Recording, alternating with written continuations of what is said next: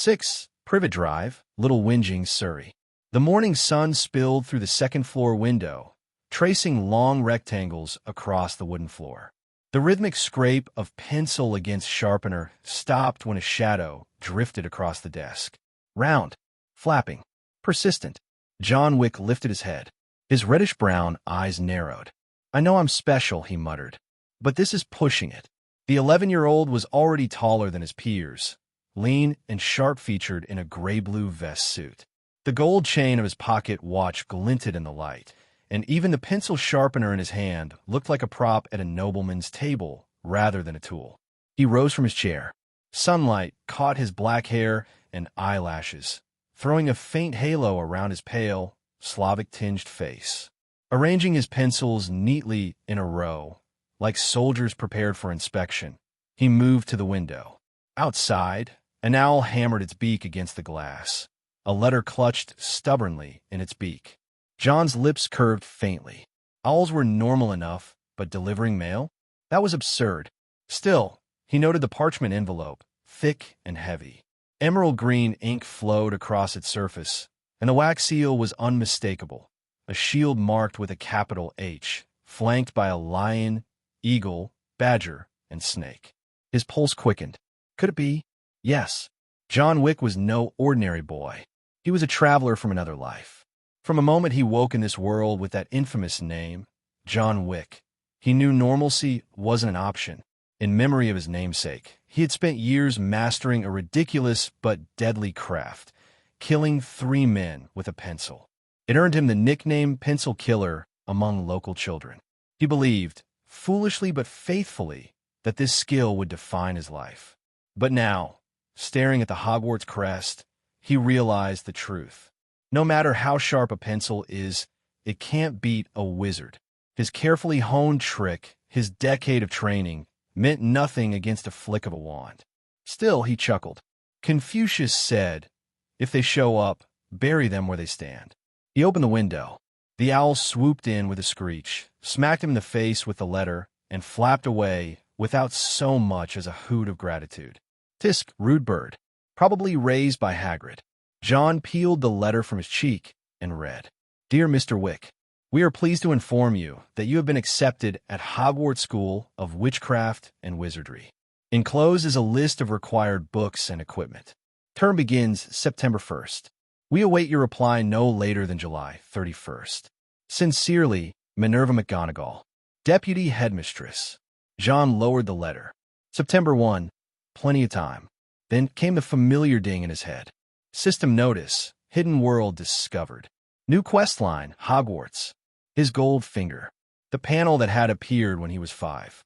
The system that had shaped his training. It had only 2 functions: blessings, temporary buffs, and points used to level skills. Both were earned through tasks. Both had turned him into a prodigy with short weapons, his pencil proficiency already at level 7.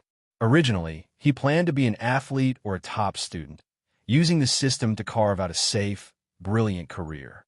But the Hogwarts letter changed everything. A new category had appeared on the panel: magic. That sealed it. This was real. Now came the hard part, telling his parents. Watson Wick, a golden-haired, sharp-nosed businessman, frowned as he read the letter. His wife, a striking Slavic beauty with black hair, sipped coffee with a skeptical smile. "John," Watson said firmly, "you've made me apologize at school more than once for your pencil accidents. But torturing your parents with this wizard nonsense isn't funny." John only raised a brow. 3, and I'm not joking. He meant the 3 boys he'd already floored with his pencil skills. The 4th tripped on his own, hardly John's fault. Watson smirked. "Really? Funny. Dudley didn't mention that. He was too busy eating the apology cake." At that, John froze. Dudley? As in, Harry Potter's cousin Dudley? His parents were unconvinced, but reluctantly agreed to humor him. From that day on, they half-mockingly called him Little Wizard. The nickname spread faster than it should have. Soon, other kids jeered and tried to pick fights. But when John slipped a pencil from his pocket and gave them that look, they ran home crying for their mothers. July 30th began with a knock at the Wick's front door. When John opened it, a tall woman in a dark green robe stood waiting. Her sharp face, framed by square glasses, left no doubt who she was. Professor Minerva McGonagall, Deputy Headmistress of Hogwarts, Head of Gryffindor House, a legend who could turn into a cat at will. McGonagall inclined her head politely. Minerva McGonagall. John Wick. May I come in? John blinked. A character he had only ever read about was now standing on his doorstep. Recovering quickly, he smiled and stepped aside. His parents, Watson and Mrs. Wick, froze. For a moment, they wondered if their son had actually paid someone to play along with his story. The family gathered in the living room. McGonagall sat with composed dignity, while John, unusually obedient, poured tea. Watson eyed her cautiously. So, are you really one of the teachers at this Hogwarts place? It's Hogwarts, Mr. Wick, she corrected crisply. And to be precise, I am a professor. The couple exchanged uncertain glances. John, sitting as innocently as possible, looked like the picture of honesty. Still, Watson wasn't convinced. He leaned forward, hands gesturing as he spoke. So, my son is a wizard? What's next? Peeling nails off corpses, nailing black cats to doors. McGonagall's expression darkened. Only dark wizards stoop to such barbarity. Hogwarts is a school of magic. Watson cleared his throat. Sorry, that was out of line. Without another word, McGonagall drew her wand and flicked it toward the tea table. The cup in Watson's hand rippled, twisted, and suddenly scampered up his sleeve. No longer porcelain, but a squeaking mouse. Watson's scream echoed through the house. John's eyes, however, lit up. It was the first time he had seen real transfiguration, and even his carefully trained calm cracked with excitement. Watson, pale and sweating, finally believed. That wasn't a trick. After McGonagall left, Watson became insufferably curious. John, can you turn cups into mice? John, make the broom sweep on its own. John, can you fly on a broom? By the fifth request, John snapped and recruited his mother to drag Watson out of the room. July 31st. It was time to prepare for Hogwarts. Charing Cross Road. Between neat rows of bookshops and record stores, a dingy, crooked pub sat unnoticed. The Leaky Cauldron. Mrs. Wick hesitated at the door. John, you're still a child. You can't go into a bar. John shrugged. Trust me, this isn't the kind of bar worth sneaking into. Inside, the smell hit them first. A noxious blend of sweat, sour beer, and something John was fairly sure came from the man with the turban in the corner. The balding innkeeper spotted them and scowled. Another lot of Hogwarts folk. Fine, at least you'll pay. With ill grace, he led them through the bar and out back.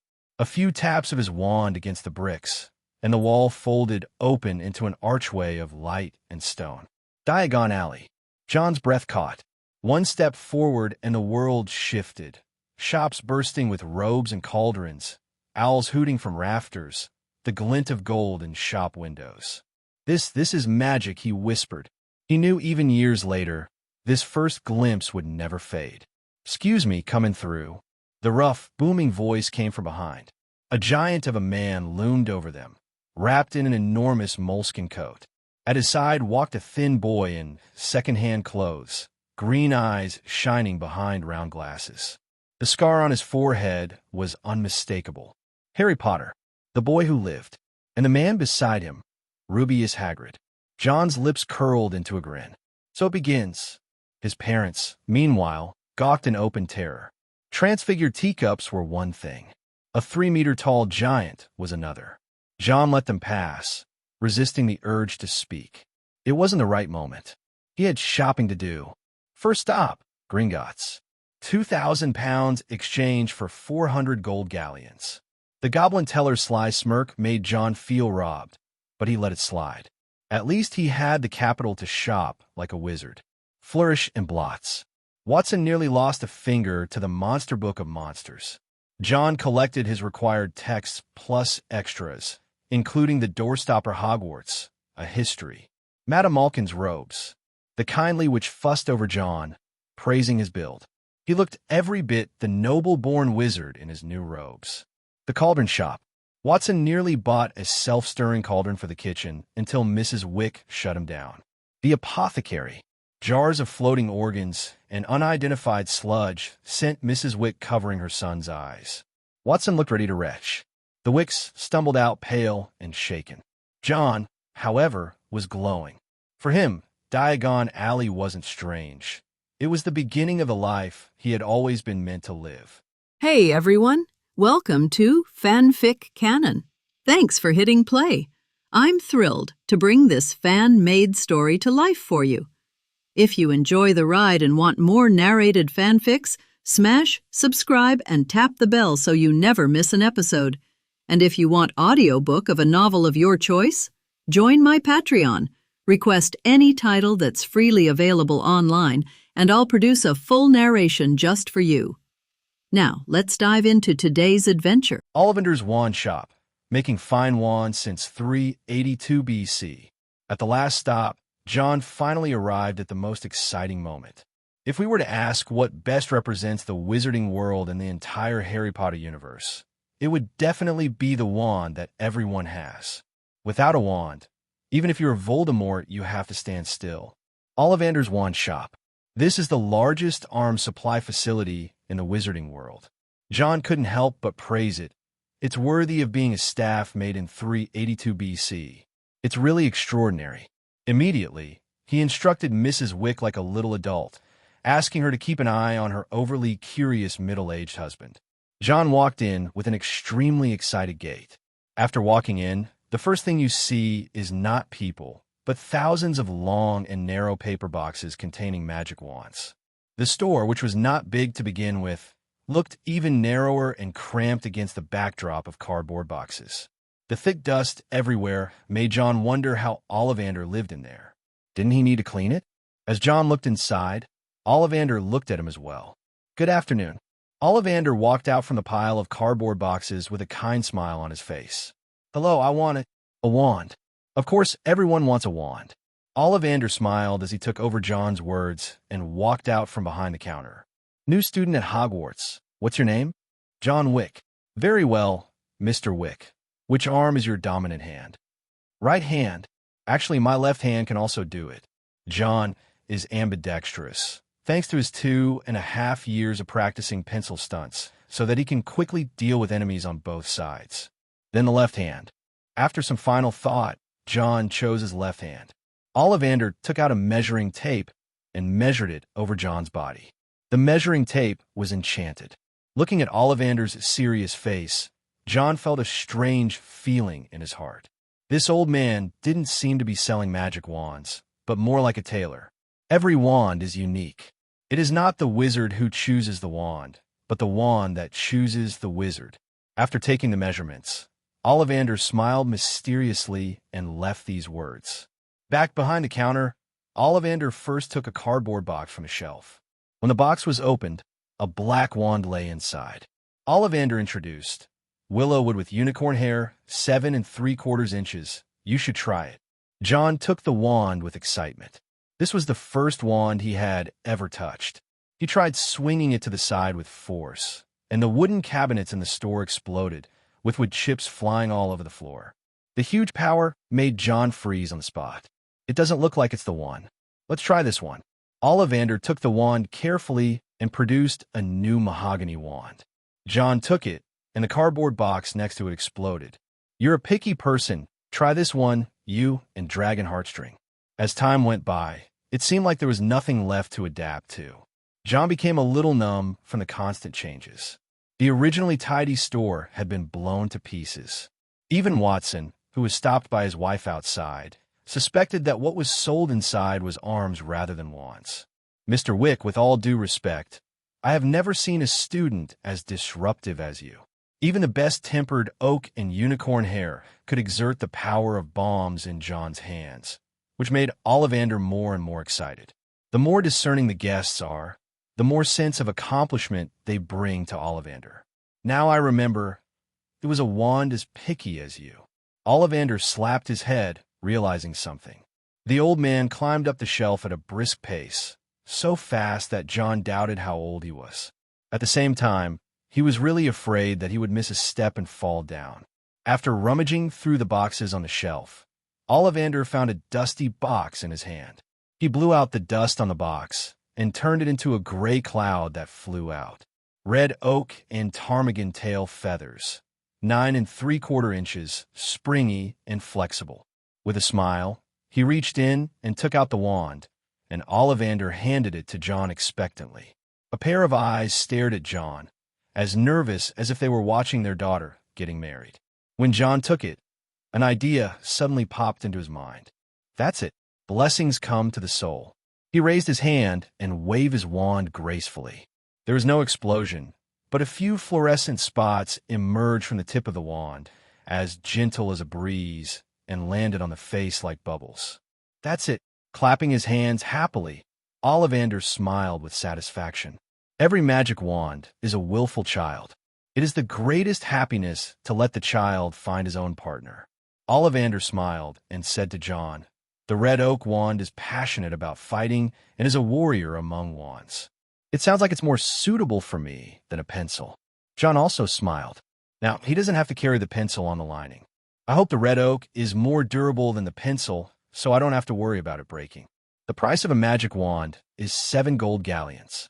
After paying the money, John went to reunite with his parents. Along the way, Watson showed great interest in John's wand, and even used the wand to make a morning glory bloom on his wife's head. John snatched back his wand to prevent his father from continuing to cause trouble. "By the way, we also need to buy an owl." John slapped his forehead. "I almost forgot that there are no telephones in Hogwarts. If you don't have an owl, you can only use the Hogwarts public owl."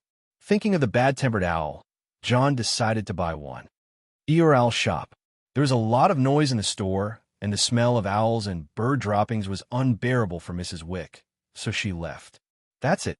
John picked out the white, one among many owls at first sight. It was a snowy owl, and John named it Basil. Basil the snowy owl tilted his head and stared at John with his round eyes, as if he wanted to remember his master. After returning home, Watson became playful and took various photos with John's wand. If John could fit into his wizard robe, he would have taken a few more photos wearing it. Mrs. Wick leaned against the cupboard helplessly and looked at him, as if she was looking at a child who had not grown up, with a hint of smile in her eyes. At the same time, Harry also received his gift, a snowy owl he named Hedwig. This was his happiest day. John received a gift. When Mrs. Wick took out the gift, John was startled by the moving gift box and subconsciously drew out his wand and held it in a reverse position to be alert. When the gift box was opened, a puppy popped out. Big ears, brown on the head and black on the back. Beagle, full name Beagle Beagle. After the puppy came out, it started licking John's face wildly, showing its dog-licking nature. Mrs. Wick smiled at this heartwarming scene, leaning into Watson's arms and saying warmly, "Your father and I both think it's wrong for you to go to school with a spider or a mouse. This little treasure is our gift to you for your first day of school." Watson also nodded and moved his lips silently, obviously saying that was your mother's idea. Watson, who became a fan of wizards at some point, doesn't think mice are bad. Come on, it's super cool to take a mouse to school. John felt that if his father were a wizard, he would definitely be a Gryffindor. This spirit of exploration of everything and the adventurous spirit of not fearing death is the perfect embodiment of those little lions. Thank you, Mom. I also think it's not nice to bring a mouse. John, who also disliked mice, liked this gift very much. After all, mice reminded John of a plot in Harry Potter. It seems that there was a greasy middle-aged man who turned into a mouse, and he was disgusted when he turned back into human form. I picked up the puppy. It was only a few months old, but its tail was wagging as vigorously as a propeller. Give your pet a name. I named the first toy car your grandma gave me. It was a pity that Watson was unable to buy a black widow as a pet for his son. Father and son have always had equal taste in naming. John held the puppy and responded to the dog's attack. As for the name, let me think, let's call it Tom. Well, this Tom is the one from Tom and Jerry and is definitely not Voldemort's real name. Just like that, John got his first dog. September 1st. The Wick family took their son to King's Cross Station. Watson, dressed in a suit and tie, looked at the address again and again in his hand, trying to make sure he was not mistaken. 9 3/4? Watson has lived in England for a long time, but he has never heard of such a platform at King's Cross Station. The family wandered around for a long time, but couldn't find it. John glanced at Watson, who was still in high spirits, and didn't even bother to point out that he had volunteered to go just to see those legendary wizard trains. As a muggle, it is inevitable to be curious about magical things. John, who had read the plot, naturally knew where it was and found the third pillar between the 9th and 10th platforms. John turned around and waved goodbye to his father, and in his father's stunned gaze, he ran head first into the pillar. John had a lot of luggage in his hands, so he accidentally bumped into a little girl when crossing the platform. Oops! 2 pieces of luggage collided. The body that has been trained for many years played an important role at this moment. He stood in a horse stance, as steady as an old dog. The weak wizard who collided with him was not so lucky and was knocked unconscious. The luggage fell to the ground and scattered the books all over the floor. Strength versus magic, round 1. Strength wins. Are you okay? Seeing that he had bumped into someone, John hurried over to help up the little wizard who had fallen upside down. At the same time, helped pick up the books scattered on the ground. While picking up the book, he looked up at the little wizard's face. The other person was already wearing a wizard robe, with thick and messy brown hair and bright brown eyes, but what attracted the most attention were the 2 big rabbit-like front teeth. John has no other advantages except honesty, and he exclaimed, "Your front teeth are really big." Hermione, who was about to say it was okay, suddenly turned pale when she heard that. As the daughter of a dentist, her front teeth are bigger than other children, which is the thing she least wants others to mention. This man bumped into her and laughed at her front teeth. Hermione didn't even want to give John a good look. John didn't know that the person he bumped into was Hermione among the 3 little ones. After all, Hermione was beautified in the Harry Potter movie. Besides, after so many years, he was able to remember some of the plots thanks to the huge sales of Harry Potter in his previous life. But it's really difficult for him to remember some details. John, who had offended others invisibly, picked up the scattered books, stacked them, and put them back. John smiled, thinking how graceful he was. But Hermione, on the other side, didn't have any favorable impression at all. "Thanks." After hurriedly thanking him, she didn't want to talk to this person anymore, so she pushed her luggage hard and left quickly. John thought the girl was just shy, so he used his hand to touch her hair and said sadly and narcissistically, "My damn charm." On the train. John arrived early, and there were still many empty carriages on the train. He randomly entered a carriage and sat down, looking out the window board. As far as he could remember, today would be the day Weasley would meet the Savior for the first time. But unfortunately, he didn't live to see the famous scene. "Excuse me, can I sit here?" A somewhat weak voice was heard, belonging to a boy. There were freckles on her round face, and her expression was timid and uneasy, as if she was afraid that John would not agree. It can be seen that this is a child who is not confident. This little fat boy looks much slimmer than the big fat boy Dudley. John smiled and said, "Please take a seat." Neville felt relieved when he heard this. After entering the carriage, he found that the boy in front of him did not look like someone who was easy to mess with.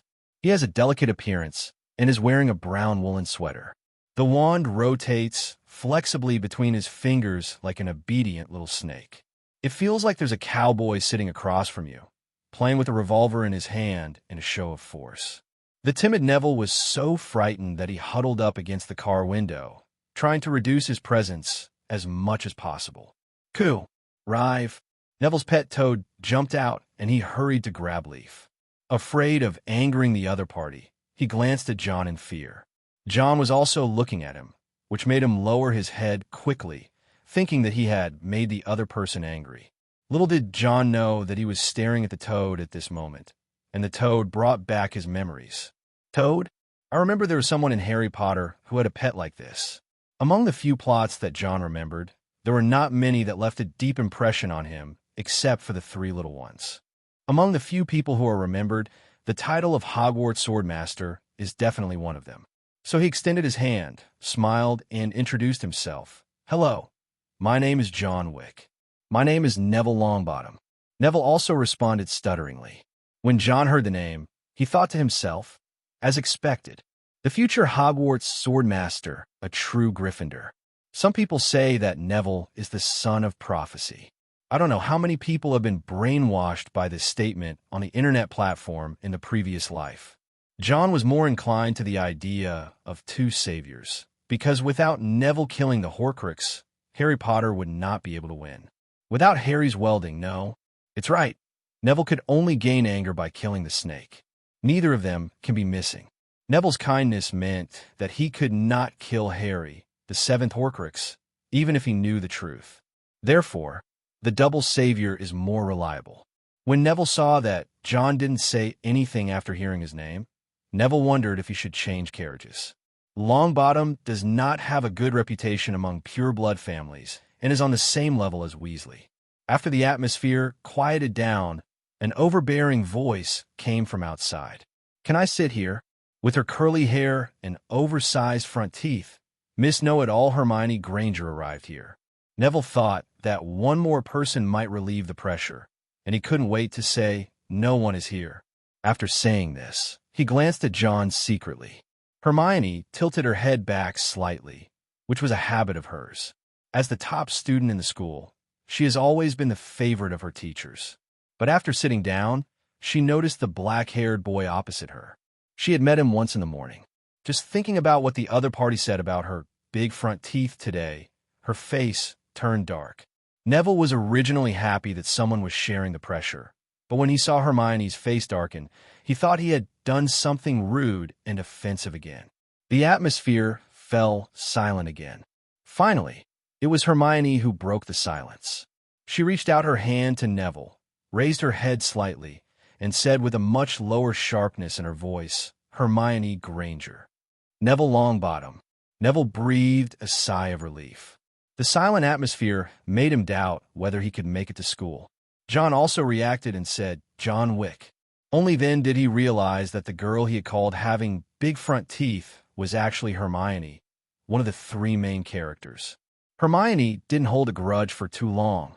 She was a kind-hearted girl. After hearing that Neville's parents were wizards, she immediately became interested. "So, do you know magic?" Children born in magical families should be exposed to magic at an early age. "Can you show it to me?"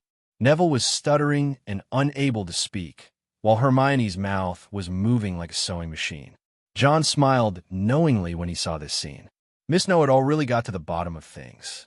Putting down the wand in his hand, he rescued Neville and said, "Talents vary from person to person, just like my family is full of muggles, but I am a wizard." When Hermione heard that John also came from a muggle family, she felt less unhappy and more close to him. The two chatted about the latest happenings in the wizarding world, occasionally asking Neville, a local resident, questions.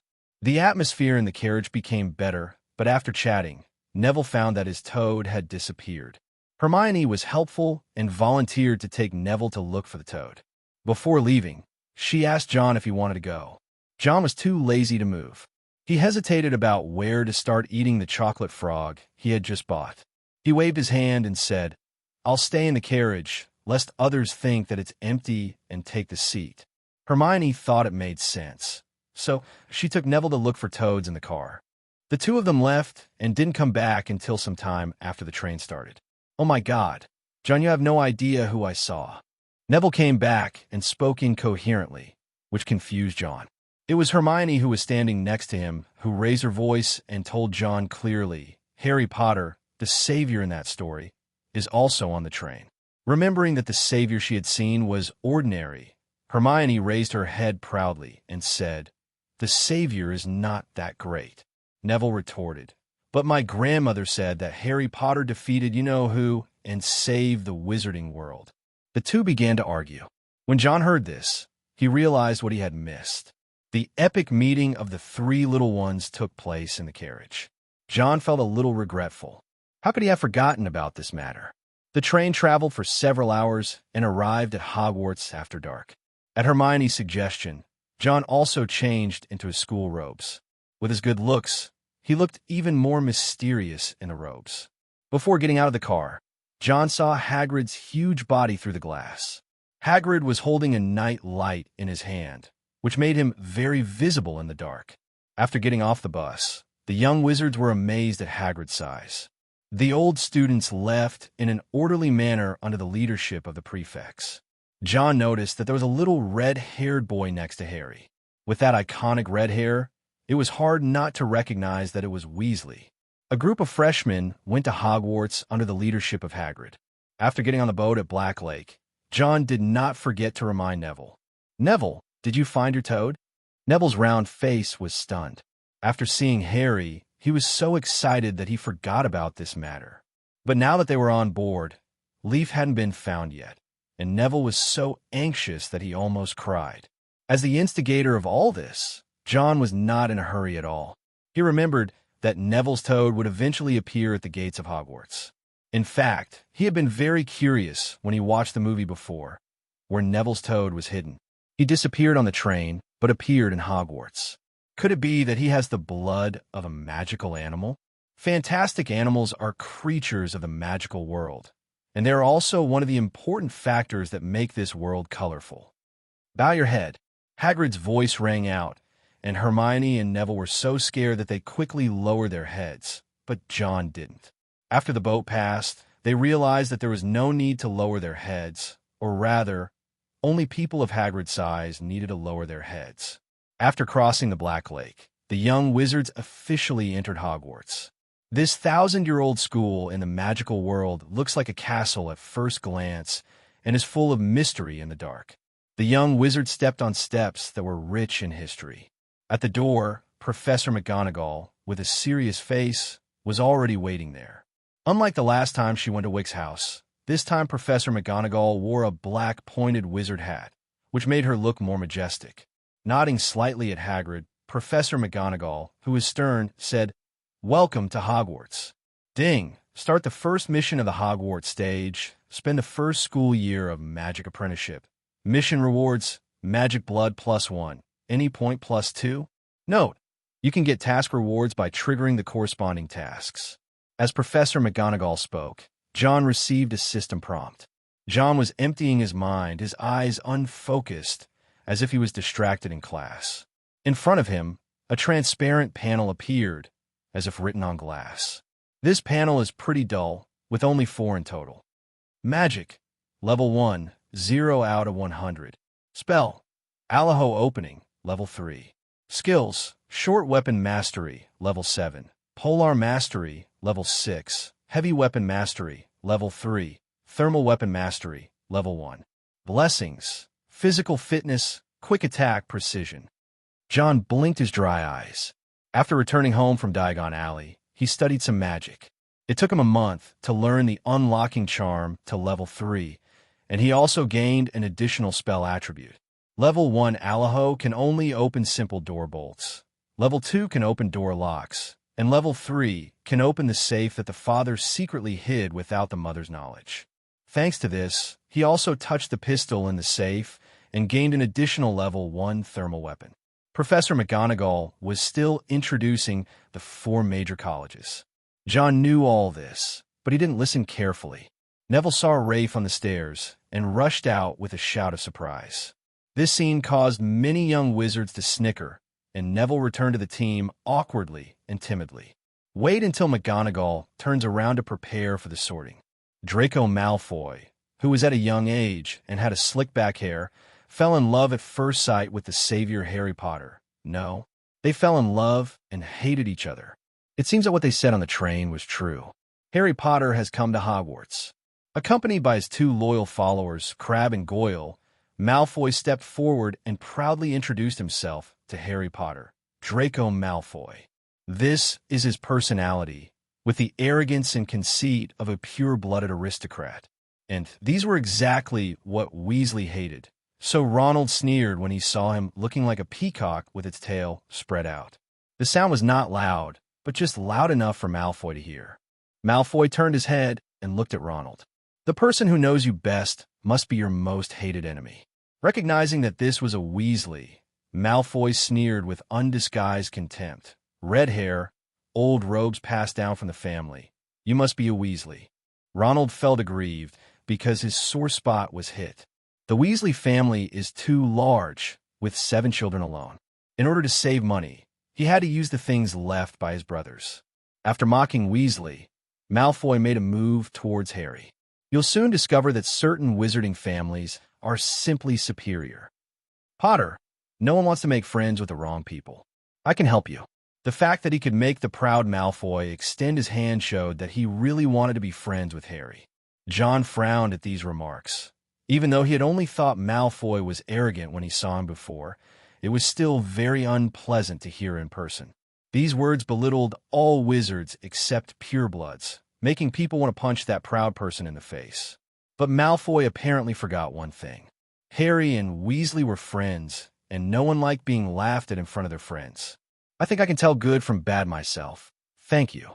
Harry decisively rejected Malfoy's advances, which made Malfoy a little embarrassed. When the two looked at each other lovingly, John couldn't help but shook his head. Little Malfoy, this is not the way to make friends. John calmly took a few steps forward and moved closer to Neville. Hermione saw him move forward and followed him. Hermione thought John was angry after hearing what Malfoy said. It would be a bad thing to hit someone on the first day of school, no matter if it was a wizarding school or not. But her worries were unnecessary. Not long after Malfoy finished speaking, Professor McGonagall came back and led them in a row. There was a magical night sky above the Hogwarts Great Hall, with hundreds of candles floating in the air illuminating the hall. There are 4 long tables filled with students. The edges of the students' clothes on the tables have different colors, representing the 4 colleges. Red and gold Gryffindor, blue and gray Ravenclaw, green and silver Slytherin, yellow and black Hufflepuff. The 4 huge funnels in the auditorium represent the credits of each college. The senior students watched the juniors come in. Hermione, beside John, kept chattering about Hogwarts, a history, which gave John a headache. No one of the other 2 of the 3 little ones felt bad about Hermione in the early days. After all, children have strong self-esteem, and it is inevitable that people will feel disgusted when a friend shows off his superior knowledge everywhere. Fortunately, John was not a child, and he did not dislike Hermione at all. His attention was more focused on the old man with a white beard and a kind face. He was not just the headmaster of Hogwarts. He is also the combat ceiling of the magic world, the most feared existence of 2 successive Dark Lords, the stabilizer of the magic world, and the person who can summon the Phoenix. The White Lord of the wizarding world, Albus Dumbledore. John's curious look caught Dumbledore's attention. The old man, who was never short of patience with his students, winked at John playfully. What happened next was that Dumbledore announced some plot tasks and specifically emphasized that the corridor on the right side of the 4th floor was dangerous. John just wanted to complain about this. Aren't you obviously telling the curious lion to go over and take a look? Then came the sorting ceremony, and the first to take the stage was the unshakable Hannah Abbott. The Sorting Hat assigns her to Hufflepuff. When it was John's turn, Hermione had already been assigned to Gryffindor and was looking at him expectantly. No one wants to be separated from their friends. John Wick. Professor McGonagall called out John's name, and John walked up. Soft black hair, exquisite face, and perfectly supported wizard robe. Girls of this age in foreign countries are not as mature as those in Dacia. They are more precocious, and they discuss this handsome boy in whispers with blushing faces. When John came under the Sorting Hat, he saw a spider working on the brim of the Sorting Hat. He couldn't help but almost dodge away in disgust. Although I had the impression that wizards were unkempt along the way, this was too dirty. Wouldn't Professor McGonagall feel disgusted holding it? The Sorting Hat was placed on the head, and the Sorting Hat's angry voice was heard. What a rude little wizard, just as arrogant as a Slytherin. John was embarrassed. He didn't expect the Sorting Hat could know what he was thinking. For this reason, he couldn't help but ask curiously, is this legitimacy? Legitimate magic? The little wizard knows this advanced magic, but unfortunately, it is not him. As the hat of the first-generation founder Gryffindor, the Sorting Hat certainly does not use legitimacy. To be precise, it is a more advanced one. It's really hard to choose. You have courage and a spirit of exploration, hard work and tolerance, shrewdness and ambition, and a persistence and honor. This is very consistent with Slytherin. The Sorting Hat muttered to itself in great embarrassment, and John was stunned for a moment after hearing it. Wait, you didn't mention anything about wisdom. Are you implying that you are stupid? That's too much. No, the point is how I got involved with Slytherin. I am not a pureblood, and all Slytherins are pure-blood lovers, which is in natural opposition to me. As for ambition, John is innocent too. He just wants to become the next wizard at the level of Dumbledore. What's wrong with that? Do you dare to say that you never said you wanted to be Superman when you were a child? At most, I want to dominate a college. Isn't this just like becoming a class monitor? It's a bullshit ambition. Defamation, absolutely defamation. Unfortunately, no matter how he brainstormed, the Sorting Hat hesitated and finally shouted out the answer. Slytherin. What? John was dumbfounded. I'm a muggle born, and you sent me to Slytherin. Everyone knows that Slytherin is obsessed with purebloods. I'm not even a half-blood. At most, I can be called a mudblood. If I let myself go, wouldn't that mean I would be bullied? The Sorting Hat said calmly. Don't worry, little wizard, your honor will impress Slytherin. I suspect you're just taking revenge on me for saying something bad about you. John expressed his suspicion. The Sorting Hat's allocation is absolute, and not even Dumbledore can change that. He had no way to change it, so he had to walk towards Slytherin with heavy steps. There were two worried looks from the Gryffindors. Hermione and Neville were both worried about their friend. Alas, life is not easy. As luck would have it, the only Slytherin left was a seat next to Malfoy. After he walked over and sat down, Malfoy thought he was a pure-blood child because he was so handsome and polite. After all, in Malfoy's opinion, pure-bloods are so elegant, and he would never think of muggles. As a child of the Malfoy family, he is unwilling to be ordinary, so it is a good thing for him to have an extra helper. So he proudly held out his hand to make friends, saying, Draco Malfoy, Malfoy of the sacred 28 purebloods. He raised his head proudly and looked at people through his nostrils, just like a male peacock eager to show off himself to a mate. John glanced at it, shook it politely, and said calmly, John Wick. Malfoy admired his sensible behavior, unlike that Harry Potter. Although the other party was not one of the sacred 28 purebloods, based on his sensible attitude, he decided to treat this classmate well. So he asked proudly, Are you pure blood or half-blood? John glanced at his proud look and said calmly, Neither. Malfoy's expression froze. None of them? Wouldn't that mean they were all muggles? You're a mudblood. A word came to his mind, and Malfoy said it subconsciously. Next second, his chin was hit, and then he saw the scene in front of him change. Crabbe's screams and Goyle's cries came into his ears. There was an uproar throughout the school, followed by Professor McGonagall's scolding. On Malfoy's first day at school, he spent a night in the school hospital. The first Thursday of school. Alas, life is always so full of variables. Life is short and urgent. In the trophy room, John was wiping the medal with James Potter on it, holding a rag as elegantly as a waiter holding a white handkerchief. Filch, who was supervising, turned his head away, somewhat unbearably. After beating up the school director's son on the first day of school, it was already a relief for John to be able to continue polishing medals here. Not to mention, he had thrust a fork into the back of Goyle's hand, pressing the young wizard's head into close contact with the table. Although it was Malfoy who started the insult first, this insult was still too harsh. Slytherin had most of its points deducted at the beginning of the school year, and Snape's face was so gloomy that it seemed like water was about to drip out of it. If it weren't for Dumbledore's intercession, John would have probably dropped out of school. As punishment, John had to polish trophies in the trophy room for 2 months. It was also because of this that John's name became known throughout Hogwarts when he first started school. He is the most outstanding student in this class. Mrs. Norris, Filch's cat, licked the fur on her paw. Although the main C*** N was large, it was incredibly thin. John also finished his work for the day and waved to Loris. Bye, Mrs. Loris.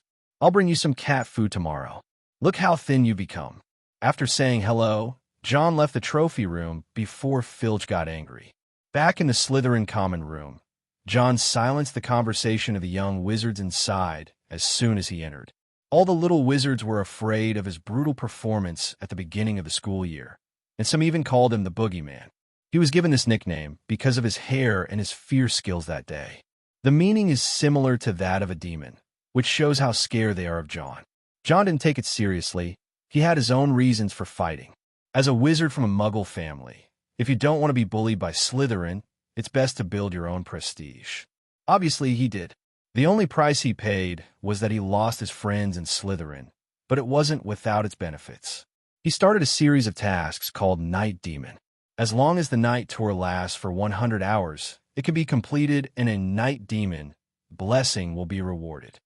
Return to his room. Fearing that John might get into conflict with others again, he was given a single room. This makes him very satisfied, and it also makes it convenient for him to keep the dog and exercise. When 3-month-old Tom was in his most active state, he would jump up and down in the room, and sometimes even provoke the snowy owl Basil. But doing so usually results in Basil's wing being hit, and then he gets beaten again after being honest for a short while. The first thing he did after returning was to start exercising. This is his daily homework and also a way to accumulate magic power. Strengthen your body, improve your adaptability to magic power through exercise, and absorb magic power during the exercise. Where's the magic apprentice I promised myself I would be? Why do I feel like I'm almost a berserker? After the workout, John touched his visibly bigger muscles.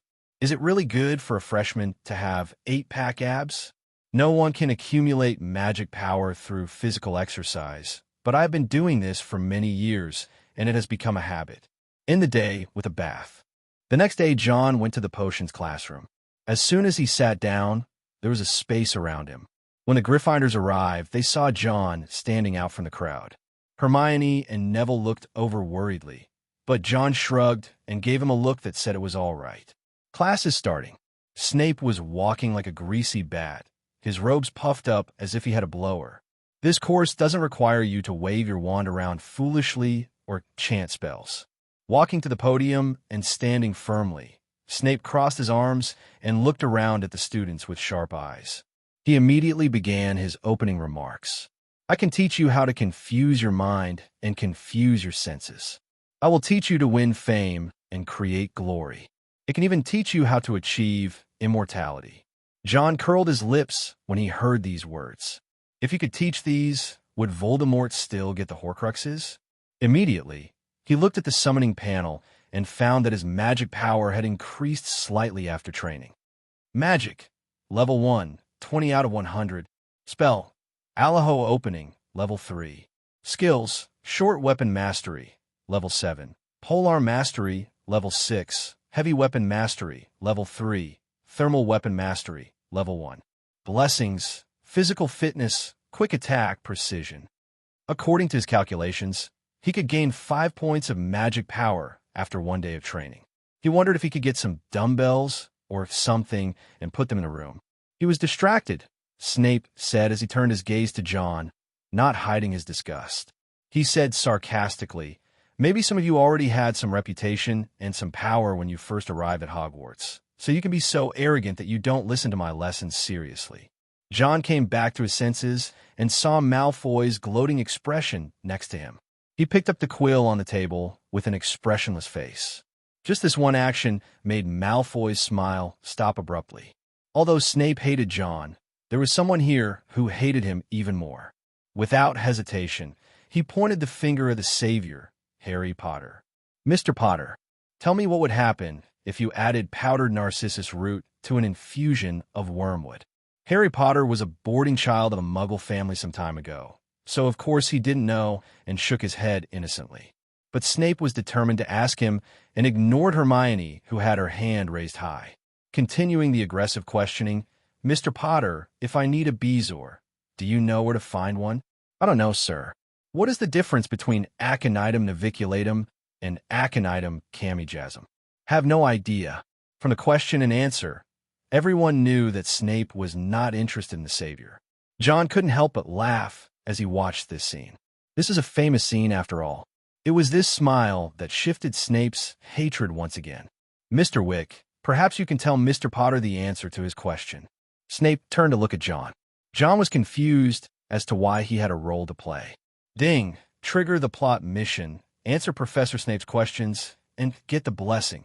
academic master, student master, 2 hours a day to improve learning efficiency. Can this also trigger the quest? John's eyes were blank for a while, but he quickly came back to his senses and recalled this part carefully. Coincidentally, he didn't remember many things, but he still remembered the famous 3 questions of Snape. So he stood up and said calmly, Narcissus root powder added to wormwood infusion can be made into a decoction of living hell. Fecal stones can be found in goat stomachs. There is no difference between Aconitum naviculatum and Aconitum damicornis. They're the same plant. After answering the 3 questions confidently, John gave a reserved smile. At this moment, the whole classroom fell silent. Malfoy, who wanted to see John make a fool of himself, had a stiff smile. Snape was a little surprised, but more of a disgusted feeling that he had not achieved his goal. He said coldly, "Sit down. 5 points for Slytherin and 5 points for Gryffindor.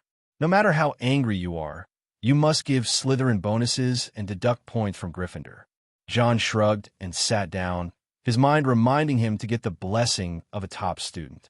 Snape's unvented anger was successfully transferred to other students.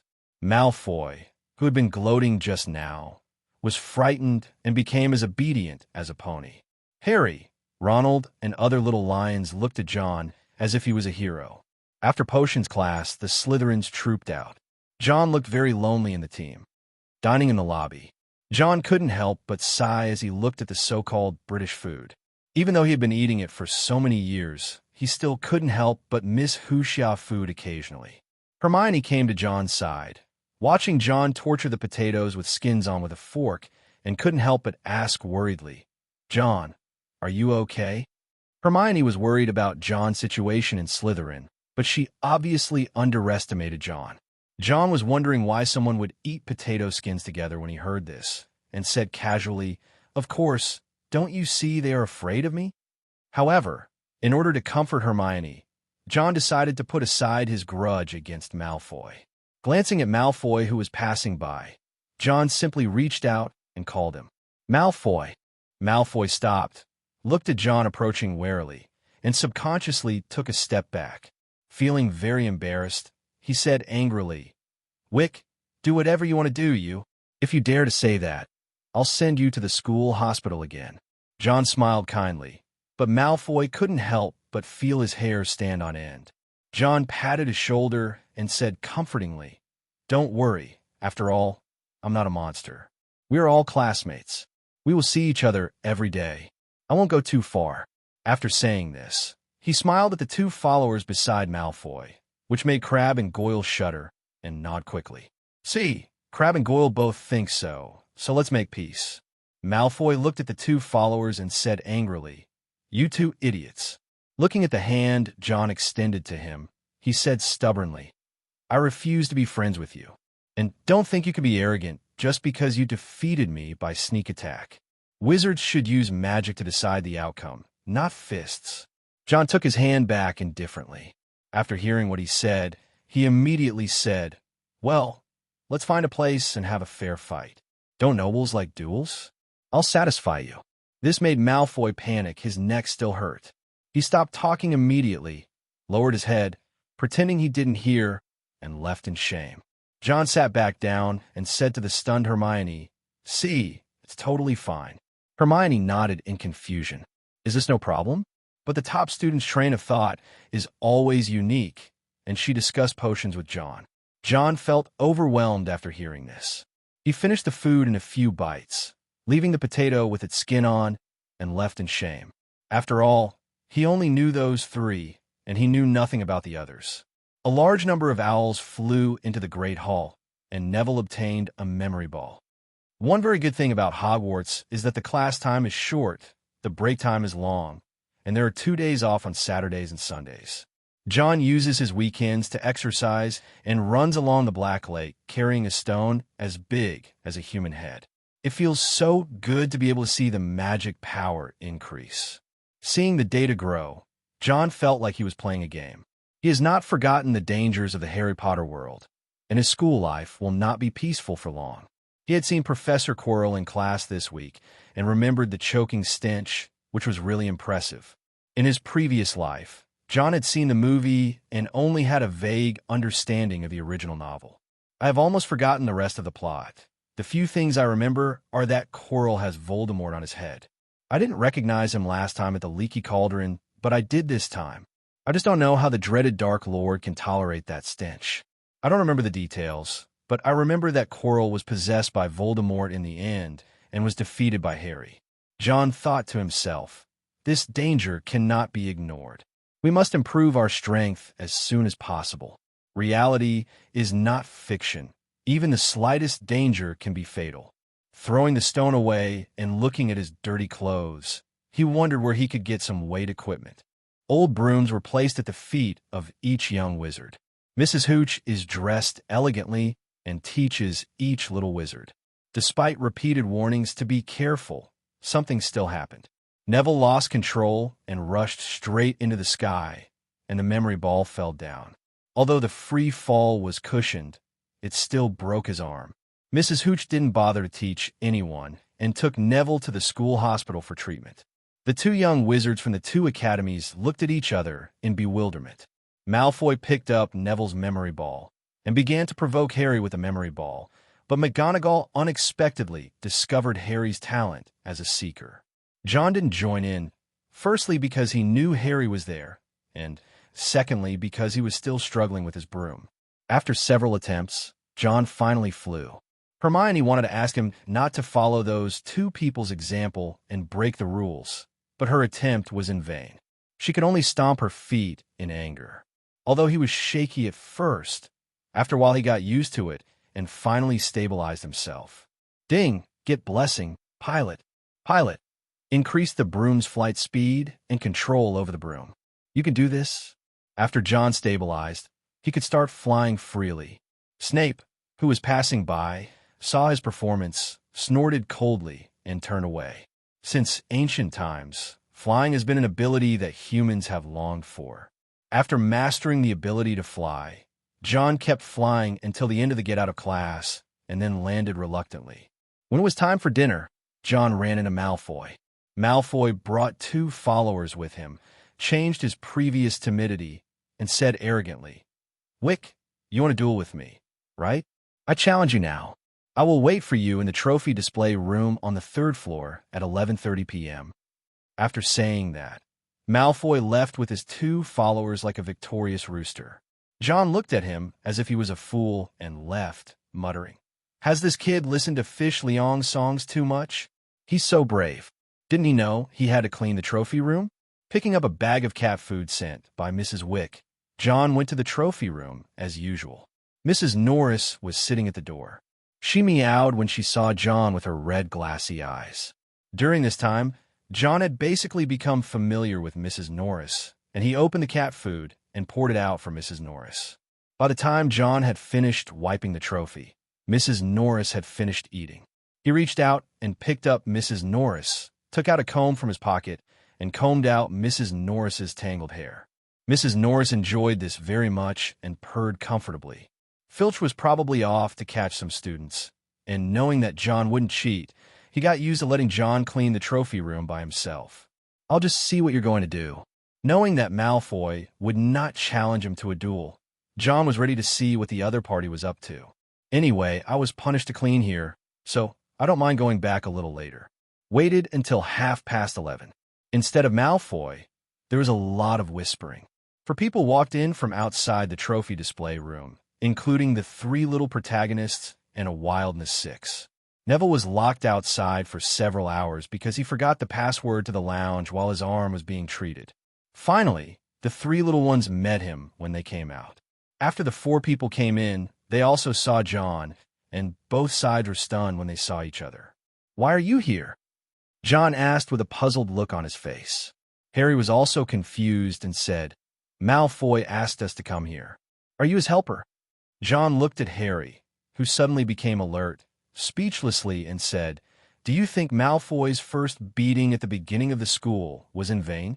This made sense, leaving Harry speechless. For Gryffindors and one Slytherin. The five of them stared at each other. Harry, who had just realized what was happening, said angrily, We were tricked by Malfoy. Ronald was also angry and said, "Despicable Slytherin, John, I'm not talking about you."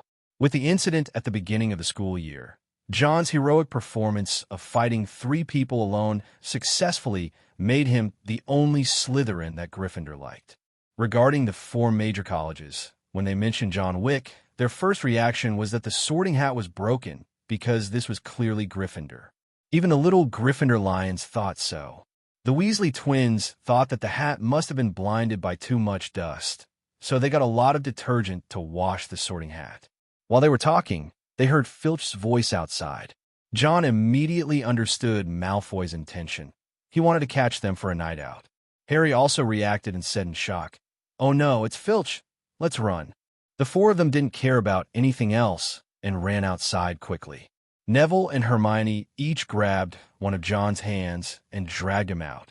It can only be said that there's a reason why these 2 people were able to enter Gryffindor, the famous house for rough men. Without giving John a chance to explain, the innocent John was turned into a fugitive. John ran after him helplessly and reached out to grab Neville, who was about to fall, preventing him from falling flat on the ground. The few of them fled, with Filch chasing them closely. From time to time, the sound of a cat's meowing alerted Filch. John knew that it was Mrs. Norris who reminded him, and he couldn't help but complain in his heart. The cat food is fed in vain. It was a pity that I fed the cat so much cat food, but Mrs. Norris betrayed me without hesitation at the critical moment. Several people ran all the way from the trophy display room to the classroom near the charms class. After running such a long distance, the 4 young wizards who lacked exercise were leaning against the cold wall, gasping for breath. Only John didn't blush or gasp. Strength versus magic, round 2. Strength wins. "I told you," Hermione complained breathlessly. "Malfoy lied to you, you see. He had no intention of dueling with you. He must have tipped off Filch." Harry realized this, but the little boy's pride prevented him from saying it out loud. They had no choice but to go back to the Gryffindor common room first. If they were caught, they would be expelled. "Damn Malfoy!" Harry cursed inwardly. They wanted to leave, but things are often not that simple. There is a creaking sound from the classroom in front, and Peeves, dressed as a clown, jumped out. As soon as he saw the little wizards, he let out strange screams. Harry was so disappointed when he saw Peeves that he begged, "Peeves, please, you're going to get us expelled. I'm going to tell Filch to arrest you all. It's for your own good." Ronald tried to threaten him, but it was no use, and he got so angry that he reached out and hit Peeves. This was like stirring up a hornet's nest. Peeves immediately started screaming, and Filch was attracted over. John glanced at Peeves and couldn't help but get irritated. No wonder Peeves is so disliked. He really deserves a beating. When Peeves saw John, he thought of how ferocious this man was in beating people up as soon as he entered school, and he felt a bit scared, like the Bloody Baron. "When this is over, I'll see if I can get Peeves." As he ran past Peeves, John fiercely stretched out his right thumb and scratched his neck. He remembered that there seemed to be a magic spell that was very effective against Peeves, and he must learn it to take revenge. Peeves had no idea what this action meant. Several people came to the end of the corridor, where there was a locked door. Ronald whimpered in despair as the door could not be opened. "It's over. Get out of the way, Allaho hole." John simply pulled out the wand hidden in his sleeve and cast a spell at the door. With a click, the door lock opened. Several people hurriedly went in, closed the door, and carefully lay on the door to listen. Filch outside met Peeves, who played a trick on him. Filch was so angry that he kept cursing. John looked around the room boredly, but as soon as he turned around, he saw 3 huge heads. The huge body almost filled the entire room, and the 6 ferocious big eyes on its head were rolling around and staring at them, as if in shock. John swallowed, and his voice trembled a little. "Hermione, Harry, Ronald, Neville, I think you should take a look at this." Hearing his words, several people looked back and also froze on the spot. Death and Filch. It goes without saying that Filch is more amiable. So John didn't hesitate. He reached for the door handle and opened the door. "Run!" John shouted to alert the 4 frozen people. He dragged out Neville, who was closest to him and had weak legs. The rest of them also ran out in a hurry. With a bang, The door was closed. They all ran away, not caring whether Filch was in the corridor or not. Fortunately, they were lucky. Filch went to look for someone else, so they ran all the way back to the door of the Gryffindor common room. The fat lady in the painting on the door asked in surprise, "Where have you all been?" "Don't ask, just open the door." The few people who were running and sweating profusely looked back with lingering fear, fearing that the big monster would chase them out. Harry gave the signal pig nose to open the door and go in. "Wait, John, aren't you a Slytherin?" Just as he was about to go in, Harry remembered that John was a Slytherin. John then remembered that he was not a Gryffindor student, so he could only watch them enter the Gryffindor common room. After the door closed, he ignored the fat lady's surprise at seeing Gryffindors and Slytherins mingling together. He walked back alone. On the way back, he saw Malfoy. Perhaps he wanted to see if his plan was successful. Malfoy didn't expect to meet John. When he turned around and was about to go back, he was stopped by John, who rushed forward. With his absolute advantage of being a head taller than him, John pushed Malfoy against the wall. He said with a stern face, "Little Malfoy, you don't want the dean to know about your night outing, do you?" Malfoy glanced around subconsciously. They were the only two people in the entire corridor, not to mention his followers Crabbe and Goyle, who were still sleeping soundly in their warm beds. "What are you going to do? It's obviously you who is wandering around at night." Malfoy was frightened by John's aura. John sneered, "I don't usually hold grudges. I usually take revenge on the spot. What do you think I'm going to do?" Before Malfoy could react, John's right hand had already covered the words Malfoy was about to say. With a flick of his left hand, the wand slipped out from the sleeve that had been skillfully modified by Mrs. Wick. You know, apart from using magic spells, the material of the wand itself is also very hard. The wand waved in front of Malfoy's eyes. His wand was narrow at the top and wide at the bottom, and the head looked like a chopstick. The wand paused near Malfoy's eyes from time to time, as if it would pierce into them at any moment. This made Malfoy's body tremble uncontrollably. "Shoo, keep your voice down. Don't let Filch hear you. You know, there are a lot of torture instruments in Filch's office." The voice that echoed in his ears like a devil made Malfoy regret why he had provoked such a lunatic. The wand in his hand wavered for a moment. Then John quickly clenched his fist and punched Malfoy in the stomach. This punch almost made Malfoy vomit, and he curled up in the corridor holding his stomach. "Remember, don't try to plot against me in the future." John looked down at him, turned, and walked away a few steps, looking back at Malfoy, who was holding his stomach and unable to move. He still softened his heart. If Filch caught him, Slytherin would lose points again. I don't want Slytherin to be at the bottom of the 4 major houses every year. John stepped forward to help the man up and said to him earnestly, "We are all from the same college. There is no need to confront each other." Malfoy's face turned pale and his lips trembled. How could a weakling like him withstand John's punch? John was still talking to himself.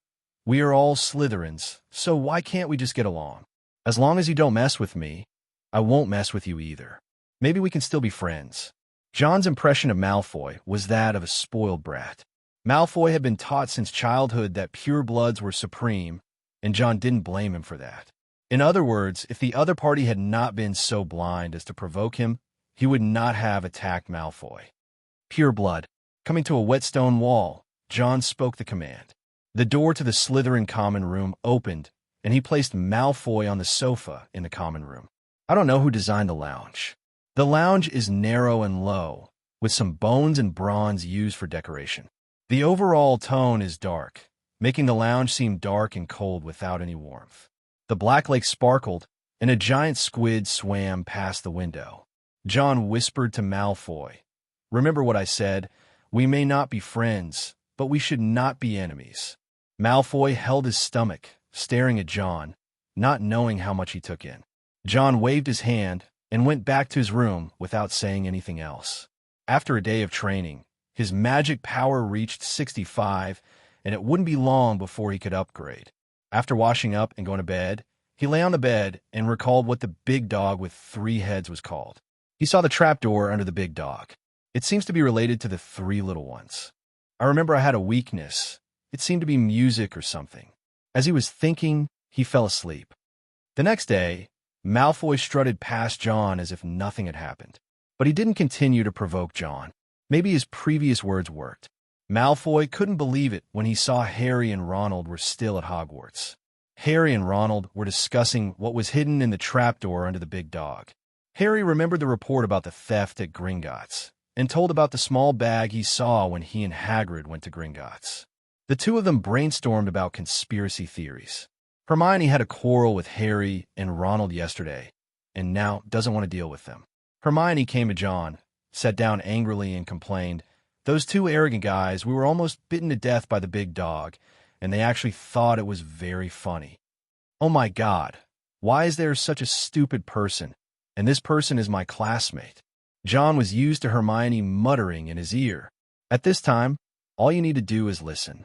Neville also came over, feeling safe being around John. If John hadn't been there yesterday, he would have become the big dog's fresh excrement in the morning. Two Gryffindors hanging out with Slytherin was a rare sight. After breakfast, John did not forget to exercise. He didn't want to waste such good time in the morning. John's daily routine. After breakfast in the morning, I went for a run around Black Lake. Push-ups and frog jumps at noon. After dinner, I headed to the trophy room and then returned to my room to do push-ups and sit-ups while studying. The day was packed with activities, but I took a moment to relax and take Tom and Basil for a walk around the Forbidden Forest. It was just a bad luck that John was caught by Hagrid. They did not enter the Forbidden Forest, and Hagrid only gave a verbal warning. John didn't take it seriously. On the contrary, he became familiar with the big dog Yaya after a few interactions. Yaya was so pathetic that she bowed down to Tom's dog food. Ding! Magic power upgraded successfully. Current magic power, level 2. Jogging by the Black Lake, John took out a towel to wipe the sweat off his face and put on a bright smile. Finally, I've upgraded. Now I can start my spell training. The magic power has reached level 2, but there is only one spell at present. However, practicing the unlocking spell didn't seem to be of much use, and he needed to learn a new spell. With the blessing of a top student, John's learning ability is also amazing. Before Charms class began, he learned the levitation charm. Holding the wand, he cast a spell on a leaf that fell in front of him. Wingardium Leviosa. He could feel some of the magic power in his body disappearing, and the leaves in front of him floated up under the influence of the spell. Magic. Level 2, 10/500. Spell. Alaho Opening, Level 3. Levitation Spell, Level 1.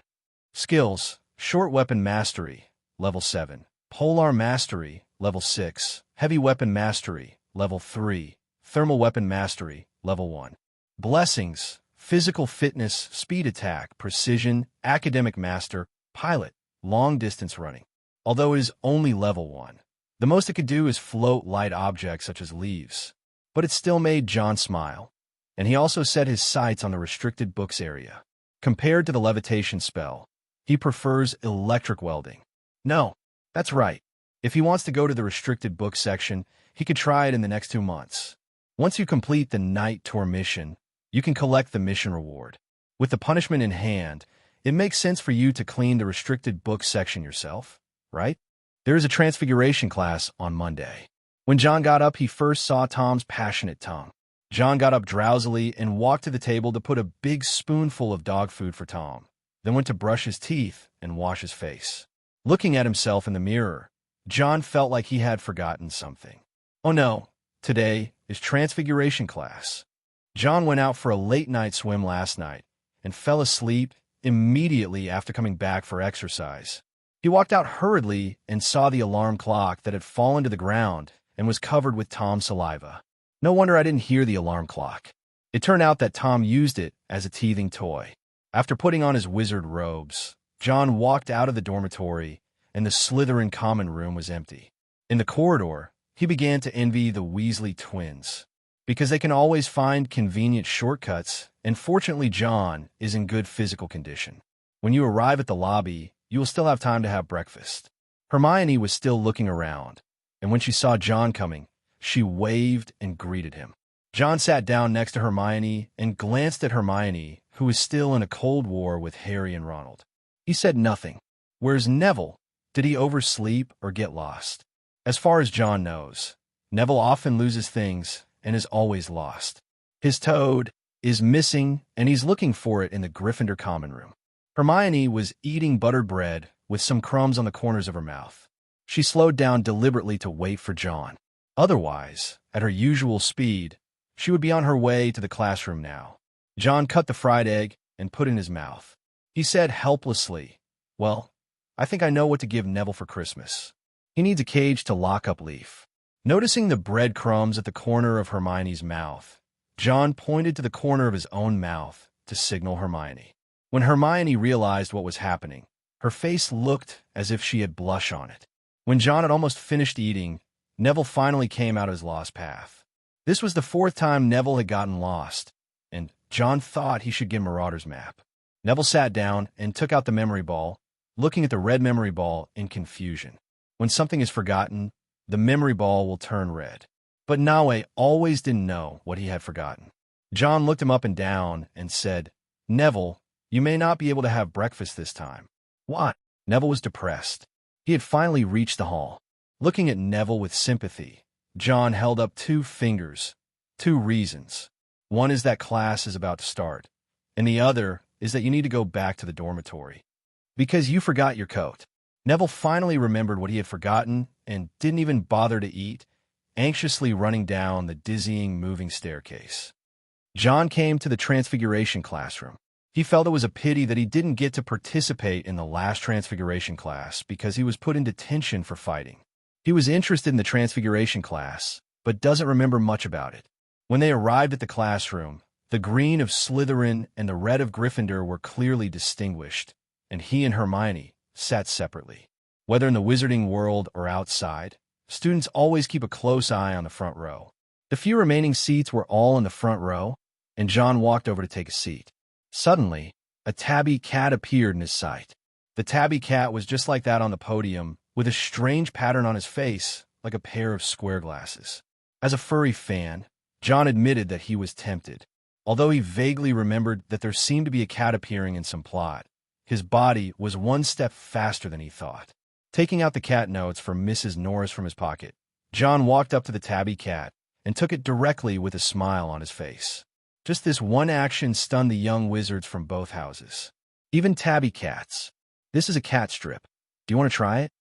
John himself couldn't figure out why his tone sounded like that of an uncle who kidnapped children. Only after he took action did he receive looks of awe and admiration. The tabby cat reacted and broke free from his restraints, leaping down from the podium and transforming into an older cat lady. "Mr. Wick, I think you should find a place to sit down now instead of sitting here like a log." Professor McGonagall maintained his image, and his square glasses finally made John understand the origin of the tabby cat pattern. John stopped in disappointment as he remembered the plot about the cat. Professor McGonagall's animagus form, a tabby cat with strange patterns. Walking back to his seat in depression, John felt that he was going to suffer from psychological trauma. "I secretly swore that next time I pet a cat, I would pay attention to whether it has transformed into an animagus. If the person opposite you turns into a greasy old man while you're masturbating, you're doomed." Hearing the snickering, John looked back, and the Slytherin fell silent as his gaze swept over him. The little Gryffindor wizard cast an admiring look at him, and the savior Harry opened his mouth slightly, as if he had met someone more reckless than himself for the first time. Hermione lowered her head and smiled, but was betrayed by her trembling brown curly hair, which shook like a little lion. With this episode, the little wizard's impression of John changed. It turns out that this boy also has a cute side. Transfiguration class is about learning how to change objects. Looking at the paperclip box, John tried to turn it into a mouse. Unfortunately, deformation is difficult to control. After many attempts, John finally lit the spell. Although it was still level 1, I managed to complete the transformation before the get-out-of-class ended. Looking at the lifeless mouse in front of him, it was far different from the first time Professor McGonagall turned into a water cup. 5 points for Slytherin. Professor McGonagall gave John extra points for being the first to finish. What John considered a bad work was very satisfactory to Professor McGonagall. As a beginner, missing one class is already very good. Because of the difficulty of transformation, even Miss Hermione, the know-it-all, failed to complete it. After class, as soon as John left, Hermione jogged after him.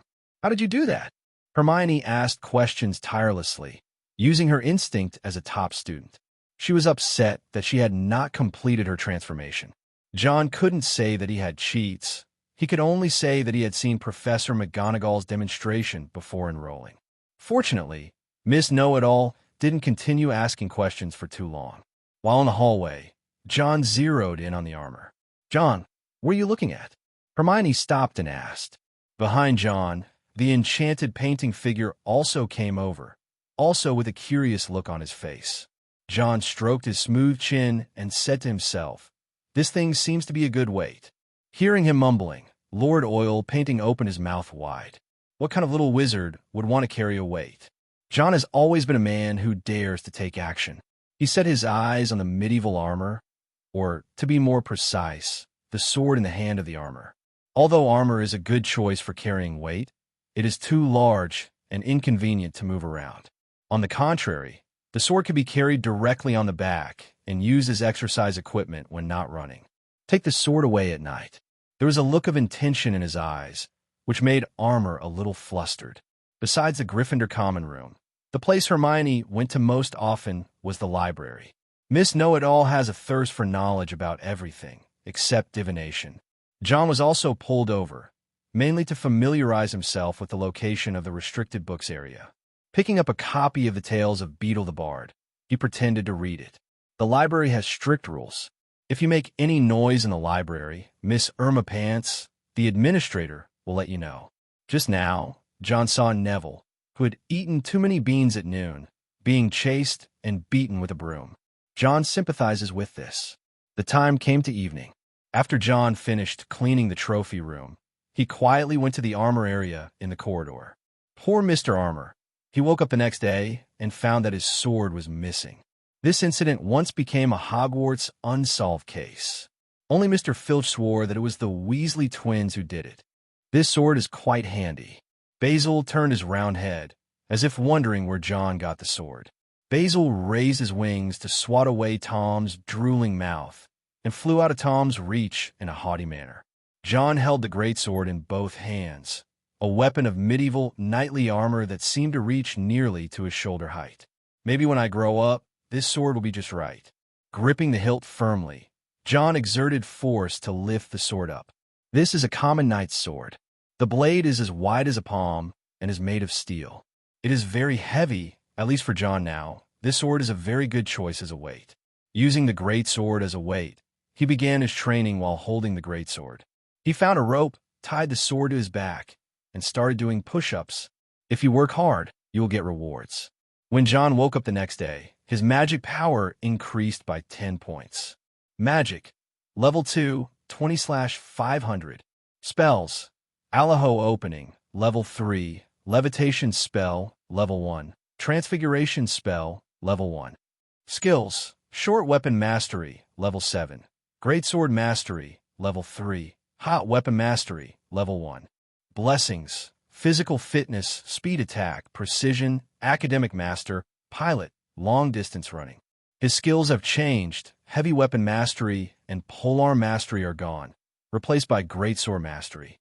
This weapon meets the requirements of long handle and heavy weight. After taking a closer look at the sword, John suddenly realized. The Greatsword Mastery that was a combination of the two weapon masteries gave him a sense of familiarity as soon as he started. He performed a basic set of slashing and stabbing moves with the greatsword. Just like a knight who has trained for many years, his current level is such that any knight would exclaim in amazement when they see him. Skills have levels similar to spells. Level 1 is the entry level, which means you can just show off your skills. Level 2, basic level, able to apply what you have learned. Level 3 is medium, which can be considered a good player. It is no problem to fight several of the same size. Level 4 professional is similar to a professional killer. It is no longer just about hitting a few people, but a real weapon. Level 5 teachers can apply what they have learned well and have their own unique insights. Level 6 master level, develop your own style in other words in Daxia, reach the pinnacle. Level 7 Grandmaster is completely unrestrained and returns to basics. Even a short pencil can unleash the lethality of a dagger. John, who has reached level 7 in short weapon proficiency, can be called a master. He can use a pencil to stab 3 flies in 1 second. The 2 weapon proficiency skills disappeared, but John didn't feel like he had forgotten any skills. On the contrary, his application of the weapons became more profound. Greatsword Mastery should be a combination of 2 weapon branches, so it doesn't feel unfamiliar. But he couldn't help but complain, "I'm a wizard, and it's useless if you give me this." Currently, for John, blessing comes first, magic power comes second, spells come third, and weapon proficiency comes fourth. After practicing the transfiguration spell for a while, John went to class. After activating the blessing of Academic Master, he can always absorb knowledge quickly. After examining the layout of the library again with Hermione, he began to plan his own plans in the evening. The 5th floor corridor of Hogwarts at night. The portraits on the wall looked sleepy, and the medieval armor without weapons had a stick from somewhere. Lumos. Hey, turn off the damn light. Oh wow. The sudden light made the oil paintings cry out in dissatisfaction. John walked down the corridor and came to the library on the 5th floor. The library closes at 8 p.m., and now no one except night owls will be there. Thousands of books are gathered into thousands of bookshelves, and hundreds of narrow aisles make this place a sea of books. Deep inside is the restricted books section, John's destination. Turning off the light on his wand, John came to the door of the restricted books section. A simple door bolt is just a decoration. It can only protect you from good people, but not from bad people. Unfortunately, Mr. John Wick has to be a villain today. Click. With a gentle pull, the door to the restricted book area opened easily. John needed to be careful. He didn't have Harry's invisibility cloak, so he had to be cautious. Fortunately, the physical exercise he had done in his daily life played a big role. He stepped into the restricted book area without making any sound and saw many sealed books. It's not that these banned books cannot be studied, but they are sealed in the banned books area because they are too dangerous. There are also some dark magic books that are not suitable for students to learn here. But it is not impossible to obtain books from the restricted area through formal methods. If you can get a note from the professor, you can enter the restricted area and borrow books. John thought about the dean who could almost kill a fly with his brow every time he saw him, and he felt it would be more reliable to do it himself. After confirming that no one was around, John lit up his wand. He searched around the restricted section for the book he wanted. He came here to find the book with the disillusionment charm, but still takes some time to explore this ocean of books. Powerful potion. Seeing a book, John took it out and looked at it curiously. This is a book about potions, which records many kinds of potions. Among them are Truth Serum and Polyvulnerability. After taking a look, John put the book back. Although it's amazing that the compound potion can transform into another person's appearance, it's a bit disgusting to put someone else's hair into it. Continuing his search, he saw a black and silver book. After touching it, John thought about it and decided not to open it. These books might contain some black magic curses or something like that, so you should just look for what you want. After a round of searching, he finally found the records about the disillusionment spell. After reading Advanced Black Magic Revealed, he found Advanced Charms, which not only contained the disillusionment charm, but also advanced spells such as apparition. Closing the book, John prepared to leave. When he was about to leave the restricted books area, he stopped. I turned my head and looked at the strange book, curiosity getting the better of me. So he took out the book tentatively and opened it with curiosity. John covered his ears and hastily closed the book, but it was too late. The noise here got out and alarmed Filch. Filch, who was patrolling outside to catch young wizards, ran away and quickly ran towards the library. Although he was a dud, he had a strong physique from years of cleaning. I found you. Filch was holding a night light, sniffing his hooked nose like a hound. A cat's meow came from a distant bookshelf, and Filch's face showed excitement. He and Mrs. Norris were in sync and ran towards the bookshelf. As soon as Filch left the library door, John walked out from the bookshelf beside him and left in a dignified manner. As he left, he gave a thumbs up to Mrs. Norris, who was licking her fur gracefully on the bookshelf. As expected, not a single grain of cat food is fed in vain. This feint to the east and attack in the west is a perfect combination. After returning to the dormitory, John couldn't wait to start practicing. So much so that when I woke up the next day, my eyes looked like pandas. After practicing for 3 days, he finally saw the pattern of the first level of the disillusionment spell. Hard work will pay off. The next day, John saw 6 long-eared owls carrying long and thin packages flying towards Harry Potter in the hall, and also let Harry's uneaten bacon have an intimate contact with the floor. Ding! Minerva McGonagall doesn't want to talk to you and throws a Nimbus 2000 at you. Mr. Savior is about to start playing Quidditch. Along with the Nimbus 2000 came a letter from an older cat girl asking him to go to Quidditch training. Although Harry didn't understand much, he had an almost instinctive talent for flying. Unable to conceal his joy, he shared the letter with Ronald. Ronald was very envious. The best broom he had ever touched was the one his brother Charlie Weasley used when he played Quidditch. That one is garbage compared to this one. Harry and Ronald hurried out of the Great Hall, ready to unpack and take a look before their first class. Love is found around the corner. The Savior encountered the evil Slytherin. The domineering Malfoy, as always, teases no, provokes his lifelong enemy. John was eating his bacon, just glancing at it casually. Compared with the feud between Slytherin and Gryffindor, he was more concerned about the hard texture of the bacon patties. He suspected that there was uncooked stone inside. Well, how long are you going to continue the Cold War with them? Putting down the bacon with regret, John sat opposite Hermione, who had peeked at Harry and the others 3 times. Hermione said angrily, "Unless they apologize to me, forget it. That might take some time." John felt that Harry and Ronald had probably already forgotten about Hermione. Neville was still struggling with his red memory ball, so John had to remind him that he'd better change his pant for Charm's class. After all, this wasn't a pajama party. John got extra points from Professor Flitwick in class, successfully reversing Slytherin's bottom-ranked position. After finishing his classes for the day, John moved around the castle.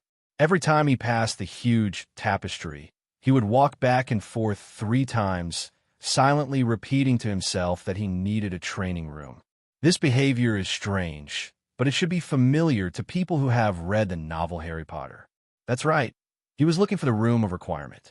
As he said before, he didn't remember much.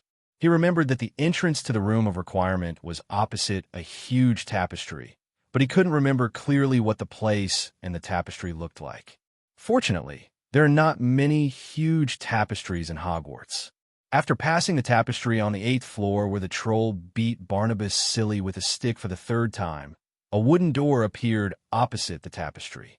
John pushed the door open and went in, revealing a field used for practicing spells. The human-shaped targets looked quite old, and John frowned when he walked in. There was so much dust in there, it looked like it hadn't been cleaned in decades. Scourgify. After using the newly learned spell to clean the dust in the room, John finally relaxed his brows. The old humanoid target was still standing strong, and in the corner was a dull wooden training sword. Judging from his size, his owner must be very strong. John weighed it in his hand. It was heavy, heavier than a medieval armor sword. John couldn't swing it with his current strength, but he could do spell training here in the future. All the equipment inside can also be used for exercise, which is really killing 2 birds with 1 stone. There were no offensive spells yet, and John was only able to perform some simple training. With his unremitting efforts, the disillusionment spell was upgraded to level 2. Disillusionment. As the magic wand was waved, a layer of liquid-like substance fell on the body and gradually enveloped the entire body. He raised his hand and looked at it, and it seemed to have become a ball of water. If you don't look carefully, you can't tell that there is anyone here, but if you get close enough, you can still see that it is slightly different from the surroundings. It's like optical camouflage. Using his knowledge to explain this phenomenon, John nodded with satisfaction. With the help of the disillusionment spell, his next night tour mission would be much easier. He left the room of requirement after training. It was now bedtime, and he headed to the trophy room to clean the trophies. Taking out a piece of catnip from his pocket as a reward for his help last time, John combed Mrs. Norris's tangled hair. "Have you gained weight?" Lifting Mrs. Norris up, John felt a lot fatter. I didn't know how Filch fed the cat before, but it could make Mrs. Norris malnourished. I remember that Mrs. Norris often licked her fur, so John thoughtfully brought a bottle of hair remover cream. When he left, he saw that Filch's face looked even uglier, and he smelled like a rotten durian. Probably the work of the Weasley twins.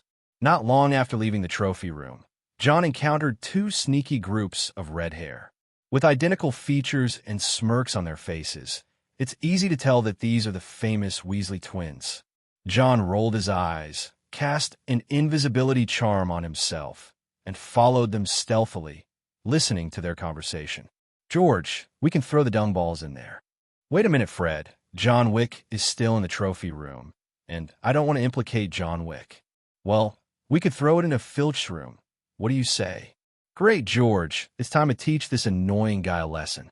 George Weasley and Fred Weasley, the Weasley twins, are two of the most troublesome guys in Hogwarts. They had been harboring a grudge against Filch for a long time. As the two people who loved playing pranks the most, they were natural opponents of the janitor Filch. For this, the Weasley twins decided to teach Filch a lesson. Maybe a couple of large dung eggs delivered to the room will be a good gift. John followed behind them, feeling chilled as he listened to their discussion and was glad that he had good relationships with people. "If I'd been hit by a big dung ball from Weasley just now, I'm afraid even 10 showers would not be enough."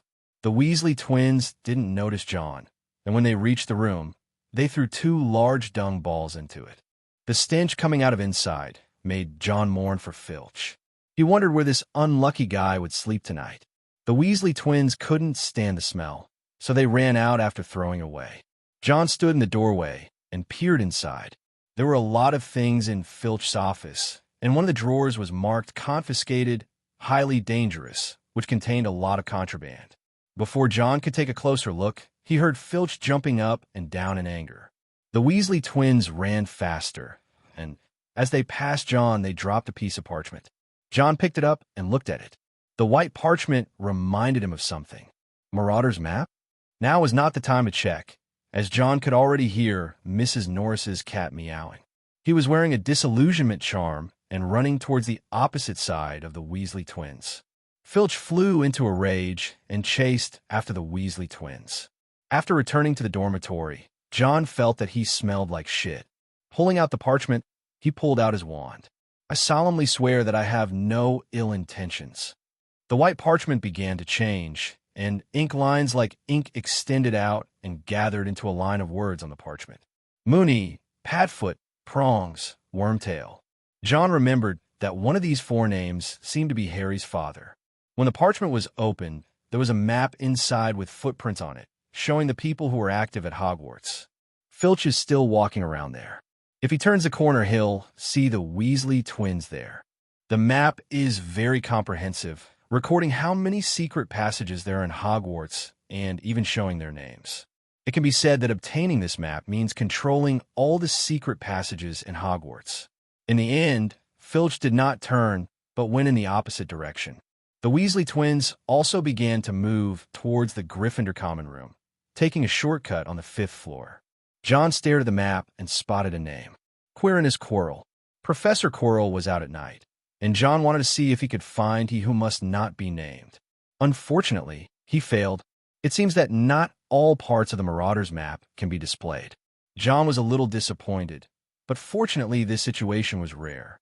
John watched with relish as his bat Dean approached a poor, night-wandering couple. He estimated that a lot of points will be deducted from the couple. The prank is over. Taking out his wand and tapping the parchment to close the Marauder's map, John tucked the map under his pillow. It's good news that you don't have to worry about being caught when you go out at night anymore. One good news and one bad news. The good news is that in addition to attending classes and exercising, John now has a new activity to spend his time. Watching the Savior Harry flying in a fancy way on the Quidditch field. I have to say that it is rare for a son to follow in his father's footsteps. Why would a myopic person who wears glasses have such strong dynamic vision? The golden snitch is small, only the size of a walnut, plus extremely fast speed and huge three-dimensional venue. John was dazzled by it, but Harry was always able to find it and lock onto it. But this did not stop John from watching with great interest. After all, this was the dark history of the Savior's training. After Harry dived into the audience for the third time, Hermione's voice rang in John's ears. In 1269, Barbara Bragg, the president of the Wizarding Council, introduced the golden snidget into Quidditch and offered a reward of 150 galleons for catching it. Later, releasing the golden snidget in Quidditch matches became a custom, and the team that captured the golden snidget would receive a 150-point reward. The popularity of hunting the golden snidgen led to a sharp decline in the number of golden snidgens, and the golden snitch was later replaced by the golden snitch. Hermione was showing off her knowledge, which made John feel helpless. She seemed to gradually regard John as a rival. As a real academic master, Hermione showed her unwillingness to admit defeat to John, who was able to get more extra points than her in class. This is bad news. At least until John really became a top student, this news was terrible. It's like someone is holding a whip behind you, and you'll be whipped if you slow down. Has the mission been triggered? John was lost in thought when suddenly a flash of gold caught his eye, followed by a flying broomstick passing by. He didn't have time to think as a bludger flew towards him. Reflexively raising his hand to catch the flying bludger, John's arm snapped as if it had been dislocated. "Oh my God, John, are you okay?" Hermione screamed belatedly. The Gryffindor Quidditch players who were still training also realized that something was wrong, and the Weasley twins were the first to fly over. The bludger kept trying to break free from John's grasp, but his seemingly weak arms were able to hold it firmly. Evenwood couldn't help but exclaim when he saw this scene, "You caught a bludger with your bare hands. You were such a natural hitter. George, John Wick, I wish you were a Gryffindor. Fred, then we can abdicate." The twins sang in unison. Angelina Johnson, who had long black hair tied in a pigtail, interrupted the two people's banter. "You guys shut up, his hand looks broken." Harry got off his broom in a hurry. The bludger was chasing him. He was so focused on the golden snitch that he didn't notice the two people here. By the time he reacted, John was already in trouble. Harry felt guilty and said self-reproachfully, "It's all my fault." John's face turned pale. Even for him, it would be painful to dislocate his joint. "Can you guys stop chatting and take this thing away first?" The bludger was heading towards Hermione just now. If he had let go, Hermione's face would have been kissed by the bludger, who was in a hurry to tie up the bludger, which was so fast that it even broke the bat. The bludger was tied up, and John breathed a sigh of relief. His lips turned pale, and he changed his posture to half-kneeling. His dislocated hand rested on the ground, and under Hermione's pale and worried gaze, he pushed his arm back with force. Click! Oh my God, this must hurt. John, you can go to the school hospital." The little lions were all startled, and even the Weasley twins showed admiration. How come they're all Slytherins, but there's such a big gap between them? That Malfoy kid even had to go to the school hospital and cry for a long time, just because he cut the skin on his finger. Madame Pomfrey wanted to kick Malfoy out more than once. A group of little lions surrounded John. If you didn't know better, you would have thought it was Gryffindors ganging up on Slytherins. Hermione mixed in with the crowd and couldn't help asking worriedly, "John, are you okay?" "Still not exercising enough." John paused, giving Hermione a smile. Looking at Harry, who was also worried, he grinned and said, "Harry, this is not your fault. I think we should go to the school hospital." Harry insisted on taking John to the school hospital. John had no choice but to be carried over because he couldn't resist them. Those who didn't know him thought something was wrong with him. Not long after he had been in the school hospital, he was kicked out by Madame Pomfrey. "See, I told you it's okay." John shrugged, looking relieved. Harry finally felt relieved and said to Hermione, "Sorry, Hermione. It's all because I flew too low." "It's not your fault, Harry. No one can predict the trajectory of the golden snitch." After this incident, the Cold War between Harry and Hermione was finally eased. Now among the three little ones, Only Ronald is still in the Cold War. Harry felt that Hermione was a very nice person and that he shouldn't help them reconcile as they thought. Study during the day and train at night. Ever since he was hit once, John deeply understood the importance of physical fitness for a wizard. After the last night tour, there was a regular visitor to the restricted book area. John cast an invisibility charm and took out advanced charms from the restricted area. He took the shortcut on the 5th floor and came to the room of requirement. I need a place to train. After walking back and forth in front of the tapestry 3 times, a wooden door appeared on the blank wall. Inside was the same training room from last time, and this time John brought a large sword with medieval armor. I've almost gotten used to the weight of this sword. Holding the great sword, John changed his training method. In the candlelit training room, the sword light looked like a sea of stars. The greatsword swung out a flash of silver light and headed towards the human-shaped target. The human-shaped target was disrupted and shattered the moment it came into contact with it. The target here was broken, and John moved on to the next one. This process repeats itself until the last target is broken and all target fragments are restored. These targets are cast with a restoration spell and will return to their original state if all are smashed. It actually saved John more time. Thing, get blessing, sword dance. Sword dance. Use sword weapons to increase viewing and destructiveness. His hands felt a little sore, so John put down the sword. With his current physique, he can clearly feel the improvement of his magic power after a series of high-intensity exercises. Gain 15 magic points in just one night. If you persist, you will be able to upgrade again in a few days. John did not relax after the training. He started the second round of spell training. With efforts that were almost self-exploiting, the spell was significantly improved. The most obvious one is the newly learned spell, the disillusionment charm. He needed to use the disillusionment charm every night to travel at night. After October came, the disillusionment charm was upgraded to level 3. Magic, level 2, 450/500. Spells, Allaho opening, level 3. Levitation, level 4. Transfiguration, level 2. Disillusionment, level 3. Luminescence, level 2. Blazing Flame, level 1. Shattered to Pieces, level 1. Skills, Short Weapon Mastery, level 7. Greatsword Mastery, level 4. Hot Weapon Mastery, level 1. Blessings, Physical Fitness, Speed Attack, Precision, Academic Master, Pilot, Long Distance Running, Sword Dance. Thanks to the existence of the restricted section, John learned a lot of magic.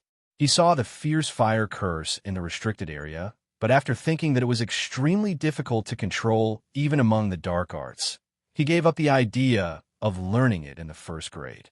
He remembered that there seemed to be a fool who used the Fiend Fire in the Room of Requirement, which eventually caused the entire Room of Requirement to burn down. I don't want to repeat the same mistake. After starting his study time, he was able to learn more. Monday, Transfiguration class. Well done, Wick. 5 points to Slytherin. Today's lesson is to turn animals into goblets. On John's desk is Tom. Tom, with big, cute eyes, stuck out his tongue ingratiatingly, and John took out his wand and pointed it at him. Vera Verto. Tom turned into a goblet as he watched. Professor McGonagall was amazed when he saw it, adding to Slytherin's already barren points funnel. Hermione felt a little depressed, as if she was getting further and further away from John. Only John himself knows that he is a cheating freak. In order to have enough time for night tours and training, he stayed up late and achieved a new achievement. Sleepless people. You only need 2 hours of sleep a day to satisfy your energy for the whole day. With this blessing, he was able to avoid falling asleep while staring at Snape's gloomy eyes. I heard that Snape seemed to have gone to the school hospital several times, hoping that Madame Pomfrey would stop giving some students euphoria drugs as stimulants. Well, this student probably wasn't implying something about John. The House of Requests. John swung the sword, and a silver light fell onto the candlelight, smashing the target in front of him. He then swung the wand in his left hand toward the target at the 7 o'clock position. Reducto. The chopstick-like tip of the magic wand flew out a white light and landed on the target, which exploded into a pile of debris. Compared to the initial explosion, which was just a small part, now is a qualitative improvement. After finishing the training, John rested for a while and prepared to leave. Tomorrow is Halloween Eve, so I have to be in good shape. The day after tomorrow, my 2-month trophy room punishment will be over.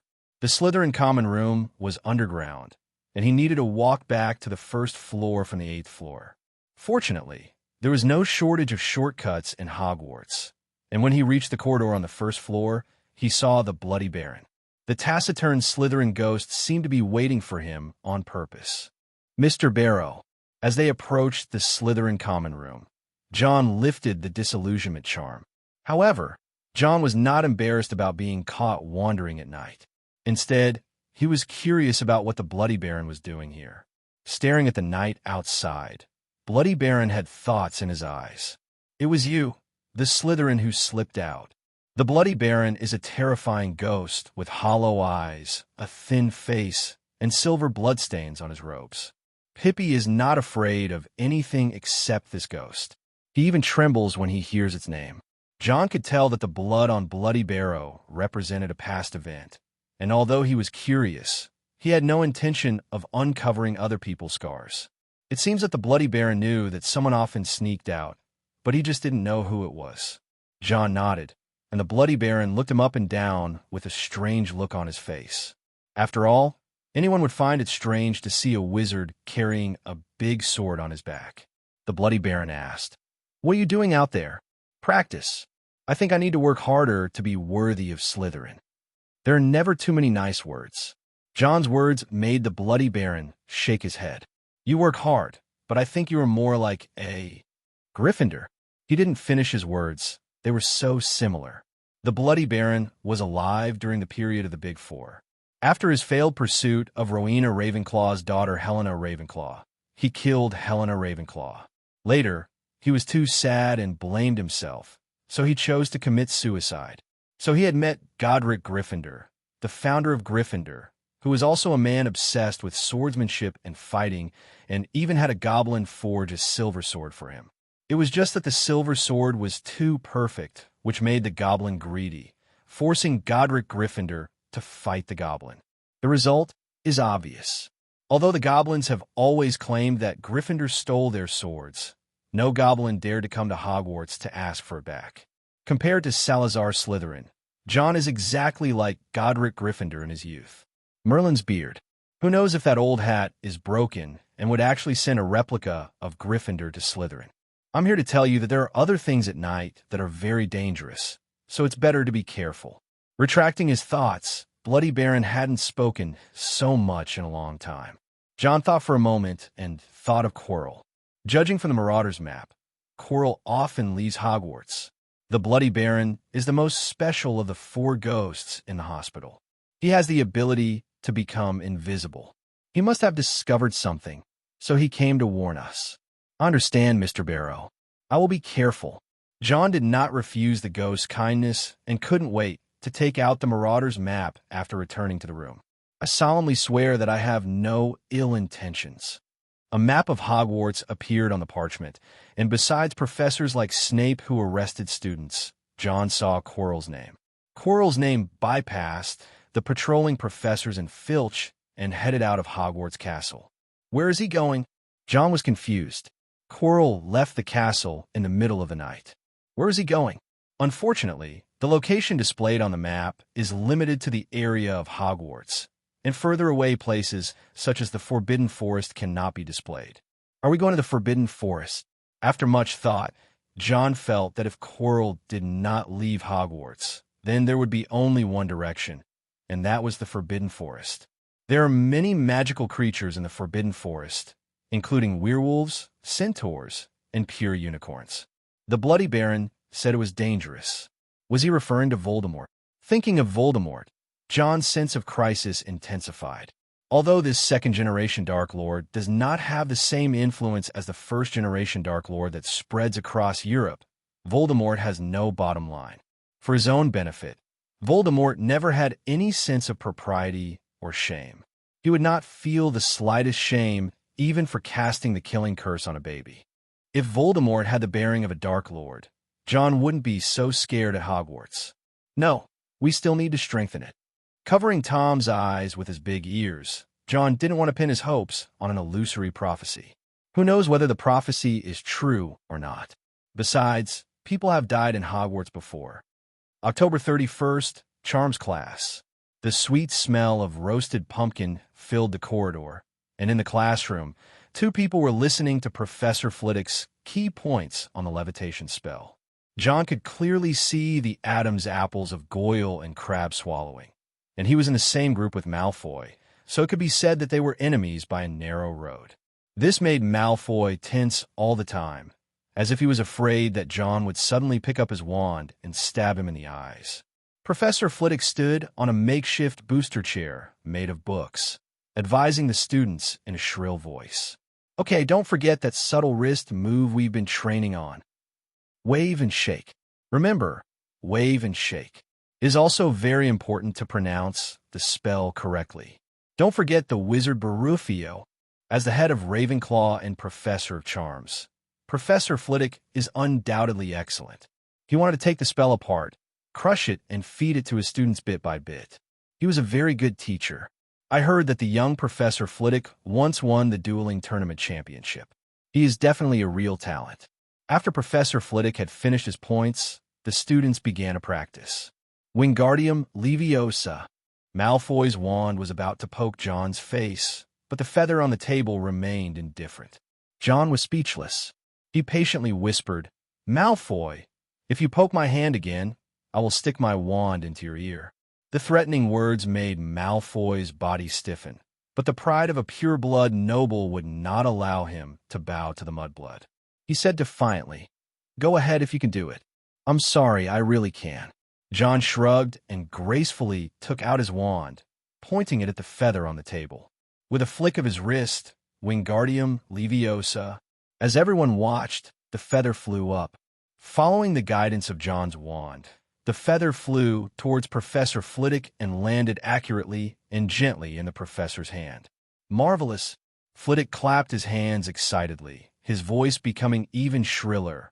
"Look how elegantly and perfectly Mr. Wick has succeeded." 10 points for Slytherin. Hermione had already practiced the location and direction of Gryffindor and was very confident about it. Therefore, she was completely confident that she could complete the levitation spell this time. However, she couldn't stand Ronald's brutal swinging when she was assigned to the same group with Ronald. When she was about to release the correct spell, John got there first. Hermione felt a little down as she looked at the precisely controlled feathers, and she had a perfect person to vent these emotions on. So Ronald unfortunately became extremely emotional under Hermione's emotional teaching. After class, in the crowded corridor, Ronald complained to Harry, "No wonder everyone can't stand her. She's simply a nightmare." Hermione heard this and felt even more aggrieved. She was clearly helping Ronald, but she was being despised.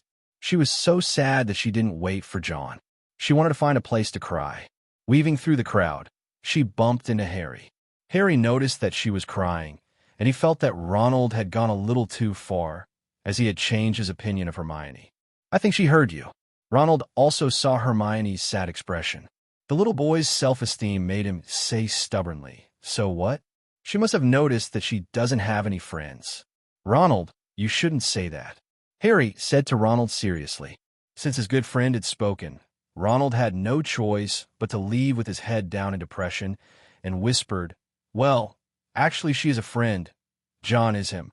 Harry wanted to take Ronald to apologize to Hermione, but Hermione didn't show up until the end of the next class. Having not seen Hermione the entire afternoon, Harry had no choice but to put the matter aside for the time being. While heading to the Great Hall for the Halloween party, Harry and his friend overheard Hermione's roommate, Parvati Patil, talking to her friends about Hermione crying in the girls' room. This made Ronald very uncomfortable, especially with Harry's urging. He felt that he might actually be wrong. "Let's go and apologize to her later."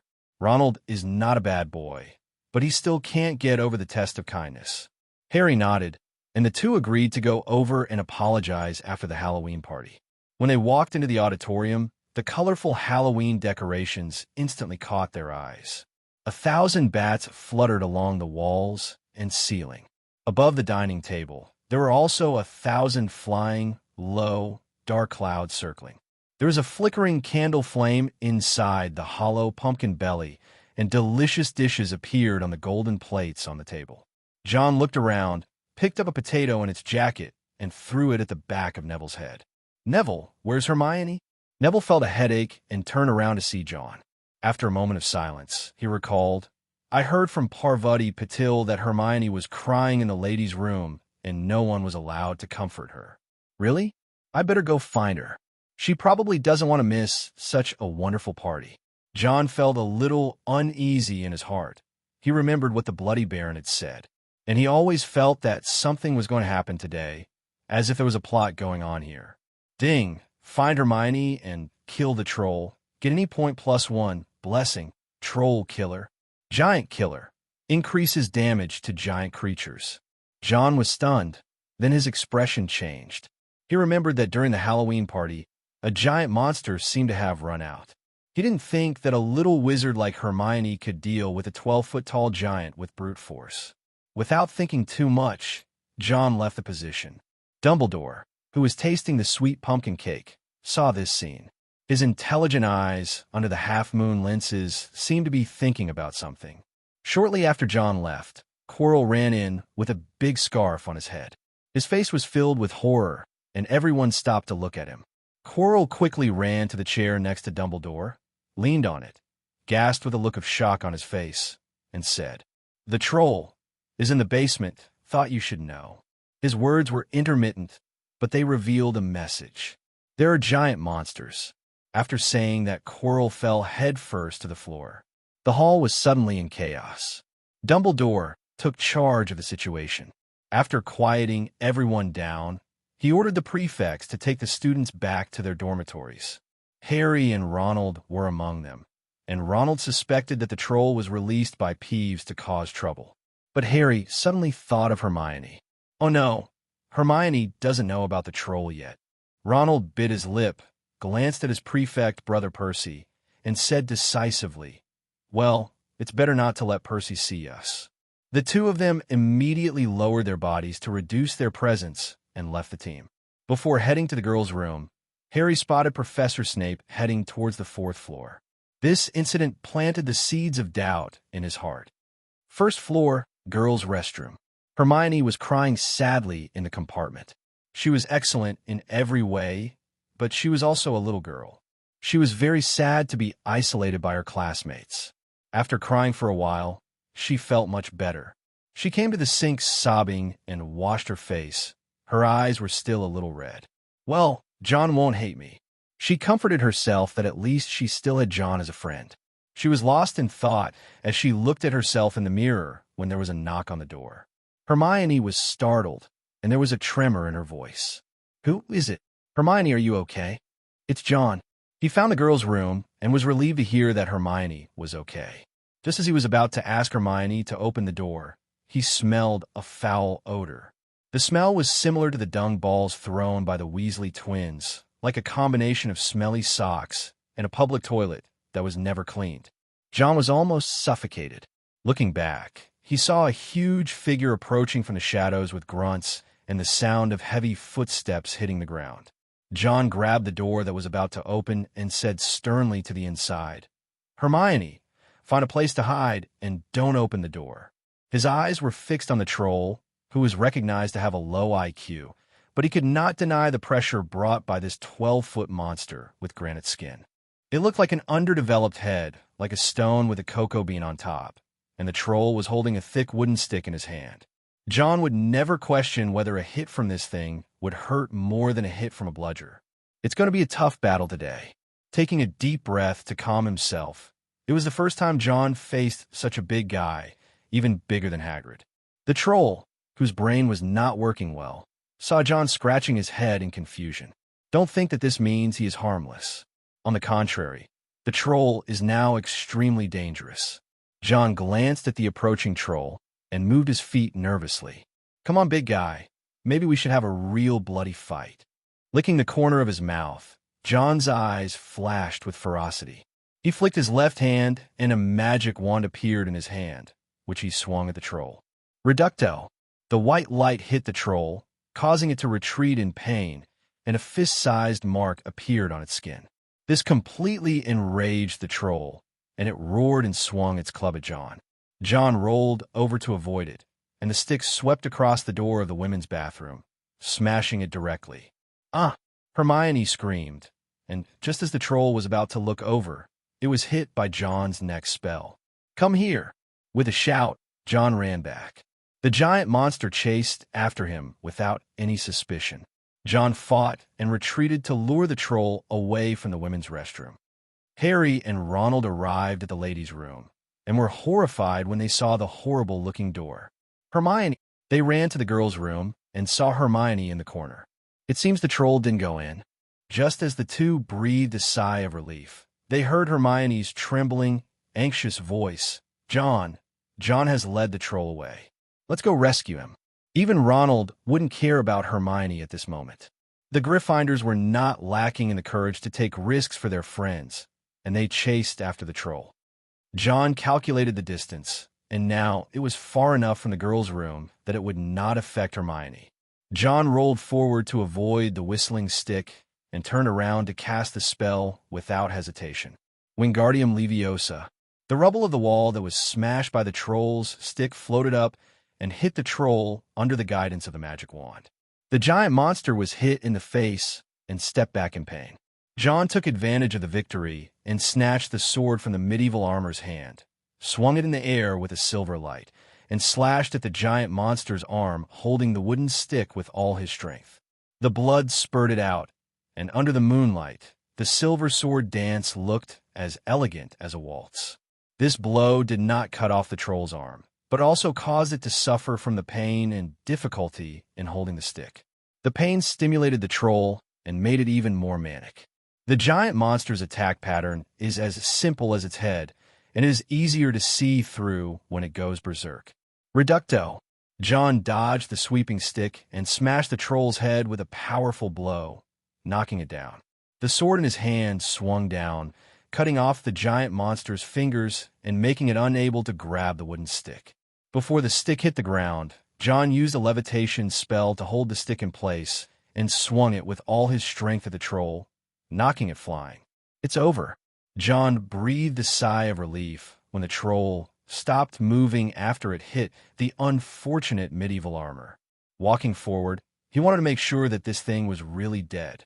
As soon as they got close, Harry and the other two chased after them. After seeing the mess, the three little ones opened their mouths wide enough to swallow a potato with its skin on. "John, are you okay?" Harry yelled. John looked back and saw that the troll, whom he thought was dead, had opened his eyes at this moment. He swung his relatively intact left hand towards John, causing the three little ones to scream.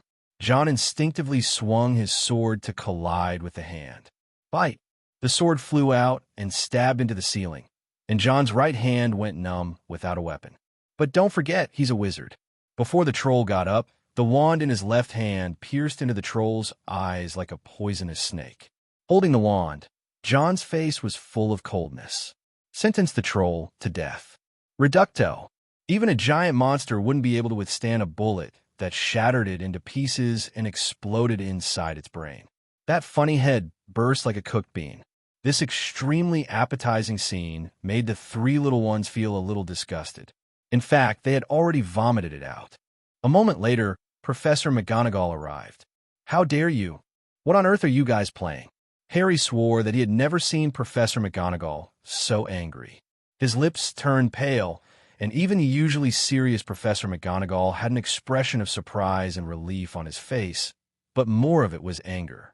She fixed her eyes on the three little ones who didn't dare to look up, and said in a cold and angry voice, "Why don't you just stay in the dormitory?" The three little ones felt very aggrieved, especially Ronald. He still thought he was a hero and should at least be able to bring 50 points to Gryffindor. However, Professor McGonagall's expression told him that he was lucky not to be deducted points today. Hermione stood up for her friend without hesitation. "Please don't do this, Professor McGonagall. They're looking for me." Looking into Professor McGonagall's eyes, Hermione lied to her teacher for the first time. "I came looking for the troll because I thought I could handle on my own, because I'd read about them and knew a lot about them." If they hadn't found me, I would have been dead by now. They didn't have time to look for anyone, and the troll was about to swallow me up before they arrived. John led the troll away, and Harry and Ronald saved me. Hermione stepped forward, surprised Harry and Ronald, and at the same time, they felt warm in their hearts. No one dislikes a friend who can take on everything on his own. Even Ronald, who had a problem with Hermione, has now let go of his prejudice. Professor McGonagall was pleased to see Hermione taking on everything for her friends. Friendship is the noblest quality of Gryffindor, but it was obvious that Miss Know-It-All had forgotten one thing. Even though she tried her best to make up lies and take all the blame, Professor McGonagall was not a fool. You mean John Wick killed the troll? Taking a look at the messy scene, in addition to the troll's fallen finger, there was also blood splattered all over the wall and a sword stuck in the ceiling. Even Professor McGonagall was stunned by this scene. She didn't think the little wizards could do this, at least not the three little Gryffindors. Turning his attention to John, who was pretending to be dead, Professor McGonagall pursed his pale lips seriously and said, "Mr. Wick, do you have anything to say?" "Ahem, Professor McGonagall, there is actually a reason for all of this." "Well, it was me who did it," John tried to explain, but Professor McGonagall's death review made him think it would be better for him to be honest. "Oh my God, I can't believe a little wizard like you killed a troll." Professor McGonagall was a little incredulous when he saw him admit it. Even an adult wizard would find it difficult to defeat a troll without special methods. And it was unbelievable that John killed a giant monster in his first year. "Well, Miss Granger, Gryffindor will be deducted 5 points for this incident. I'm disappointed in you. If you're not injured, you'd better return to Gryffindor Tower. The students are enjoying Halloween dinner in their own houses." Hermione dropped her head in disappointment and walked away. Harry and Ronald, who were left behind, were very nervous, but Professor McGonagall did not blame them. Instead, they fought the troll for their friends and received a reward of 5 points each. This made both men feel guilty because they both knew that it was John who dealt with the troll alone. At most, they took Hermione in the back. The two were also driven back, leaving John alone.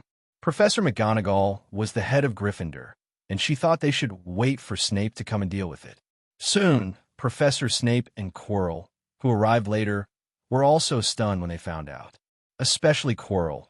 He was the one who released the giant monster and also captured it himself. He knew more about how powerful the troll was. It would be a nightmare for a first-year wizard to encounter one. But now the troll died directly and died miserably. This made him focus more on John. This student performed well in class, but he didn't expect to be able to deal with the troll. Voldemort in Quirrell's mind also had an idea. Such an outstanding little wizard might be able to become a qualified Death Eater. "Mr. Wick, it seems that you always think you are good enough." Professor Snape still had that old hermaphroditic tone, and he began to reevaluate John. Snape always spared no effort in giving extra points to Slytherin. John received 20 points, which was much more generous than Professor McGonagall's. "Because of your recklessness, Mr. Wick, you will be spending some time in the Forbidden Forest during this school year." John was thinking that Snape rarely behaved like a human being, and his face darkened when he heard this. John would have gladly accepted this punishment before he learned that Quirrell often visited the Forbidden Forest. After all, a night stroll doesn't matter where you go, but now that a Dark Lord might go to the Forbidden Forest for a stroll at any time, he really can't be happy. Unfortunately, he had no choice even though he was reluctant. Professor McGonagall still needed to tell Dumbledore about this matter, so John was sent back. "We just left the trophy room, and now we have to go to the Forbidden Forest. What is going on?" After complaining, John didn't seem to regret it. The mere increase in any points made him feel that he had made no loss. He did not use it immediately, but prepared to use it after reaching the bottleneck. Should we learn Fiend Fire or learn a Clemency first? Thinking of the bug spell like Legilimency, John decided to learn the brain-blocking technique first. He didn't want to have his mind read by an old bat or a guy without a nose all day long. November 1st. The news that a troll was killed by a first-year wizard spread like wildfire. John became more prominent in Slytherin. Even Malfoy couldn't help but come over and ask curiously, Did you really kill a giant monster? He ate the bread gracefully with water. John didn't want to see milk and tomato juice during this period, and I believe Harry and the others thought the same.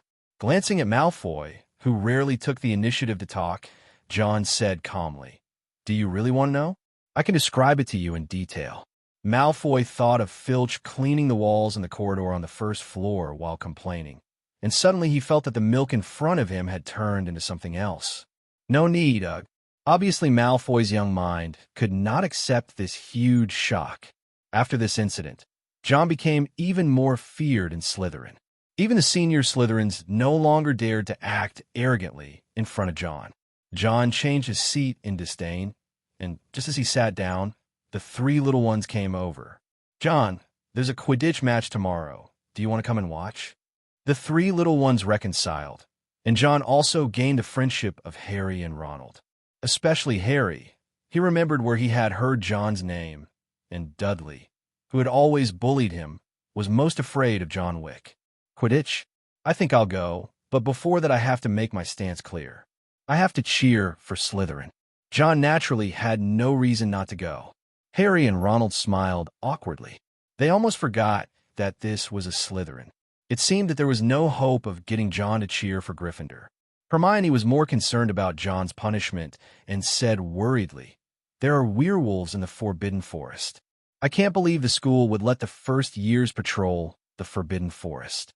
She was very angry when she said this. John had saved her, but he still had to be punished.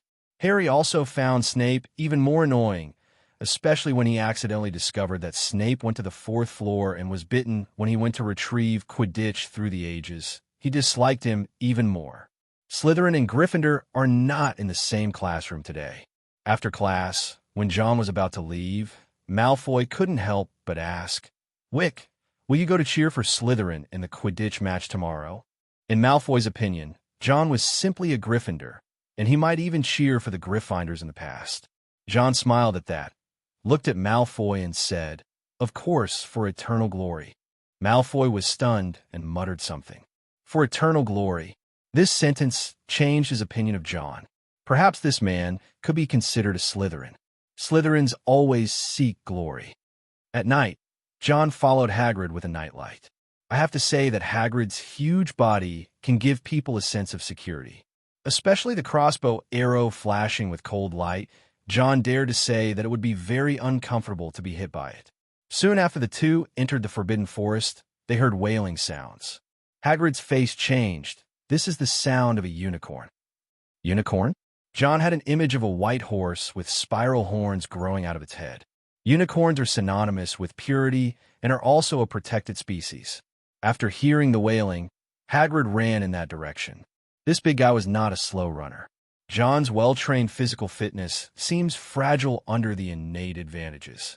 Hagrid, who is used to running in the mountains and forests, ran past without getting red in the face or out of breath. John had to run at full speed to barely catch up with him. At a water source in the forest, they discovered a unicorn. The beautiful unicorn was wailing. There was a horrible scar on its body, and silvery white blood like mercury was constantly flowing out of it. "Approach with caution." Hagrid spoke out alertly, holding the crossbow tightly in his hand. If there was any situation, he would not hesitate to shoot the opponent away with a single shot. The two of them carefully came to the unicorn, and after seeing the unicorn's miserable condition, Hagrid couldn't bear to watch it. Oh no! He knelt down and tried to heal the unicorn, but it was too badly injured. No one would attack a unicorn, except for those crazy people who don't care about their lives. Hagrid was in a heavy mood. The wound could not be healed. John's heart sank as well. Unicorns were pure creatures. Even the creatures in the Forbidden Forest would not attack unicorns. A person came to his mind, Quirrell. It was very strange that he left Hogwarts every night, and now the unicorn was attacked again. It was hard to say that it had nothing to do with Quirrell. "John, let's bury her." The two accompanied the unicorn on its final journey. The unicorn gradually lost its breath, and finally its pupils lost their luster, and it fell down. Hagrid was in a bad mood all the way to bury the unicorn in the Forbidden Forest. John understood him. Hagrid loved magical animals. He must feel bad seeing the unicorn die in front of him. Hagrid, take it easy. We need to cheer up. In Hagrid's cabin, John tasted rock cake. It was this cake that almost sent him away. After being comforted by John, Hagrid's mood gradually improved. That must not be an ordinary incident. We must prevent it from happening again. John knew there would be a second time, so he sounded the alarm for Hagrid in advance. Hagrid perked up. John, you are right. We have to protect those little cuties. Little cutie? John thought that only Hagrid would call the things in the Forbidden Forest that. After finishing the patrol, John fed Yaya some dog food. He did not return to the lounge immediately, but went to the library on the 5th floor. John skillfully went to the restricted section and found the spell about brain occupation. Now he felt more and more that the crisis was approaching and that the brain blockade was imminent. He went to the room of requirement to study, and after a night of trying, he finally successfully reached level 1 by turning on the academic master mode. Quidditch match day. John came to the hall and ate toast, while Hermione was there coaxing Harry like a sister. I don't want to eat anything. Harry shook his head to reject Hermione's kindness. He was so nervous that even his calves were shaking. This feeling was terrible. He was more afraid of losing the game in front of everyone than falling off his broom. Don't be nervous, Harry. Just be yourself. John took a sip of water and smiled at Harry. If you don't have the strength to catch the golden snitch after catching it, that would be bad. If you get hit by a bludger, that would be even worse. You'll have to stay in the school hospital for a while. Harry thought that made sense, and reluctantly took 2 bites of the bread. He didn't want to be nagged by Madame Pomfrey. Seamus Finnegan, the little blasting genius of Hogwarts, asked John curiously, John, do you want to watch the game too and see how we punish Slytherin? I'm a Slytherin. I'm sorry, that's not what I meant. Seamus explained in a panic, and John said he understood. I don't know why, but Gryffindor students always subconsciously think of John as a Gryffindor. Malfoy came over, followed by 2 followers. When he saw the Gryffindor and the annoying Potter, he snorted coldly. Wick, I'll take you to the Quidditch pitch. You probably don't know where it is. He seemed quite merciful. John thought that he had to go to Slytherin to refuel anyway, so he just went along. After they left, Ronald came back to his senses with his mouth wide open and said in disbelief, I was not mistaken. Malfoy actually invited John. Harry showed the same reaction. I really want to say you're mistaken, but I saw it too. Seamus simply went straight to the conspiracy theory and swore. It must be John who cast a confusion charm on Malfoy. Hermione thought the little lions were being a little overzealous and wrinkled her nose as she said, John has been doing very well. He's added almost 200 points to Slytherin. Performed well? The little lions of Gryffindor looked at each other in bewilderment. Beating up Malfoy at the beginning of the school year. Is that good? They are confused. Quidditch is indeed the most popular sport in the wizarding world. John could hardly squeeze onto the huge Quidditch pitch. See? Only this young master can find such a good position here. Malfoy boasted, as if it wasn't John who had just pulled him up from nearly falling down the stairs. Goyle and Crabbe led the way and found them a good position.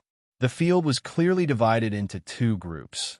One was the red of Gryffindor, and the other was the green of Slytherin. Before the game started, a fight almost broke out in the audience. As Ms. Hooch, the flying teacher, blew the silver whistle, the Quidditch match officially began. The commentator for the game was Lee Jordan from Gryffindor, with Professor McGonagall, a die-hard Quidditch fan, sitting next to him. When Gryffindor scored, he almost jumped up with joy, but when Slytherin scored, he just said a few words indifferently. This made John unable to help but complain. No one found it wrong to be so blatantly biased. After the first goal, John saw Hagrid from the opposite red wave squeeze into the crowd. Apparently, it was hard for wizards to resist the temptation of Quidditch. Ronald and Hermione looked like 2 dolls next to Hagrid. The game was very intense, mainly because there were many fouls. Anyway, John had heard the audience shouting fouls at least 5 or 6 times. Unfortunately, Quidditch is not football. There is no such thing as a red card. Suddenly, John saw Harry's broomstick twitching wildly up and down, as if he had been drinking fake alcohol. He subconsciously glanced at Malfoy, who was gloating over the misfortune of his archenemy Potter. That's right, Malfoy doesn't have that ability. John muttered, but Malfoy didn't hear it clearly. After watching for a while, Harry's broom finally recovered. It was John who saw his own dean's robe on fire, stood up, and elbowed Quirrell in the face behind him. This must hurt. I didn't expect that my dean had practiced this before. This elbow almost knocked Quirrell unconscious. Anyway, John saw Quirrell's head hit the back seat hard, and it took him at least a few minutes to recover. Harry recovered and spotted the golden snitch. He quickly chased after it, dived toward the ground, and fell to the ground. He was seen covering his mouth with his hands and spitting out the snitch. Lee Jordan immediately announced that Harry had caught the golden snitch, and the game ended. With a score of 170-60, Gryffindor won. John felt a pity and said, "We are missing a good seeker." With Harry's superb flying skills and the Kryptonian Gold Nimbus 2000, Slytherin Seeker was like a piece of wood. Malfoy nodded in agreement, and after realizing when he and John Wick had such a good relationship, he left immediately. At the same time, Malfoy also planted a seed in his heart, determined to become Slytherin's Seeker and severely defeat Potter. The broomstick was out of control, and John found it suspicious. As for whether it was done by his own dean, John could only say that Snape was a good citizen. After all, Snape, a lovesick man, would never hurt Lily's child. He even suspected that if Harry was a girl, Snape would probably change his job and play the role of raising a child. This was a man who dared to backstab Voldemort just for the goddess he secretly loved. Forget the big dog, forget what it's guarding. This is between Professor Dumbledore and Nicholas Flamel. So this involves a man called Nicholas Flamel? Hagrid's annoyed and angry voice and Harry's questioning voice about what he had discovered were heard. John, who had just finished watching the game, stood at the door and wondered whether he should go in now. After taking a look at the dog food he brought, he felt that he could wait, but the greedy ghost Yaya probably couldn't. He could already hear the sound of Yaya drooling. I don't know why this big dog would recognize Tom as the boss just for food. After knocking on the door and opening it, he saw Hagrid, who was looking angry and upset with himself. The three little ones are also in there. Well, there is also the rock cake on the table. Hopefully Hermione's dentist dad can fix their teeth. I swear, Hagrid knows something. Harry vowed as they emerged from Hagrid's cabin. After John put down the dog food, he left with the three little ones. Hermione and Ronald also felt that Hagrid was hiding something. Their only clue now is Nicholas Flamel. Harry, who wanted to expose Snape's true identity, said, "I seem to have an impression of this name, but I can't remember it." He always felt that he had seen this name before, but he couldn't remember it. The small package that Hagrid took from Gringotts was obviously Snape's target, and that thing was related to Nicholas Flamel. "John, have you heard of this name?" Harry placed his hope on John, who was smarter than Hermione. John recalled it, shook his head, and said apologetically, "Sorry, I don't remember it either. You can go to the library and check. If it's not there, then this person doesn't exist." It was a good idea, and Harry's eyes lit up. Hermione had originally wanted to go to the library, but now that they had the same idea, she urged, "Then let's go there quickly. It will be best if we can find it before Christmas. She and Ronald will go home for Christmas, and there are still more than 20 days left." She hopes to find the answer. When he heard about Christmas, Harry's eyes dimmed a little. He didn't want to go back to the Dursleys, where he would have to live in a tiny stair cupboard, and Dudley would always try to bully him. Seeing that Hermione and the others were already discussing their plans for Christmas, Harry said enviously, "I don't want to go back there. It's too awful." Ronald and Hermione expressed their sympathy for him. They found it hard to imagine having such terrible relatives. "John, are you going home for Christmas too?" Hermione knew that John was also from a Muggle family. John didn't plan to go back, and shook his head. "No, I plan to consolidate my knowledge during Christmas. I can't use magic when I go home." Such an attitude of the Exam King gave Harry and Ronald a chill. Hermione also felt that she could not admit defeat. If she did not go home, her father would suspect what happened to his good daughter at school. The four of them separated on the 5th floor, and John did not plan to go to the library. Although he was somewhat familiar with the name Nicholas Flamel, his top priority now was to brush up on the occlumency technique. After reaching the 8th floor, he found a room of requirement. After completing a day's training inside, it was already dark when I came out again. He was going to the kitchen to see if he could get some dinner. On the way, he met someone he didn't want to meet. "Good evening, John Wick." Professor Quirrell, who stuttered when he spoke, seemed to have met John by chance. John's left hand had silently reached for his wand, and he began to work on his occlumency. He smiled politely and said, "Good evening, Professor Quirrell." After seeing John's power in killing the troll, Voldemort considered recruiting John as a Death Eater. Pure blood? Voldemort didn't care.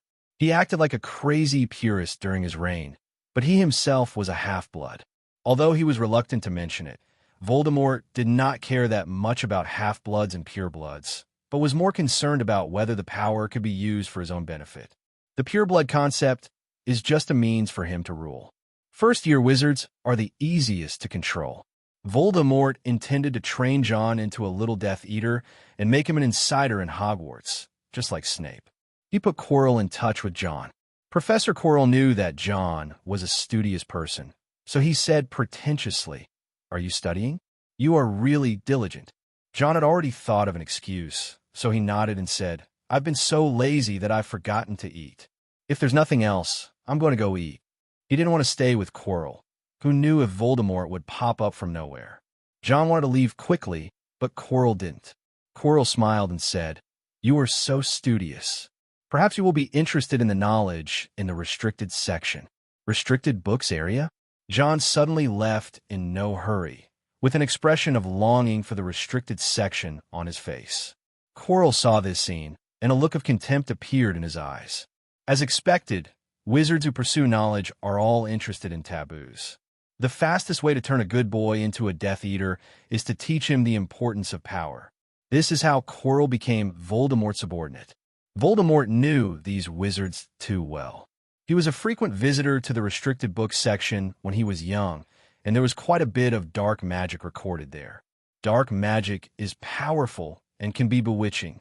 Once John learns it, they only need to give him a little guidance to easily capture a little Death Eater. The thought only lasted for a moment, and Quirrell smiled and stammered, "You're a good boy. I can give you a pass to the restricted area." "Really? I wanted to go and see it for a long time." John acted like a child seeking knowledge, which was exactly what Quirrell wanted to see. Quirrell asked John to go to his office next Monday to get a pass, which saved John the problem of only being able to go to the restricted area at night. As for what Quirrell was up to, John could guess a little. "But none of this matters. I'm not a child. As long as I get the autograph, I can just ignore it. Anyway, Quirrell can only play around during the first year, and he will be automatically replaced in the second year. As we all know, the defense against the dark arts professor is a consumable that is thrown away once a year."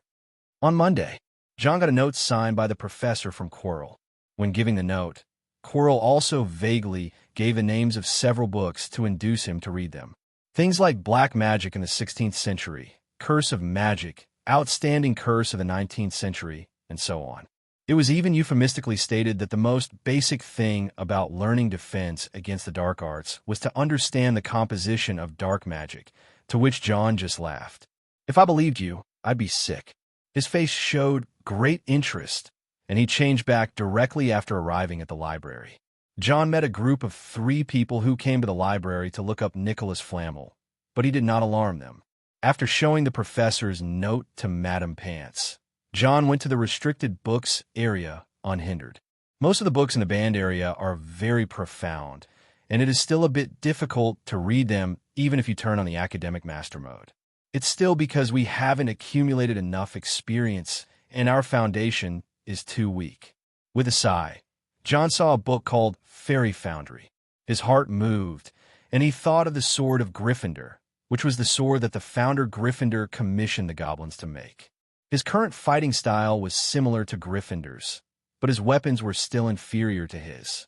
The medieval armor and weapons used to fight the trolls were a bit difficult last time, as these magical creatures have amazing defenses. Similar to the fire dragon, The fire dragon scales have extremely high magic resistance properties. If I want to fight a fire dragon, ordinary weapons are obviously not enough. Perhaps I could forge one myself. John's eyes were burning. It would be best to have a weapon of his own. After borrowing the book Fairy Foundry, John began to study it wholeheartedly. This book is a translation, and the original owner was an Egyptian wizard. John had some difficulty reading, but it didn't matter. He still had time to polish his knowledge. In the following days, he borrowed another book, Basic Magic Rune Guide, from the library. While enriching his knowledge, John was gradually able to master the contents of Fairy Foundry. At night, he put away his books and prepared to go to the Forbidden Forest. The punishment had not yet been erased, and John had to go to the Forbidden Forest every night to patrol with Hagrid. After arriving at Hagrid's cabin, Yaya ran over enthusiastically and sniffed John's body with his nose. Hagrid laughed and said, "Yaya likes you very much." "Like?" John watched as Fong sniffed at his sandwich pocket. "Are you sure it's not hungry?" A few days had passed since the unicorn's death. During this period, Hagrid talked with all the magical creatures in the Forbidden Forest. From the centaurs, he learned that there was an evil being wandering around the outskirts of the Forbidden Forest. So the two of them will patrol the periphery tonight. John was gradually able to keep up with Hagrid, with Fong running in front. This big dog is very big, but very timid. Not even as brave as Tom. While on patrol, a spider as big as a human head appeared in front of John. He was so frightened that he clenched his wand tightly and was about to use the Shatter to Peace spell. What a big spider. "Wait, this is the descendant of Aragog." Hagrid shouted to stop John, and under John's somewhat creepy gaze, Hagrid seemed to be communicating with the spider. "It was Aragog who came to me." Aragog is Hagrid's friend. He was adopted by Hagrid when he was a child. After Hagrid got into trouble, he escaped into the Forbidden Forest and became an old spider. John nodded numbly. Hagrid was really careless. If Ronald touched the spider, it would probably die on the spot. Following the spider, they headed to a cave. John had seen many spiders before entering, and after entering, he was covered with goosebumps. There are countless spiders at a glance, and spiders as big as human heads look tiny here. There are dozens of spiders as tall as a person. "Gudong, Hagrid, are you sure they are friendly?" Swallowing, John nervously approached Hagrid. Hagrid's tall figure can give people a sense of security, but only when they are outside and not in a spider's nest. "Don't worry. These spiders are Aragog's children. They won't hurt you." Hagrid's promises were so solemn that John always felt they were unreliable. "Those spiders are drooling, and you tell me they won't hurt me?" His left hand had already grasped the magic wand, and if any spider dared to get close, John swore that he would smash it to pieces. At the end of the cave was a gray spider the size of a car. It was an 8-eyed giant spider. Cataracts made the old spider unable to see clearly. "Hagrid, you're here." Aragog was very happy to have his friend come. He suppressed his restless offspring and told Hagrid about the Forbidden Forest. "Something's coming in, and that thing is evil, and it's tracking the unicorn." Hagrid commissioned Aragog to investigate the matter of the unicorn, and Aragog sent his offspring throughout the Forbidden Forest. "He is very powerful. Many of my descendants have been killed. He appears and disappears like a wandering ghost. The acromanthus feeds on humans." Although Aragog suppressed his offspring for Hagrid, the acromanthus is definitely not that easy to deal with. The guy who came into the Forbidden Forest killed several giant 8-eyed spiders single-handedly. His strength was as strong as that of an Auror. Although he met the other party, Aragog had no way to keep him. Hagrid felt heavy-hearted after hearing this. Just as John said, the evil guy did not give up the unicorn. The blood of the unicorn contains a curse, but it can also prevent a person who is only one breath away from death. "Understand, Aragog." Hagrid said hello to Aragog and prepared to leave, but at this time the surrounding 8-eyed giant spiders were gradually approaching. "Aragog." Hagrid looked at his friend in confusion. Aragog said apologetically, "I'm sorry, Hagrid. I told my offspring not to hurt you, but they have no resistance to other people." "Oops." After Aragog's reminder, Hagrid also realized that it was a stupid thing for him to bring John here. "John, let's go." Lifting John up, Hagrid's massive bulk looked like a human truck. There was a spider blocking the way, but Hagrid knocked it away. It's a rare opportunity to eat someone, so the spiders don't want to give up. John naturally showed no mercy and pulled out his wand, aiming a spell at an approaching acromantula. Reducto. The white light hit the spider, instantly knocking it back and causing it to bleed, but not killing it. Nice spell, Hagrid praised. Although Hagrid looks big, he is actually very agile. John was carried by Hagrid, so he didn't have to dodge and could just concentrate on being a turret. The Incendio wand sprayed flames that set the spider on fire. Wingardium Leviosa, a fallen log hits behind. Under the constant bombardment, John's magic power gradually ran out. He quickly grabbed a stone and threw it at the spider. Ding! Magic power upgraded successfully. Current magic power.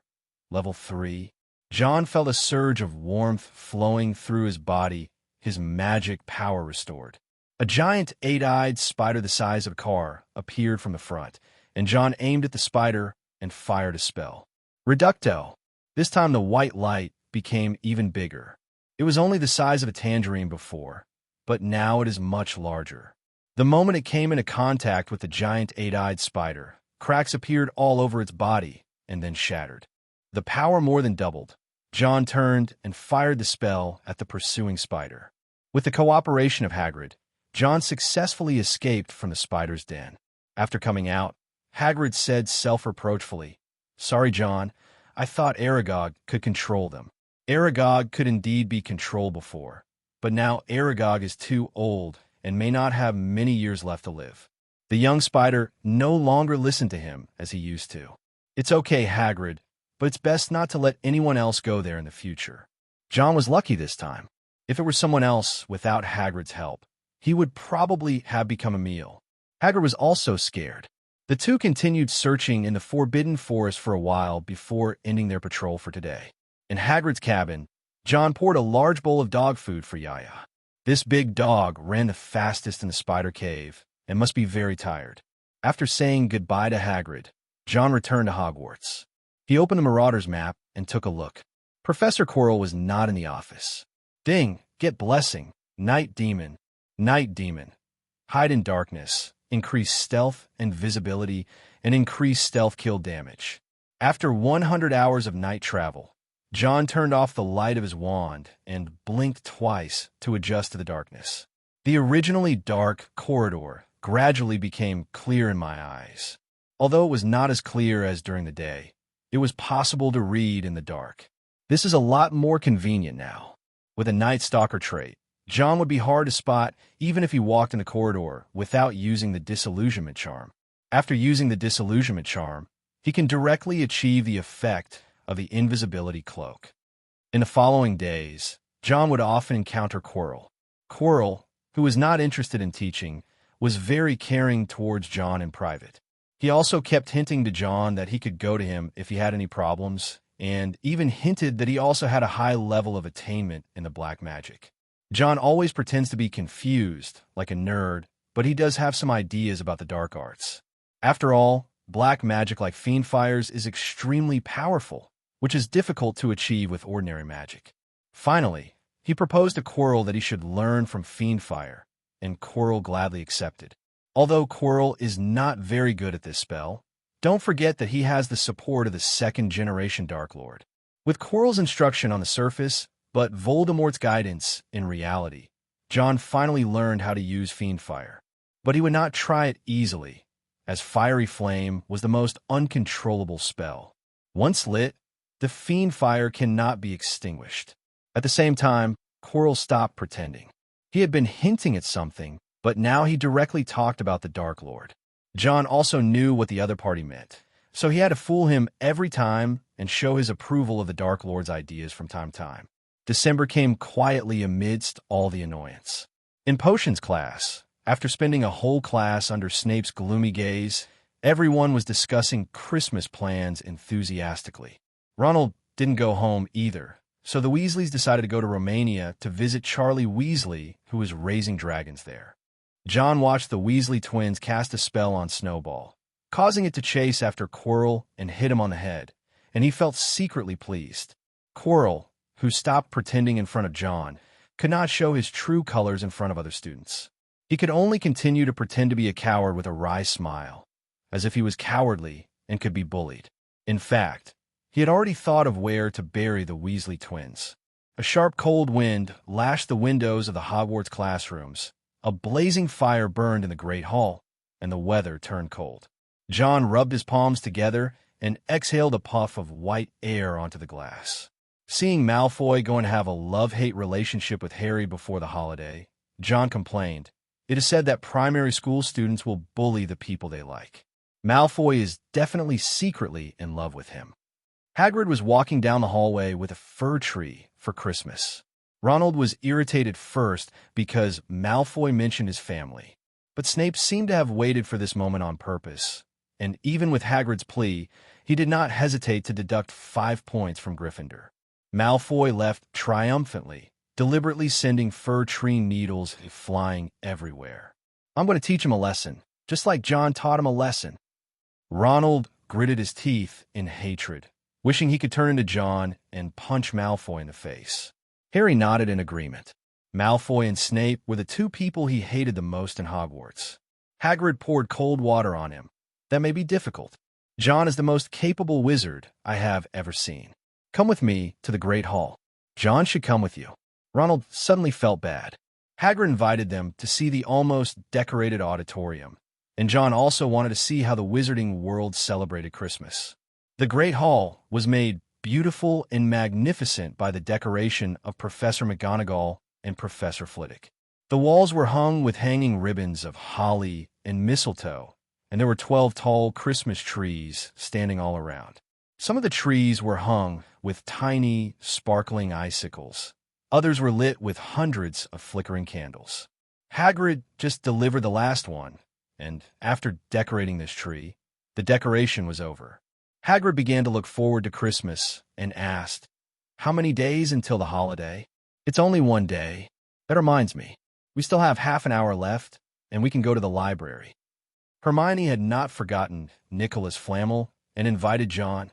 "John, do you want to come with us?" "Well, I'm free anyway."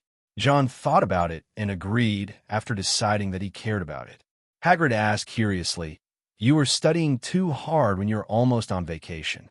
He was in a good mood because Christmas was coming, but Harry would soon put him in a bad mood, only to see Harry say cheerfully, "We're not reviewing our lessons. We're trying to find out who Nicholas Flamel is. I told you to stop.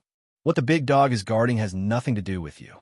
Surprise turned into horror, and Hagrid persuaded the 3 little ones to stop this dangerous behavior. However, he also underestimated Gryffindor's suicidal spirit. The more so, the more motivated the 3 of them became. But this name was too hard to find, and the 3 kids couldn't find it after looking through many books in the library. Hermione even made a list for easy searching. When it was time for dinner, the 4 of them left the library. Hermione refused to give up and asked them to search during the holidays, and it would be best if they could tell her the results via owl. It's vacation time. John was eating the turkey and had to admit that this chicken only grew in size and nothing else. Using a knife and fork to slice a piece of meat from the turkey, John had an urge to wrap it in bread and eat it. Meanwhile, his owl Basil had flown away, probably to get the presents his parents were preparing to send him. The express delivery industry is really developed. If I could open an Owl Express company, I would definitely make a fortune. John didn't know what his parents would give him. He just hoped that old Mr. Wick wouldn't give him a mouse or a black widow. During the holidays, John tried playing wizard chess. The rules of this game are similar to those of chess, but it is more entertaining. John just chuckled when he saw his queen being smashed by Ronald's horse. John, who had originally suspected that he was a terrible chess player, felt relieved after seeing Harry lose 18 times in a row. It was snowing outside, but John didn't forget his training. After the magic power is upgraded, the power of the spell will also be increased accordingly. This is easy to understand. Magic is like a faucet. The water in the faucet determines the amount of water. Previously, his magic power was insufficient, and the spells he cast were not very powerful. The power of spells after level 3 is greatly improved, and John can learn more offensive spells. But the first spell he learned was a defensive spell.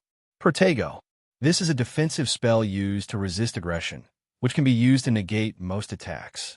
It's a very useful spell. After coming out of the room of requirement, John returned to the dormitory. When I woke up the next morning, Basil had returned with gifts by my bed. He opened a present from Mrs. Wick. They were a pair of warm gloves, knitted by Mrs. Wick herself. The second one is Dad Watson Wick, and the gift package is a four-sided cube. After shaking it, I guess there's not enough space for a mouse inside. After unwrapping the gift, John saw a bottle of hot sauce inside. Just when he was confused, he saw the name of this hot sauce. Laoganma. Cold knowledge. Laoganma was founded in 1984. Along with the gift came a letter from Old Wick. After opening it, the father knew that his son liked the food from that mysterious Oriental country, so he used many connections and finally got a bottle of Laoganma. John couldn't wait to open the Laoganma, picked up a little with a fork and put in his mouth. The familiar taste, after 11 years, bloomed on the tip of his tongue, and John almost burst into tears. Even the gifts from Hagrid and Hermione were no longer important. In the hall, Harry looked at the strange bottle in John's hand curiously and asked aloud, "What is this?" "It smells strange. This is chili sauce. You could try it." John could dip everything in a spoonful of Laoganma. Ronald changed into a dark purple hand-knitted sweater and curiously tried the Laoganma. The strange taste that burst out from his taste buds contained the heritage of the ancient Oriental country. It tastes weird, kind of spicy and kind of weird. Having said that, Ronald still tried to dip the chicken leg like John did. The moment I ate it, it felt like a new world had opened up. Seeing Ronald like this, Harry also tried it out of curiosity.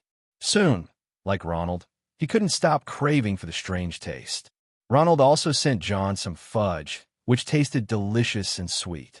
John opened the chocolate frog Hermione had given him, and the chocolate frog inside almost jumped away.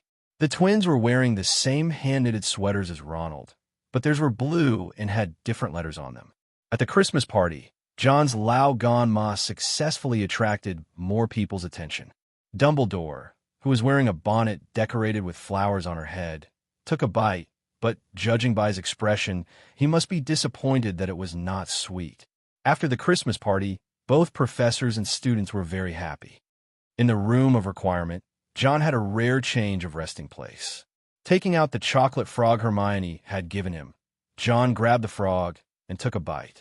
A wizard card falls out of the box. Above is Dumbledore. John didn't take it seriously at first, just glanced at it casually, and his eyes stayed on the card. Albus Dumbledore, current headmaster of Hogwarts, recognized as the greatest wizard of our time. Dumbledore's most notable contributions include: defeat the dark wizard Grindelwald in 1945, discover the 12 uses of dragon's blood. He and his partner Nicholas Flamel were very successful in alchemy.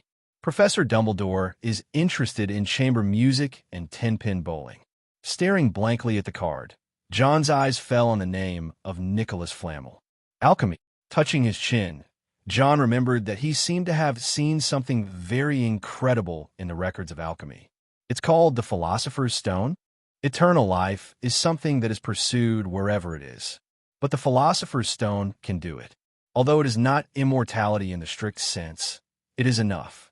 If I had a magic stone, it would be of great help to me in refining things. Of course, John was just thinking about it.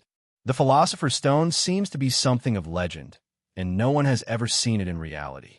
However, this reminded John that he could start with alchemy and perhaps master Fairy Foundry more quickly. Maybe it's in the restricted section. I can go take a look.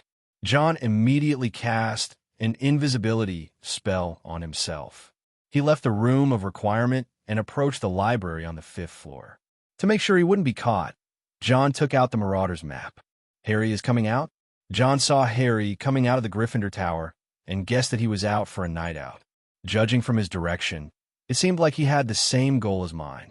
But when he arrived at the restricted area, John didn't see Harry. Just as he was wondering, he saw the bolt on the restricted book area opened automatically. Invisibility cloak. With the answer in his mind, John remembered that Harry had an invisibility cloak and now it seemed that he had received it. Before the door closed, John followed behind him.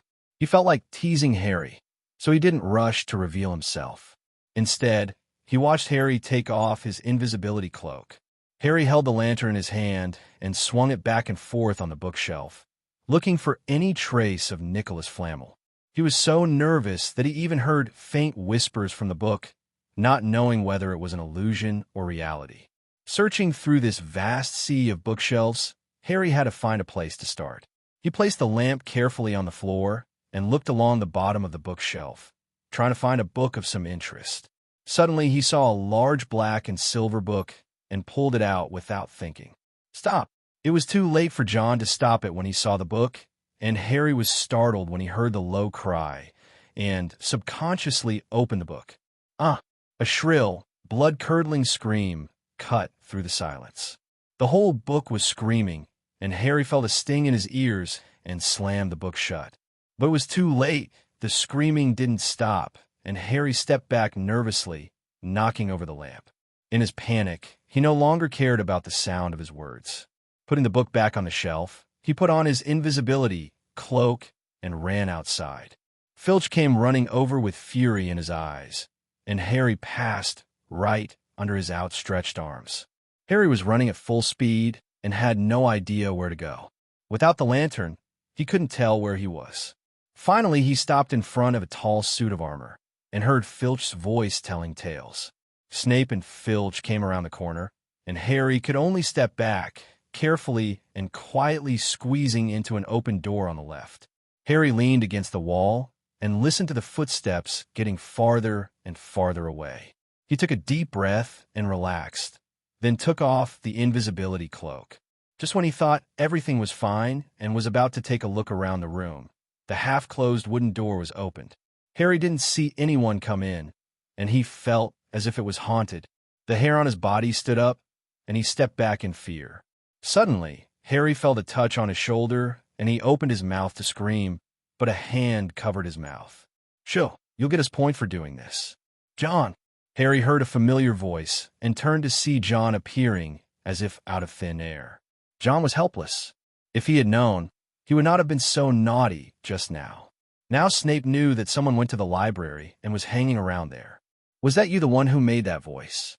How did you do that? Do you also have an invisibility cloak?" Harry could tell how surprised he was from asking 3 questions in a row. John felt overwhelmed and tried to change the subject. "How about we take a look at this place first? I haven't been here before." After hearing what he said, Harry also began to pay attention to this place. It looked like an abandoned classroom, with many desks and chairs piled against the wall, forming large black shadows. There was also an upside-down wastebasket, and on the wall facing them there was something that didn't fit in with the surroundings. John also noticed the mirror. It was a very imposing mirror, very tall, almost as high as the ceiling. A gorgeous golden frame, supported by 2 claw-shaped feet. There was another line at the top, and John read it out: Aristella hru iitabi kafru iaton vors. A very strange mirror. Being a Gryffindor, Harry walked over without any fear. The next second, Harry was standing in front of the mirror, terrified. "What's wrong?" John walked over, not knowing what was going on, and Harry's breathing became rapid, the color draining from his face quickly. "There are a lot of people in the mirror, at least a dozen, and they are all behind me."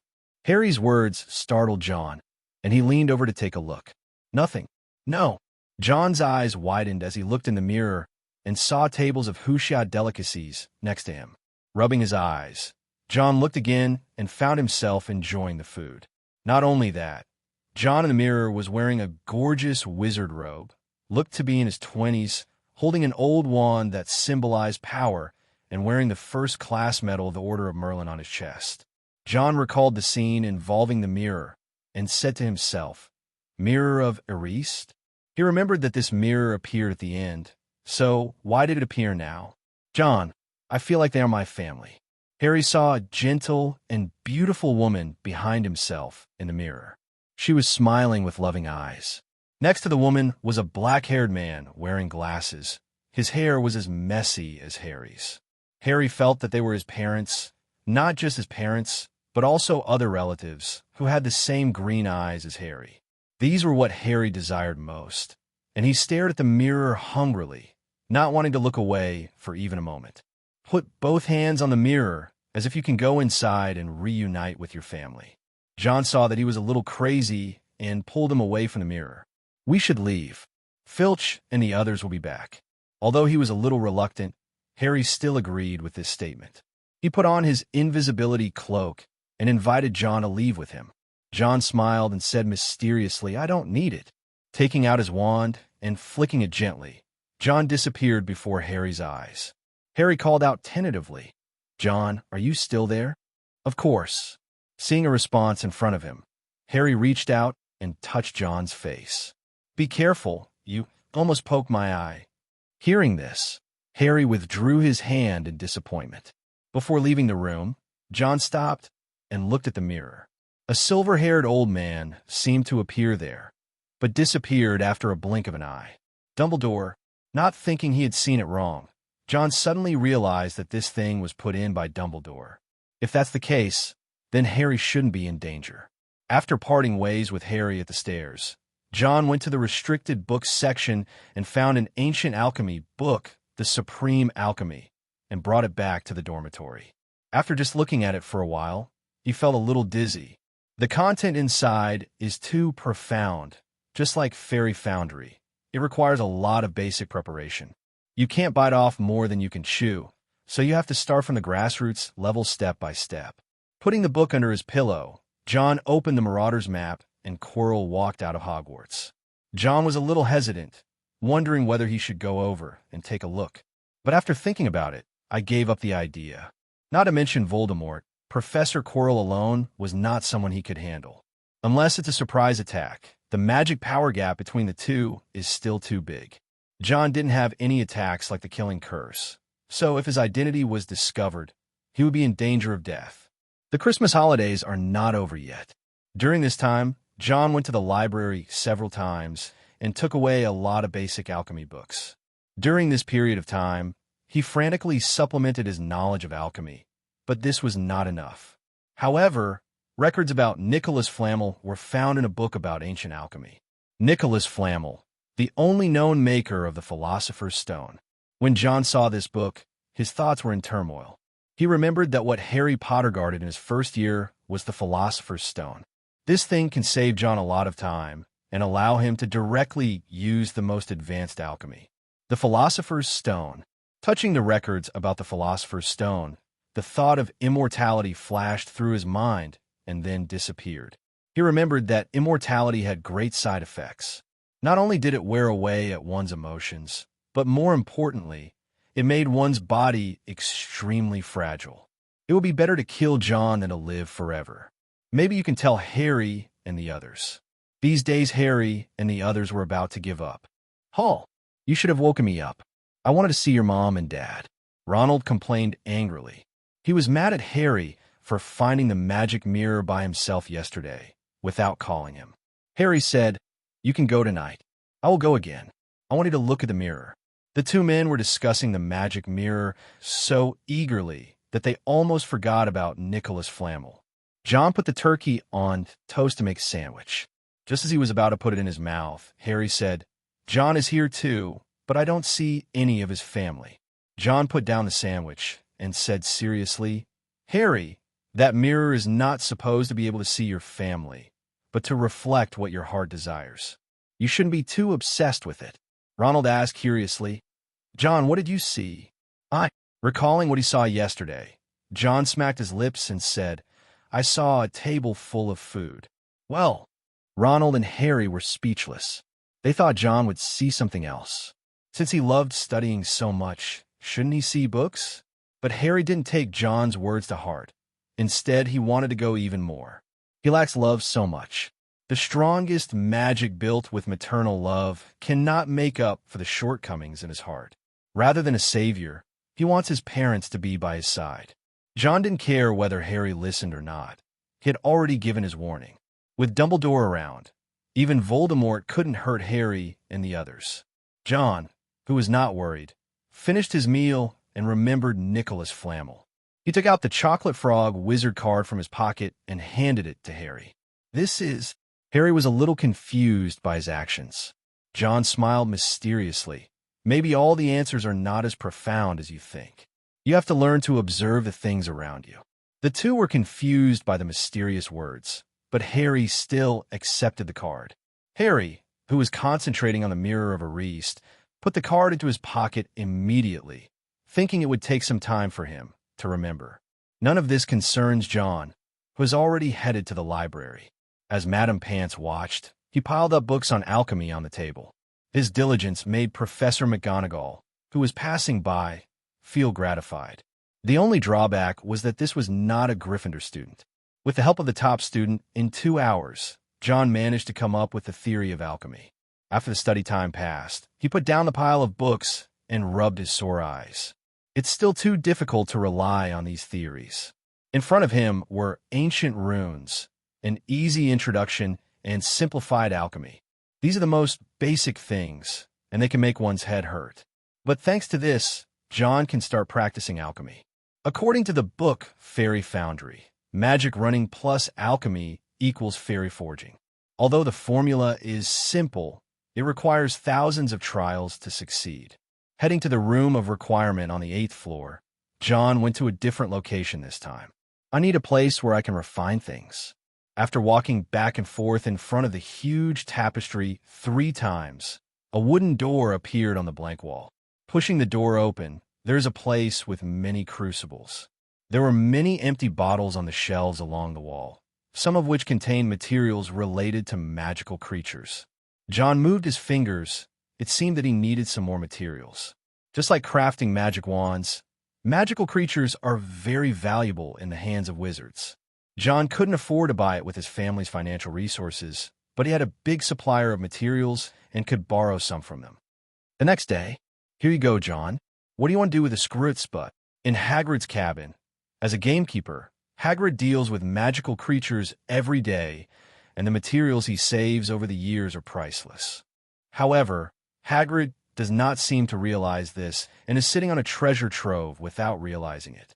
John is one of the few students who has a good relationship with Hagrid, and they also have a friendship when they broke in Aragog's lair. When I heard that John wanted materials, I immediately collected a lot of them. John almost fell down when he took the materials. Although Hagrid looks like he's carrying it easily, the pile is actually very heavy. The blasting-tailed Scruit is a magical creature bred at Hogwarts, possibly a cross between a manticore and a fire crab. Only Hagrid could take out a basket of butts at one time, which John planned to use as materials for his first alchemy. "I'm studying alchemy, Hagrid. After all, who can understand these things better than you?" Hagrid was very happy to hear this, but John declined his offer to give him a rock cake. Holding a basket of blast-tailed Scruit butts, John struggled back to the room of requirement and started his own refining. For this reason, he could be said to have neglected sleep and food, and even missed dinner. When John came out of the room of requirement, there was some black ash on his nose. When he was about to return, he passed the 5th floor. Stopping, John saw that the door where the mirror was placed was ajar. He knew it was Harry in there. He's still obsessed. Sighing, John changed his mind about going back to the dormitory and walked towards the room on the left. As he approached the door, John heard voices talking inside. Could it be Ronald? Harry took Ronald to look in the mirror yesterday. Casting a disillusionment charm on himself, John seemed to disappear into the darkness. An old but gentle voice came from inside. "You, like thousands before you, have discovered the joys of the Mirror of Ariste." "I didn't know it was called that, sir. But I suppose you are aware of its power by now. It made me see my family." Harry talked to Dumbledore, who appeared here, and Harry realized that this mirror was just as John said. It could show him what he desired. Dumbledore used this to teach Harry a lesson and also told Harry that the mirror would be moved to another place. Harry was a little reluctant, but he still obediently put on the invisibility cloak and went back to sleep. "Professor Dumbledore, what do you see when you look in the mirror?" Before leaving, Harry was curious about what Dumbledore saw in the Mirror of Ariste. Dumbledore smiled mysteriously and said playfully, "I saw myself holding a pair of thick wool socks." "You can never have enough socks." Harry felt that this answer was somewhat perfunctory, but also made sense. After all, John also saw a table full of food, and he felt that John might be a wise man like Dumbledore. Dumbledore, who watched Harry leave, did not leave the room. Instead, he smiled kindly and said to the air, "Perhaps I should talk to you face to face, Mr. Wick." Well, John knew that he was naive to try to deceive the greatest wizard of the century. Coming out of the darkness, he ended the disillusionment spell. His figure gradually emerged, as if he appeared out of thin air in the room. Excellent disillusionment charm. It seems you have learned a lot in the restricted section, Dumbledore praised. John was a little embarrassed. He felt guilty about being exposed in front of others for violating school rules, especially when that person was the headmaster of Hogwarts. Dumbledore laughed. "Don't worry, I think Professor Quirrell signed your note." He blinked his eyes, mischievously, not like an old man. John knew that Dumbledore would not let him out for no reason. He was about to leave when Dumbledore stopped him. As expected, Dumbledore looked at John, his kind eyes flickering with a sense of seeing through people's hearts, and asked, "Mr. Wick, what do you see in the mirror?" John's body tensed up, subconsciously using the occlumency technique, and answered honestly, "Delicious food, lots of delicious food, and I've become powerful." After hesitating for a while, John still chose not to hide it. Dumbledore was very satisfied with his answer. He clapped his hands and laughed. "Applause for honesty, John. You know, Minerva has been nagging me these days. Maybe there is something wrong with the Sorting Hat." Under the half-moon lenses, Dumbledore's eyes were full of meaning, and his voice was as mellow as if there was magic. "She is wrong. There is nothing wrong with the Sorting Hat. You are indeed the most suitable for Slytherin. There is no doubt about that. Promise me, John, don't touch the irreversible magic." "I promised you, Professor." I don't know why Dumbledore brought up this matter. Maybe it's because he knew that John had read a lot of dark magic in the restricted section. John nodded without hesitation. Although he knew that the old man would not kill his students, he was still a little afraid of being discovered. "You have the self-control to overcome your desires. I believe in you, John. As a reward for finding the answer, perhaps you will have the opportunity to touch the real Philosopher's Stone." Dumbledore blinked, changing his serious expression, as if hinting at something. John was stunned. The answer? He thought the chocolate frog wizard card. The old man seemed to know everything, whether it's the restricted section or the chocolate frog wizard card. January 1st. The new semester is coming. John felt nothing. Hermione came to school yesterday and was disappointed that Harry and the others had not found Nicholas Flamel. "John, are you reading alchemy?" "Library."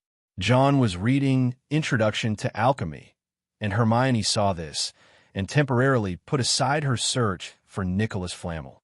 She checked John's book list and found runes in addition to alchemy. Hogwarts has a course on ancient runes, but it is an elective course for third years. Hermione, who regarded John as a target of pursuit, was not willing to be outdone after seeing this, and brought back a bunch of books about runes that day. But unfortunately, when they met the next day, Hermione had two big dark circles under her eyes, like a sleepy lion. Hermione had to admit that ancient runes were still too difficult for first-year wizards to understand. "I promise I've seen that name. I just can't remember it." Ever since being persuaded by Dumbledore not to go to the Mirror of Erist, Harry had often dreamed of his parents being killed by Voldemort. This allowed him to rediscover his focus on Nicholas Flamel. Although Harry was convinced that he had seen the name somewhere, Hermione and the others had almost given up the possibility of finding Nicholas Flamel in the library. "I stopped studying day and night, as before, and started to study during breaks between classes. I remember seeing it." Harry began to doubt whether he had seen it himself. They gathered together to discuss, while John took out Ancient Runes' Simple Introduction not far away and read Alchemy and Runes alternately, which helped him not to be so tired. "Wick, what are you looking at? Are you going to learn to sell props like the wizards in Knockturn Alley?" Ever since Malfoy watched the Quidditch match with John, he no longer ignored John just because he couldn't beat him. Seeing John's interest in alchemy, he subconsciously thought that John wanted to make money by selling props like the Weasley twins. "It's just a small thing. Alchemy is a complicated subject. Do you know the Sword of Gryffindor?" John closed the book in his hand, and his eyes became dazed. Malfoy asked in confusion, "What is that?" "Legend has it that Gryffindor asked the goblins to forge a silver sword. Only true Gryffindors can find it. But that's not important. The Sorting Hat is also a product of alchemy. After John worked so hard that he even slacked off in his training and studies, he finally unlocked the rune skill. This also means that he has mastered the basics of runes, and now he only needs to light up the alchemy to perform fairy casting. However, this process was a bit difficult. The blasting-tailed screwits obtained from Hagrid were almost all used up, but they still couldn't be lit up. Malfoy nodded as if he understood. As a member of the Malfoy family, Malfoy had no shortage of magic props. I just think that John's Muggle family is really difficult, and he needs to make things by himself. There's an astronomy class in the evening. Everyone gathered in the astronomy tower, where Professor Aurora Sinistra explained the location of Sagittarius. After finishing a day's class, John met Quirrell with a note in his hand. Defense against the Dark Arts classroom. After opening the note, there was only one location. John really didn't want to go, but he was afraid Quirrell would become suspicious, so he had to give up his plan to study alchemy. Defense against the Dark Arts classroom. Quirrell realized that he had let this good student gradually step into darkness and began to take off his disguise.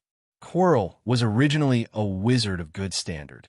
If he had not accepted Voldemort, he would not have had to pretend to be a low-level professor. Well done, John Wick. It looks like you've chosen the right path.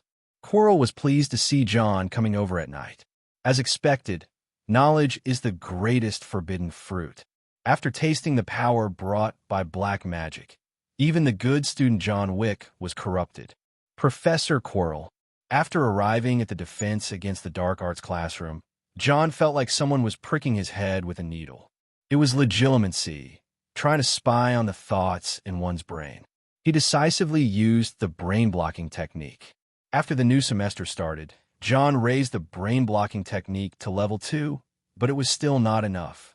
He added any points to his occlumency, upgrading it to level 3.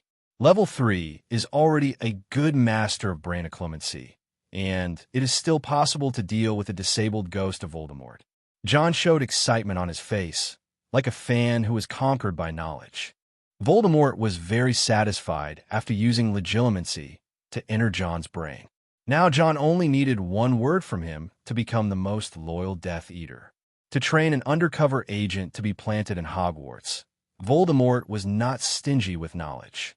Through Quirrell's retelling, he taught John a lot. He himself is a powerful wizard, and the knowledge he has learned is even more vast. Under his guidance, many things that John didn't understand suddenly became clear.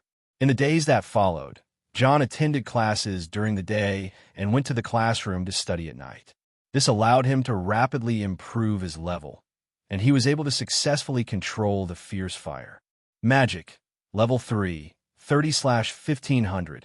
Spells, Alicho opening, level 3, levitation, level 4, transfiguration, level 2, disillusionment, level 3, luminescence, level 2, blazing flame, level 3, shattered to pieces, level 3, fiendish flame, level 2, armor, level 2. Skills, short weapon mastery, level 7, great sword mastery, level 4, hot weapon mastery, level 1, rune mastery, level 1, alchemy mastery, level 1. Blessings, physical fitness, speed attack, precision, academic master, pilot, long-distance runner, sword dance, giant monster killer, night demon. The magic power didn't increase much, but the understanding of spells improved a lot. The best news is that alchemy has also been illuminated. Although still at level 1, John can already successfully refine a simple magic item. Items like the Sorting Hat and the Sword of Gryffindor that have their own will probably require reaching level 7 to be made. Harry was dragged by Wood to undergo devilish training, even on snowy and rainy days. He wanted nothing more than to defeat Slytherin and win the House Cup, which would allow them to catch up with Slytherin in credits. And Harry was placed with high hopes by him, which doubled the pressure on Harry. Even Hermione and Ronald couldn't stand it anymore, and in the common room, they asked Harry not to participate in the competition. Ronald suggested that he could say he was sick, but Hermione went even further and told him to say he broke his leg. This made Harry very uncomfortable. Just then, Neville hopped into the common room from outside. Neville's legs were pressed tightly together. He was under a leg-locking spell. It goes without saying that it was Malfoy who did it. Ronald was very angry and wanted to settle the score with Malfoy immediately. But Neville stopped him. He didn't want to cause trouble for Harry and the others. Hermione removed Neville's leg-locking curse. Harry wanted to take out the chocolate frog to comfort Neville, but he touched a wizard card in his pocket. "What's this?" Harry handed Neville another box of chocolate frogs and was stunned when he saw the wizard card in his hand. "This is the card John gave you." John said something at that time. Ronald remembered the origin of this card.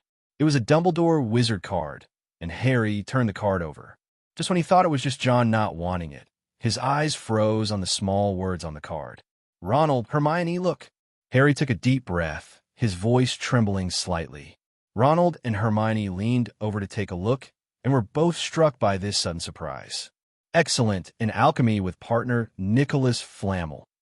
"I knew it. I've seen this name before." Harry was very excited. The progress that had been stalled for a long time finally reached a critical step. The three little ones were extremely excited, and Hermione even jumped up. Suddenly, Hermione thought of something. Looking at the alchemy above, she said, no wonder John would read a book on alchemy. It turns out he already knew it." After saying that, Hermione rushed upstairs and took out a huge old book from the girls' dormitory. Looking through old books, they finally found information about Nicholas Flamel and learned about the Philosopher's Stone. "John!" Hermione came over angrily, with Harry and Ronald beside her, and John was a little confused. Hermione, who was a little angry, raised her voice a lot and asked, "Did you know about Nicholas Flamel?" "Yes." John's frank look caught the three little ones by surprise. Harry asked puzzledly, "If you knew, why didn't you tell us?" "We have been looking for it for a long time," John said in surprise. "I told you didn't just discover the wizard card now, did you?" Harry scratched his head in embarrassment. The three people who had wanted to accuse him were suppressed in an instant. Ronald wanted to struggle a bit more, muttering, "You could stop being so vague and tell us the answer right from the start." Hearing this, John's expression became serious, which made Ronald think that he had said something wrong, and he lowered his head guiltily. John said earnestly, "Ronald, the answers given to you by others are never as meaningful as the answers you find yourself. On the way to finding the answers, you will not only gain the answers, but also a lot of other knowledge." The three little ones agreed, especially Harry, who was bad at history and magic. Now he could answer the questions very well. They felt that they had wronged John, and Hermione apologized. "I'm sorry, John. We shouldn't have doubted you." "It's all right, but what about now that you know about Nicholas Flamel?" John glanced at Harry's hesitant look and said, "You don't suspect Professor Snape of trying to steal the Philosopher's Stone, do you?" Harry smiled awkwardly when someone told him what he was thinking. After all, it was not a good idea to tell the Slytherins that their headmaster was a thief. John was helpless and sighed. "The Philosopher's Stone is not as good as you think. It is indeed the highest crystallization of alchemy and can be used to make the elixir of life, but it is only immortality in theory. The physical consumption, the emotional loss, every bit will be consumed over time. Professor Snape is a master of potions. He is aware of these shortcomings and is not short of money. Why do you think he would steal the Philosopher's Stone?" Every word he said made sense, and Harry opened his mouth but was speechless. Ronald thought for a moment and said, "Maybe he did it for the mysterious man." "Good job. I wonder if you have read the script, kid?" John's body trembled, and he looked at Ronald in disbelief. "You know that Voldemort is not dead. Are you a time traveler as well?" Ronald felt a little embarrassed by being looked at, and whispered, "I heard that many of the you-know-who's men are Slytherins." After Voldemort's fall, many Death Eaters claimed that they were cast under the Imperius curse by Voldemort. It was no secret to some wizards that Snape was a Death Eater. He had been bailed out by Dumbledore. John was speechless. Ronald's guess was somewhat correct. If Voldemort had not attacked Harry's family, perhaps Snape would still be a Death Eater, but that was absolutely impossible now. "Impossible, Ronald. You have to be careful with your words. After all, he is the head of Slytherin. John told Ronald not to say this casually again, and he finally fooled the three of them. Time seemed to become calmer. John also spent more time studying with Quirrell. Of course, he did not forget his mission of patrolling the Forbidden Forest. Ever since the Acromantula attacked John, Hagrid had become less trusting of Aragog's offspring. He reminded John to be careful of spiders, which John was also on guard against. He found a spell against spiders in the library that could be used to save his life. John made good use of his time, attending classes and reading during the day, and training and patrolling the Forbidden Forest at night, as well as studying with Quirrell. This made his time tight, and if it weren't for the sleepless one, John would have collapsed from exhaustion long ago. Even so, he felt it was not enough. He was going to the Quidditch field that day. Gryffindor versus Hufflepuff. If Hermione hadn't reminded him, John wouldn't have known about this. John was just about to go through the corridor when he relaxed for a rare moment and heard a sound of something being smashed. First years and Hufflepuffs in Slytherin clothing were being stoned by Peeves from behind. Peeves, stop it. Little wizard, little wizard. Peeves is not afraid of anyone except the Hogwarts professors and the Bloody Barrow. There was no intention of stopping, and John saw his classmate Daphne Greengrass being hit by Peeves' stone. Peeves, you are being too outrageous. When Peeves heard the voice, he thought it was a professor, but he saw a little Slytherin wizard instead. It's you. I remember you, John Wick. Peeves laughed and made faces, not paying any attention to John. John frowned and helped Daphne Greengrass, who was hit up. The girl with blonde hair didn't expect that it would be John who stood up for her. After all, the boy didn't have a good reputation in Slytherin. Thank you. The eldest daughter of the pureblood family became shy when she saw that perfect face. John stopped Peeves with a dangerous look in his eyes and said in a bad tone, Peeves, you should be punished for this. Punish. Peeves sneered and threw the rock at John. Daphne Greengrass was hit just now and couldn't help but close her eyes. John took out his wand with the ease and grace of a symphony conductor's baton. Wadawasi. The flying stone seemed to hit a net and flew back towards Peeves, knocking him down directly. John didn't stop and continued to cast the spell. Wingardium Leviosa. Wadawasi. With the coordination of the two spells, the stones scattered on the ground, chased Peeves, and smashed them. Peeves was hit so hard that he screamed and was driven away with a big bump on his head. This scene made the students being chased cheer. John glanced at Daphne, who was still hiding behind him, and said with a smile, It's okay. Do you need to go to the school hospital? John taught Peeves a lesson, which made him look like a hero. The Slytherin students also had a changed view of him, now someone who would stand up for his classmates. Daphne was a very proud girl, but now she had changed her mind about John. Thank you for your help. She lowered her voice as if she was shy, but she couldn't help but glance at John secretly. John looked outside and thought, well, it looked like he wasn't going to make it to this Quidditch match.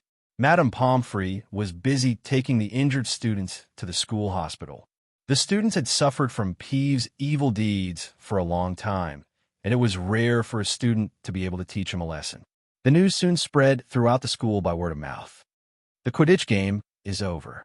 Ronald covered his nose, and Neville was carried to the school hospital. Malfoy and his followers Goyle and Crabbe each had a black eye and glared at the Gryffindors across Hufflepuff's long table. Damn, that damn Weasley, he attacked me. Malfoy was very angry.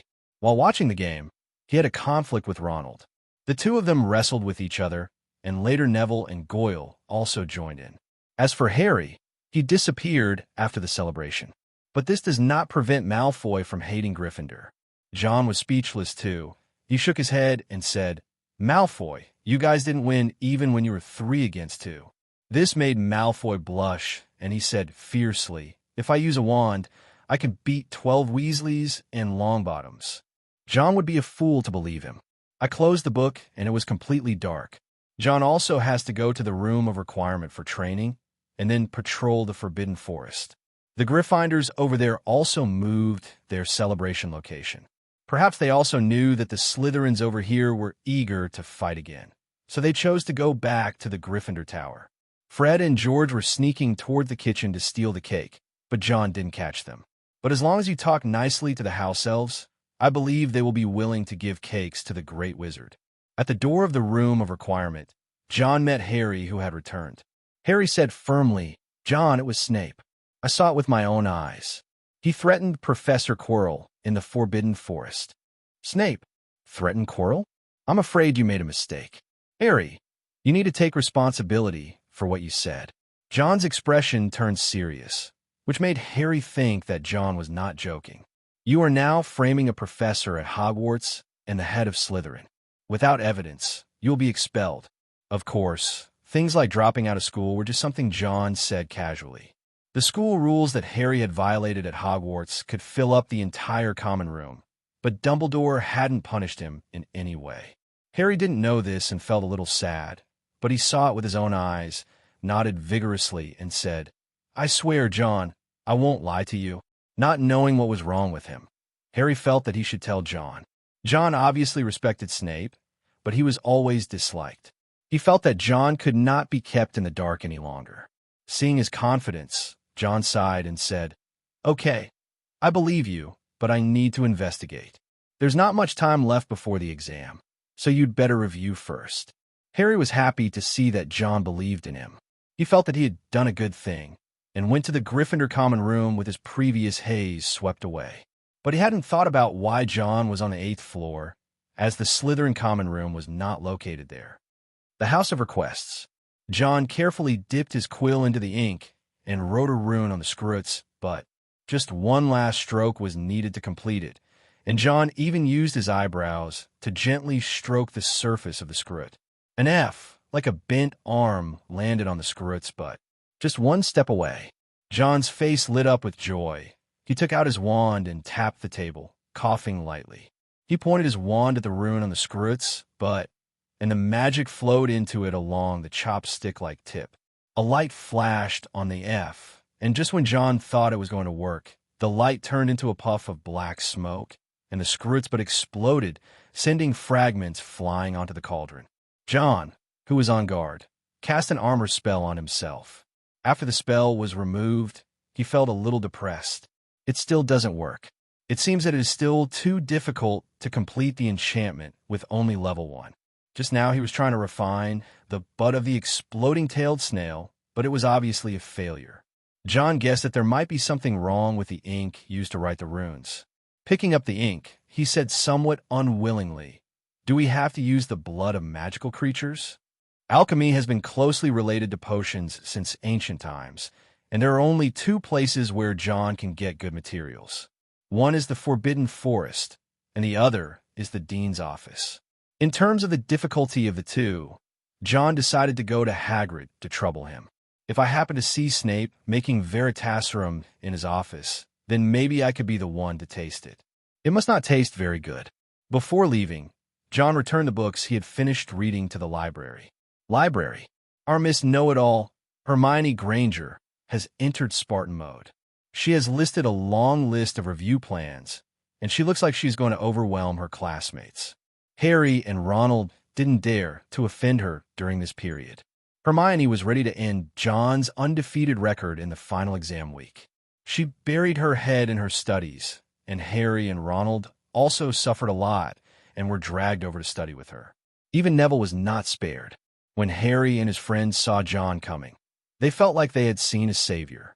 "John here," Neville shouted excitedly, and was then chased and hit by a suspended feather duster. "Are you reviewing here?" John was a little surprised. He didn't find it strange that Hermione was here.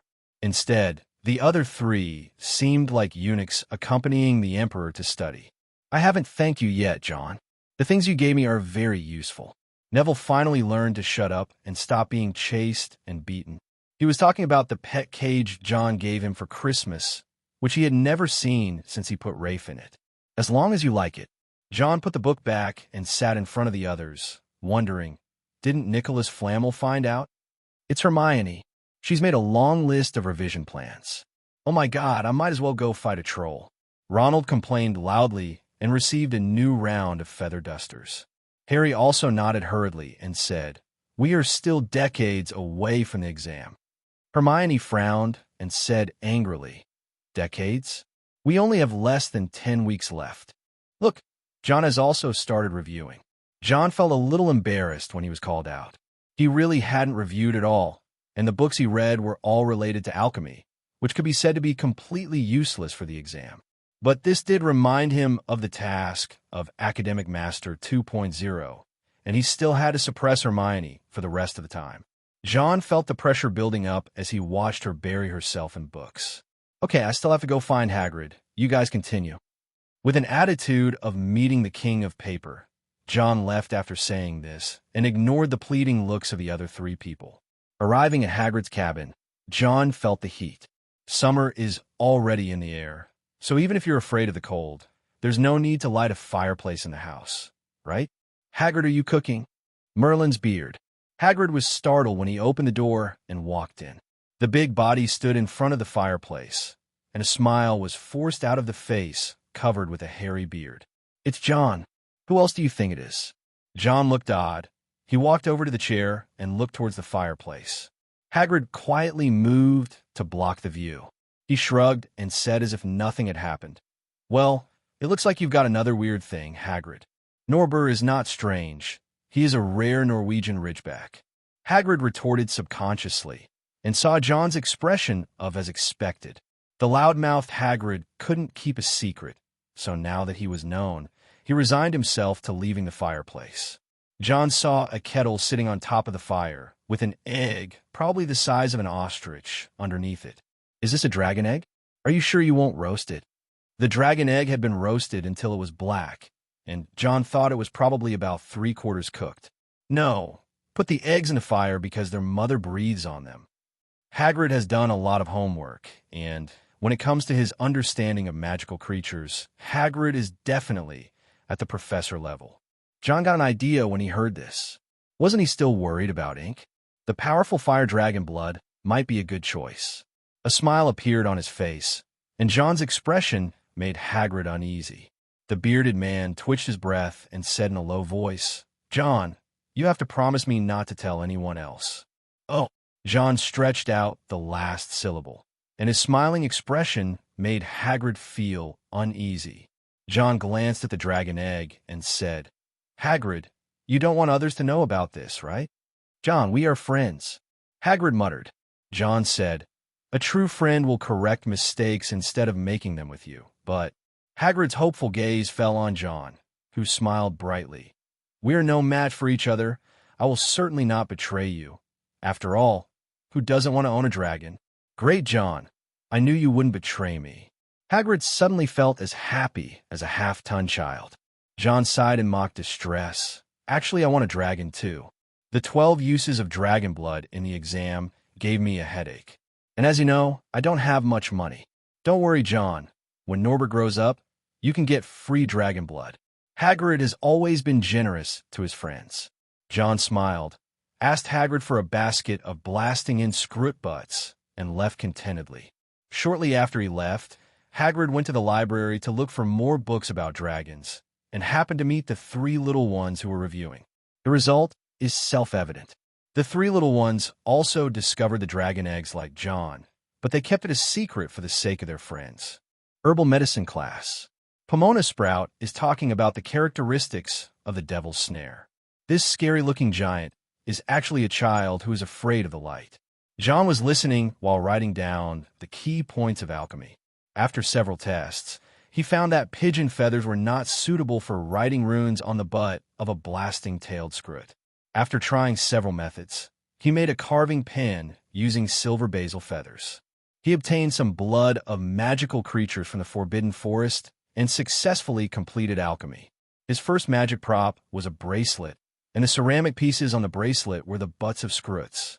It doesn't have much effect. It's probably like a disposable amulet that can release the iron armor spell the moment danger approaches. This is already the first step. Next, when we get more powerful dragon blood, we may be able to perform higher-level alchemy. He let his thoughts run wild, nodding from time to time and looking very serious. The three little ones not far away also became entangled. Should we tell John that this is a dragon? Ronald thought dragons were so cool. Hermione was very reasonable. She frowned and said, Ronald, have you forgotten what we promised Hagrid? The fewer people knew about the dragon, the better. Hermione didn't think it was a good thing for John. During breakfast, Hedwig handed Harry a note from Hagrid. It told several people that the dragon eggs were about to hatch. The three little ones didn't want to miss this very rare scene, so much so that the studious Hermione even started to daydream in class. Harry was surprised to hear her say this. "I thought you would definitely tell John. I mean, you and John are so good friends. If you were to ask who among the three little ones has the best relationship with John, it would undoubtedly be Hermione." That's why Harry was surprised. If it were him, he would definitely not be able to help but tell Ronald and the others. It's against the law. At the 1709 Wizard Conference, a law was officially passed to ban the keeping of dragons. John's situation in Slytherin is already bad enough, and if he gets points deducted, it will be even worse. Everything Hermione said made sense, so Harry had no choice but to give up the idea of sharing it with John. But they didn't expect that John also received the note. John had been looking forward to getting dragon's blood as experimental material, so he naturally wouldn't miss it. Looking at Malfoy, who was grinning beside him, John wondered if this kid had drunk the ecstasy potion as a drink. "Malfoy, why are you smiling so abstractly? Wick, you'll never guess what stupid Potter did. I'm going to make him drop out of school this time." The smile on Malfoy's pale face became more abstract, and his eyes occasionally looked in the direction of the three little ones. Judging from his posture, it seems that he has caught something on the three little ones. John shrugged. Well, it wasn't the first time Malfoy had said that. During the morning break, John did not go to Hagrid's cabin openly. He also knew that fire dragons were illegal, so he cast a disillusionment spell on himself and headed towards Hagrid's hut. When they got to the cabin, the three little ones were already gathered around the table. John moved closer, and the people present did not notice his arrival. Only Yaya raised his head and sniffed the air. Click! A deep crack appeared on the dragon egg lying on the table, and something was constantly moving. The clicking sound sounds really fun. Hagrid was as excited as a child, and the four of them held their breath as they moved their chairs closer to the table. Finally, under the watchful eyes of everyone, the fire dragon Norbert successfully broke out of his shell. She didn't look very good, at least not what John had imagined. But this is not a problem. After all, I just want its blood. The thorny wings are matched with a thin black body and a long nose with white nostrils. There are horns on its head, and its orange-red eyes bulge outward. Norbert sneezed, and flames flew out of his nose. Hagrid immediately turned into a male mother, picked up Norbert, and started praising him. It's beautiful, isn't it? Although Hagrid praised it, Norbert had a very bad temper and bit Hagrid's finger. John felt that if someone else had those sharp teeth, they would at least have no flesh left. That's great, but John didn't see it. The two boys, Harry and Ronald, were eager to try it out. They thought it would be really cool to be able to raise a dragon. Hermione was more curious about how fast the Norwegian Ridgeback grew. John thought he could now remove his invisibility, but just before he did, he noticed someone peeking outside. John stopped his movements calmly and approached the window, where Malfoy was leaning and watching stealthily. Hagrid was about to answer Hermione's question when he noticed the window and turned pale. When Malfoy saw that the big man had discovered him, he turned around and ran away. Even if Hagrid wanted to chase, it was too late. This made Hagrid dumbfounded. Harry went to the window and recognized the man with the slicked-back hair. It's over now. It's Malfoy. He must be going to complain. Harry swore that Malfoy definitely saw the Charmander. Malfoy couldn't suppress the excited smile on his face as he ran away, muttering to himself, "Ha ha! Potter, you're done. I'm going to expel you from school." He was walking in the corridor, and when he passed the door, he was suddenly grabbed by the clothes by a strange force and dragged inside. Malfoy was terrified and opened his mouth to scream. John lifted the disillusionment charm and covered Malfoy's mouth with one hand, silencing him with the other. "Wick, what are you doing here?" Putting aside his mudblood identity, Slytherin still felt good about John, who added nearly 200 points to the house. Although Malfoy was afraid that John would hit him again, he pretended to be calm. John once again performed the wall dong trick, pushing Malfoy into the corner, and said in a gentle voice, "Malfoy, I hope you can promise me one thing. Don't tell the professor about what happened today. What happened today? You also know about that big fire dragon. Malfoy rolled his eyes and discovered the truth. John didn't deny it either. He nodded and said, I hope you won't tell the professor. At least wait for a while. Why? Why should I agree to you? Malfoy regained his arrogance. John thought to himself, if you tell me, my dragon blood will be wasted. He immediately said, we are not far behind Gryffindor in points right now. If you tell the professor, he will deduct Slytherin's points as well. There was some truth in that. Malfoy hadn't thought of that. If we tell the professor, and if that big fool Hagrid gives John away, Slytherin's hard-earned advantage will be lost. Even more painful than losing the House Cup was losing to Gryffindor. After a brief thought, Malfoy nodded reluctantly and said, okay, I'll wait for a while before talking to you. This is not for you, but for the College Cup. This sensible attitude changed John's mind a little. He smiled and stretched out his hand to shake hands with Malfoy. For the sake of eternal glory, I believe you will not regret what you did today. Malfoy shook hands with John for the second time, thinking that John did not threaten him with force and seemed to be a good person. Maybe I could be friends with John. Even for a noble pureblood, it wouldn't be a bad thing to have an ordinary wizard as a friend. The two reached a consensus, but this made the three little ones feel uneasy. Because although Malfoy did not report them, he stared at them every day with a malicious smile. This made the three little ones live in fear, as they always felt that the Aurors from the Ministry of Magic would come to the castle in the next second and capture these bad guys who raise fire dragons. Hermione told Harry and his friend that the Ministry of Magic would not arrest anyone just because they had seen a dragon, but they still couldn't stop imagining about it. After a week, they discussed with Hagrid and decided to send Norbert away. It just so happened that Ronald's brother Charlie Weasley was raising dragons in Romania. He wrote to Charlie and received a reply. John went to meet Quirrell again, and this time he was a little nervous. There was a caged bug on Quirrell's desk, and he smiled as he talked about today's lesson. Completely stepping into the realm of dark magic, the unforgivable curse. If he passes this test, John will be completely recognized as one of their own. Otherwise, John would become a thorn in Voldemort's side. This means that this is a path that cannot be chosen. Either use the unforgivable curses or become Voldemort's priority target, and the Imperius curse will fall on John. This is a forced choice, voluntary or forced. Look at this beautiful girl. Quirrell was holding a worm with very long joints in his hand, and he looked extremely enjoyable. John felt a chill run down his spine. Stroking the bug, Quirrell had an evil smile on his face. John, good boy now. Please tell me the names of the three unforgivable curses. Glancing at the wand in Quirrell's hand, John pondered for a moment and said, Killing curse, Imperius curse, Cruciatus curse. Good boy, Quirrell praised. Immediately, he pointed the wand at the bug in his hand and said, Now, I will teach you the three supreme spells. Imperio. There was a flash of light, and the insect became extremely obedient in his hands. Quirrell's eyes had a strange light as he said, The Imperius curse, a spell that makes wizards obedient and can even kill people. Under his control, the insect jumped into the basin of water beside it and did not show any sign of struggling even though it was about to drown. Then he jumped out again and came to the candle, allowing the flames to burn his joints without resisting. John took in this scene and felt a chill.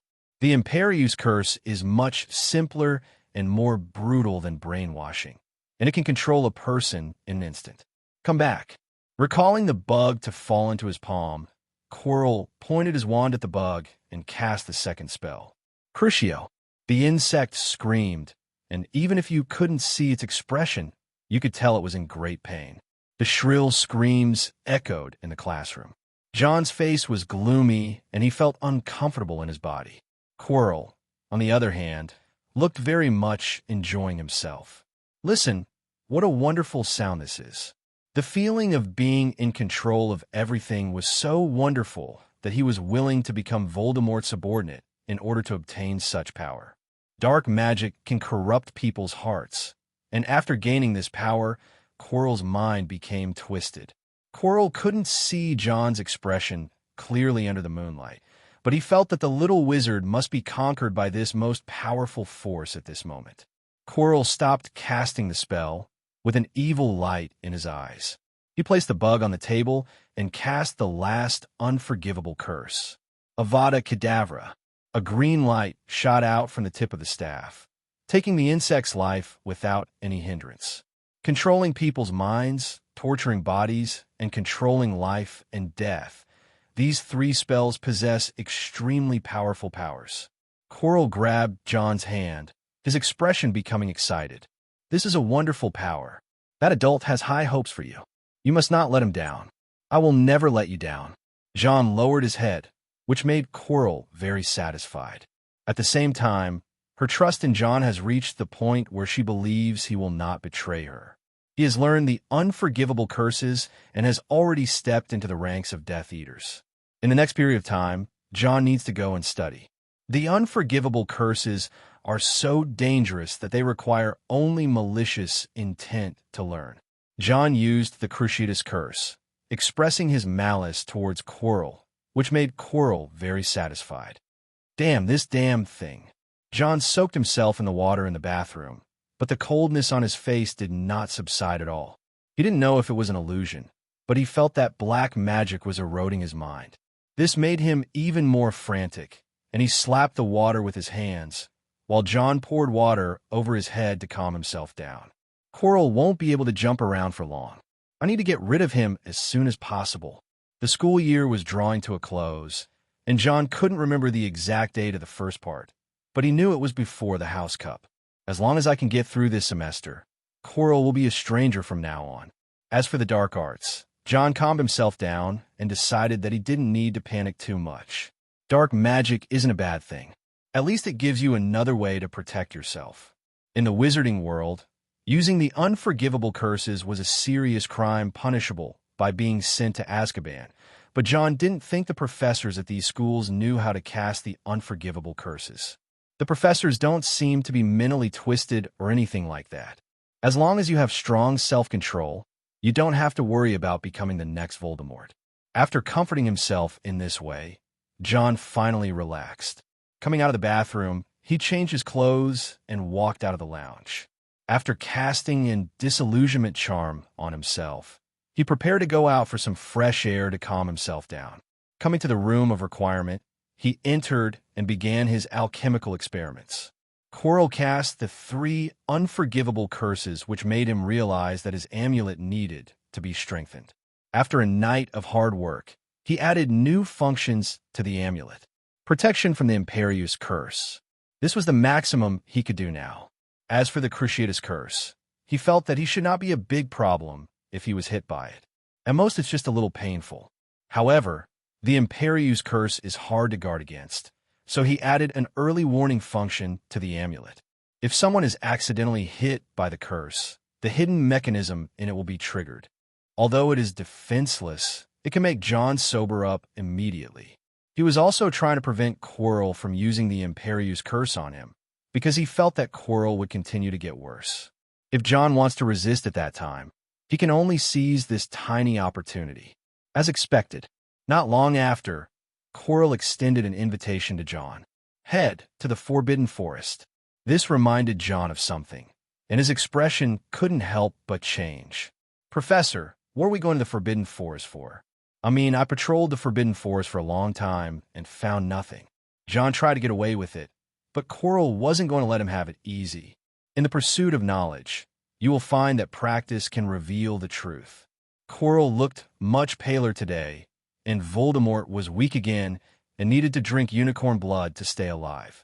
The lingering Voldemort was no better than a mouse, and he didn't want to expose his fragile life to John. When John showed an unwilling expression on his face, Voldemort's voice came out. Don't bother with him. The voice came from Quirrell's head, and John felt something was wrong. Quirrell showed a respectful expression on his face, raised his wand, and shot out light, and John was hit by the Imperius curse. The amulet on the wrist glowed for a moment, then quickly dimmed. John felt his mind go haywire and then reassemble itself, and he stared at Quirrell with dull eyes. Quirrell felt that he had succeeded when he saw this, and said to Voldemort respectfully, "Master, let's go find the unicorn now." After the last killing of unicorns, all the unicorns in the Forbidden Forest went into hiding. A long time passed, and some unicorns could not help but come out, and Quirrell found some traces. He walked ahead, and John followed behind.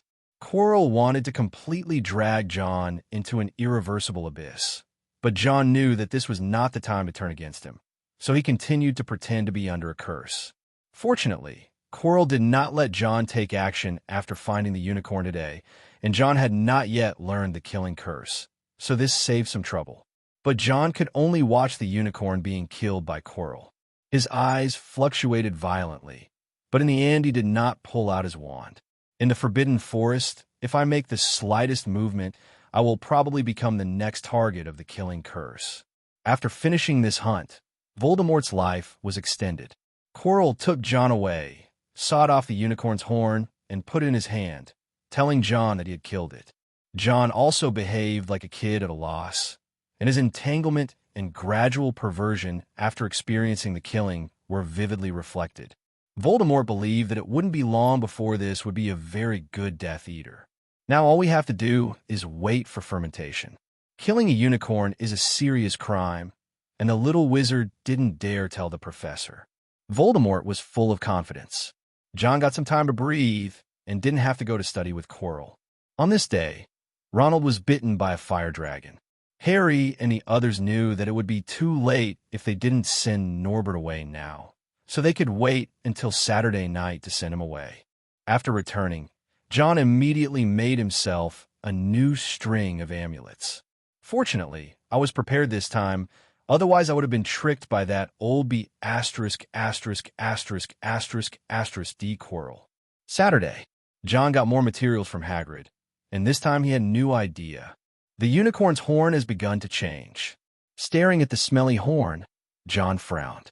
This unicorn was killed, and its horn was sawed off, so the curse on the horn is not small. He originally wanted to make the horn into a talisman, but now it seems that this won't work. After grinding the unicorn horn into powder, John discovered that the curse inside was extremely strong and could perhaps be used as a black magic tool. On the way back, John also visited Hagrid's cabin. Hagrid burst into tears. His Norbert was going to be sent away tonight. When John arrived, he looked at Norbert, who had grown several times bigger, and thought that this was a very sensible approach. If we wait a little longer, Norbert might grow as big as the house. "John, this is the dragon's blood that I promised you. I hope you will treat it well." Hagrid gave John a bottle of dragon blood, reminding him of the past. "I promise." John took it. The dragon blood was still warm. I guess it must be the characteristic of the fire dragon. Hagrid could actually take such a palm-sized bottle. Looking at Norbert's lively appearance, it seems that this bottle of blood is not difficult for him to get. After parting with Hagrid, John conducts a test in the Room of Requirement. After combining the dragon's blood with the blasting-tailed Skrud, he successfully carved the first rune. John felt a little excited as he stroked the successfully enchanted amulet. After so many days of worry and fear, I finally got the reward. As for the action of sending Norbert away at night, he would not participate. After all, he had an appointment with Malfoy, and John would not make things difficult for himself. Gryffindor woke up early in the morning to find that they had lost 150 points in the points hopper, which completely stunned them as they had hoped to defeat Slytherin. After careful inquiry, they found out that their savior Harry Potter, Hermione, and Neville were caught while strolling in the school at night. This instantly turned the three of them from savior heroes into the three most unpopular people. On the other hand, Mr. Malfoy, who also caused the school to be deducted 20 points, received a completely different treatment. His extreme feat of 1 for 3 successfully reversed the possibility of Gryffindor's counterattack. "Harry Potter, our hero, Slytherin will appreciate your help." Malfoy led the team in mocking, and Harry was so angry that he clenched the pen tightly, wishing he could punch that little face. John felt that it was better to avoid such face-to-face attacks. Although Hermione and the others also lost points, their fame was fully demonstrated at this moment. Harry alone attracted most of the hatred, and John could only say that fame was a double-edged sword, bringing convenience while carrying expectations. Clearly, Harry had not lived up to the Gryffindor expectations. They had no choice but to bury themselves in study, hoping to forget the pain through learning. Damn Snape, he's always so nosy. Quirrell's face looked grim. He was threatened by Snape once again. This former Death Eater had now become a nuisance, and now that his master was failing again, they had to go to the Forbidden Forest once more. John was found again. John calmly hid the amulet under his sleeve, with a conflicted look on his face as if he was considering whether to continue studying with Quirrell. Quirrell saw that he was still hesitating and suddenly became a little impatient. Perhaps he will become a Death Eater completely only if he actually kills a pure life. The Imperius curse controls John, and Quirrell is ready to let John kill the unicorn this time, leading John towards a forbidden forest. Quirrell didn't notice the gleam in John's eyes as he gestured cryptically to the side of the corridor. The bird and the dog hiding in the corridor left in two directions. Want to control me? Let me see how many lives you have. John was not someone who could be manipulated by others. Although he could not kill Voldemort, he could still cause trouble for him. I think the life of a unicorn can make the professors take it seriously, but I don't know if Quirrell will die early. There was a cold flash in his eyes, and a smile rose to the corner of John's mouth and disappeared in an instant. Forbidden Forest. Poor Harry, Hermione, and Neville were punished and had to patrol the Forbidden Forest. The Malfoy, who was originally full of spirit, now looked pale. He didn't want to die in the Forbidden Forest. What's more, this big guy definitely holds a grudge against me. It was because of me that I reported him that he lost his fire dragon. He even thought Hagrid would take this opportunity to throw him to the werewolves as a snack. In fact, he guessed correctly. Hagrid had no patience with the little guy who reported him. Entering here is the job of servants, not students. Malfoy protested loudly. Hagrid said unhappily, "That's how Hogwarts is. You have to do something useful, or get out." After that, Hagrid looked at the other three kids who were also nervous and whispered, "The Forbidden Forest is very dangerous. You have to be careful. John is not feeling well today. Otherwise, you might not be so nervous when you are with your friends. John is sick." Hermione was very concerned about her friend. Hagrid thought for a moment and said, "I don't know. Maybe he was injured by the alchemy explosion." He said this, but his eyes looked towards Yaya. Yaya ran over with dog food chewed in its mouth. It looked like someone had just given it some. Hagrid led 4 people to patrol the Forbidden Forest, and they found unicorn blood at the edge of the Forbidden Forest. This is the 3rd one. Hagrid was filled with heavy hearts after discovering a new unicorn death last week. To facilitate the search, they divided into 2 teams. Malfoy always felt that Hagrid wanted to harm him, and he would never stay with Hagrid no matter what. Malfoy had no choice but to let Malfoy and Neville stay with Fawn. With such a heavy heart, Hagrid's team found someone using red sparks to ask for help not long after they left. After arriving, they found out that it was the annoying Malfoy who teased Neville and made him emit sparks to ask for help. Hagrid couldn't stand it anymore, so he asked Harry to switch with Neville. Although Harry felt a little wronged, he would not be teased anymore. Harry was nervous. The Forbidden Forest at night was full of dangers. John came to the Forbidden Forest, and Quirrell put on a cloak to hide himself. They were chasing a unicorn, and the elf-like unicorn was constantly being attacked. "John, kill it." John raised his hand and cast a spell. A white light flew out and landed in front of the unicorn, stirring up dust and causing the unicorn to leave quickly. "Damn it, you stupid guy." Quirrell couldn't help but curse. This was the 4th time. Except for the initial painless sleeping spell John cast on the unicorn, which startled it, every subsequent attack was unsuccessful. If he hadn't known that John had been controlled by the Imperius curse, he would have really thought that John was causing trouble on purpose. In fact, John really did come to cause trouble. He glanced at the already tired unicorn and became more and more anxious. Did Basil fail to deliver the letter? Or did the professors not believe me? John's heart sank. This was a bad outcome.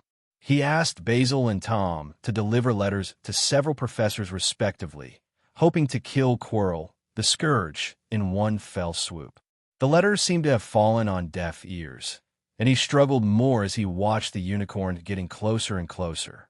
Do I really want to kill the unicorn? After Quirrell knocked the unicorn down again, blood flowed from the unicorn's body. Quirrell's breathing became a little rapid. Seize the opportunity. John walked out upon hearing this, pointing his wand at the unicorn. He saw the human sadness in the unicorn's eyes and pursed his lips. Quirrell next to him was still urging, "Hurry up, use the spell you're most familiar with to kill it." His body was too weak, and if he didn't drink unicorn blood, he would die, and Voldemort had been draining his life force. If it wasn't for the need to bring down this little Death Eater, he would have killed the unicorn long ago. John seemed to have made up his mind, and flames burst out of his wand. Fiend fire. The flames seemed to erupt uncontrollably, igniting the surrounding grass and trees and continuously devouring the surroundings. Idiot! Quirrell didn't expect John to be stupid enough to use fiend fire. He angrily knocked John away and immediately rushed towards the unicorn. The fierce fire burned everything except the unicorn. Quirrell still relied on the unicorn to survive, so he didn't care about anything else and came to the unicorn to suck its blood. Just at this moment, a red light flew over and he dodged it quickly. The professors are here. Poor boy, he's under the Imperius curse. John was about to backstab Quirrell, but when he heard the voice approaching, he immediately pretended to be possessed. Professor Sprout trotted over to John, feeling heartbroken at the sight of him. Professor McGonagall was like an angry lion, her lips turned pale from the force she exerted. Hurting the students of Hogwarts was the bottom line she could not tolerate. The wand in Professor McGonagall's hand continued to emit light. She stepped forward and raised her hand to make the tree next to her turn into a lion and pounce on Quirrell. You're going to pay for this. Don't question an angry professor, especially if that professor is an animagus. Quirrell tried to fight back, but Professor McGonagall, who had transformed him into a tabby cat, dodged all of his attacks flexibly. He leaped out, and his sharp claws left scars on Quirrell's cloak. Changing back into human form, Professor McGonagall raised his wand again and attacked Quirrell. Stupefied, Quirrell was hit and flew out. McGonagall wanted to chase him, but the noise attracted the patrolling little wizard. "Professor McGonagall!" Harry exclaimed, and Professor McGonagall thought to himself, "Oh no." He nervously shouted, "Hide Potter!" Quirrell, who should have been asleep, floated in the air and moved flexibly like a snake. When he approached Harry, Professor McGonagall attacked again. Quirrell turned around and disappeared into the Forbidden Forest. What's going on? Hagrid also came here. The fiend fire was burning hard to extinguish. With the cooperation of Professor McGonagall and Professor Flitwick who arrived, they were able to extinguish the fiend fire. Even so, this battle is very dangerous.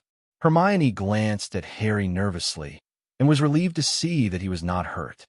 But when she moved her eyes, she screamed when she saw the little wizard lying on the ground. "Oh my God, John!" Hermione ran down without caring about the danger and came to Professor Sprout, asking in a trembling voice, "He'll be fine, right?" Professor Sprout is the head of Hufflepuff and a short, plump, and kind witch. Hearing Hermione's question, she patted John's head with pity. He's under the Imperius curse. We have to send him to the school hospital. The unforgivable curse. The name of the Imperius curse made Hermione's heart tremble. Harry and Neville also ran over, and even Malfoy did not leave at this moment, but was in disbelief. Professor McGonagall looked heavy-hearted.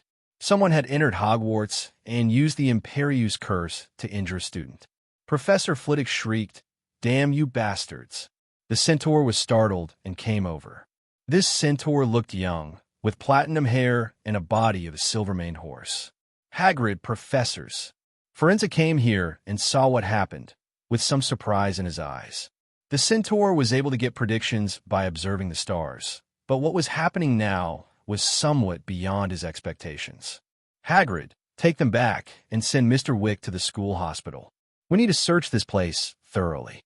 Professor McGonagall distributed the tasks, and Hagrid picked up John and followed the frightened little wizard. Firenze also followed them and talked to Harry about the mysterious starry sky. The group walked out of the Forbidden Forest, and John gradually felt relieved. I think these 3 professors are enough to give Quirrell a hard time, if he finds them. John was secretly happy, because now he wouldn't have to see Quirrell for a while. The unicorn also survived, and Professor Sylvanus Kettleburn, who was in charge of the magical beast class, heard about it and rushed to take care of it. John felt his eyelids become heavy as he relaxed. Yes, in order to prevent Quirrell from discovering his flaws, he needed to stay tense at all times. Now that he was safe, he felt sleepy when he relaxed. John was about to have a good sleep when he heard some rustling sounds, and his relaxed heart suddenly perked up. When he opened his eyes, he saw those resentful eyes. Avada Kedavra. Grass. John didn't expect that Quirrell, this madman, would dare to show up, and he didn't expect that he would save people. John and Hagrid's arms kicked Harry and Malfoy in front of him away, and with excessive force, John fell down. The green light hit John, and the amulet was activated at that moment. The armor curse blocked the killing curse and weakened it after colliding with it. Quirrell was already weak because of Voldemort, and then he was beaten by Professor McGonagall and became half-crippled. Now the killing curse was extremely weak, and it was blocked by the iron armor curse. John was still thrown flying when he was hit, but he was sure that it was not enough to kill him. Before closing his eyes, John heard many horse hoofbeats. The centaurs were coming. Quirrell did not dare to stay. After casting the killing curse, he turned around and ran without even looking at the result. He paid the price for his stupidity and was chased by the centaurs all night.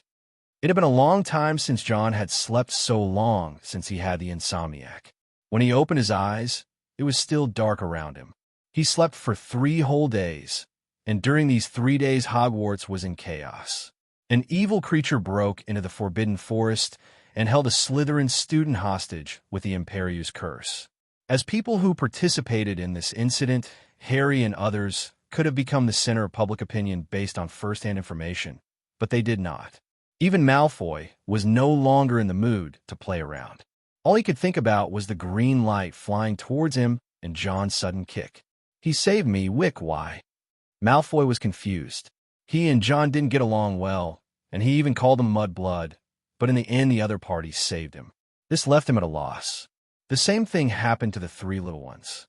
Harry, Hermione, and the others were so worried that they couldn't sleep. Especially Harry. The green light he saw seemed to be the same as the green light in his dream. He knew exactly what that meant. Harry couldn't stop shaking at the thought that his friend John might have died saving him. 3 days seemed like a year.